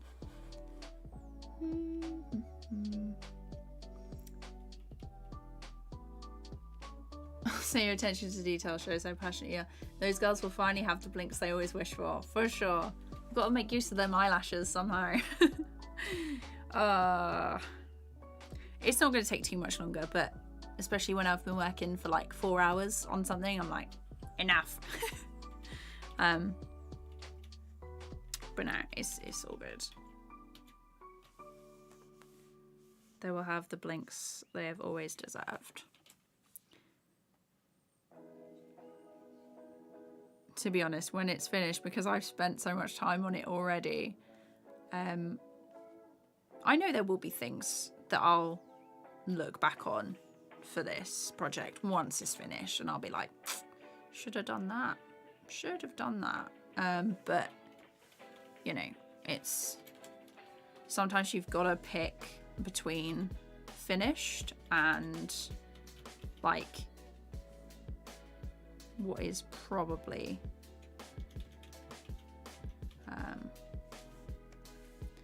finished and perfect, basically.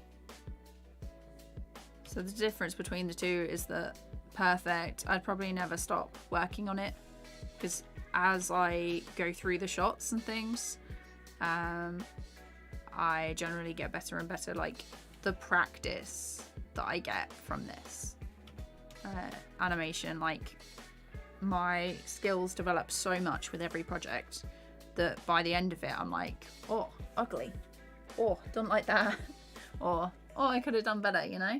So so essentially those are the mouth shapes. Let's do the eyes next.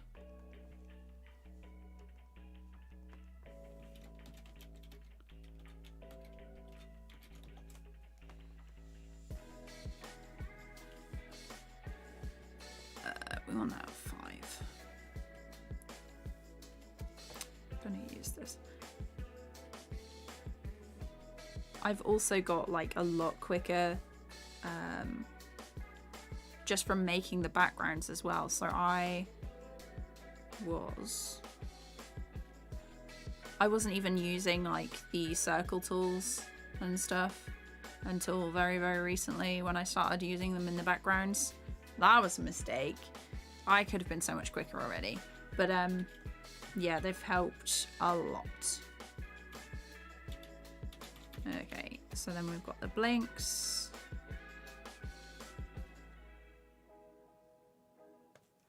We've got this. And the eyes get massive.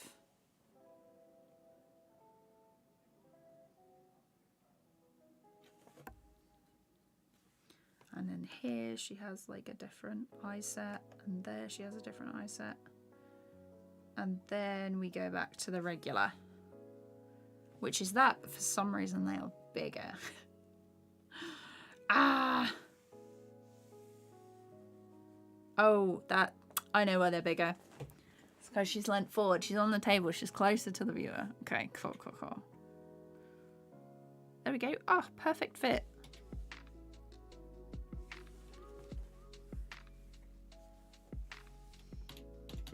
And then that is the end of those.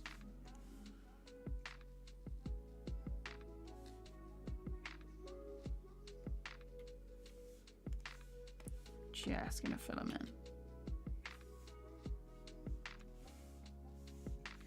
And to be honest, I would done it. I would have made them smaller, but I really just gonna go over these like this.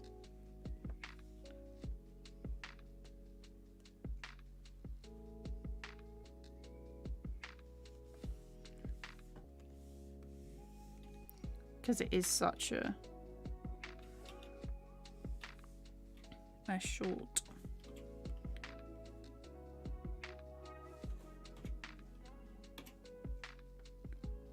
frame. Wasn't going to do them too neatly. This one, that's the kind of smear frame.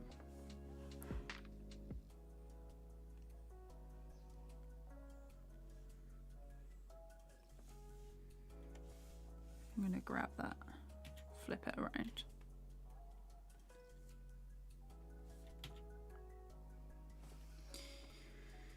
Okay, the blink is there. Those, I need to do her pupils in a separate layer because that is... actually, do I? Could always just... Actually, if I... So, frame is there. So, it looks like they're every 4 frames. Yeah. Okay, so it's a loop of 3. Every 4 frames, so I'm just going to redraw in the pupils here. This will not take long.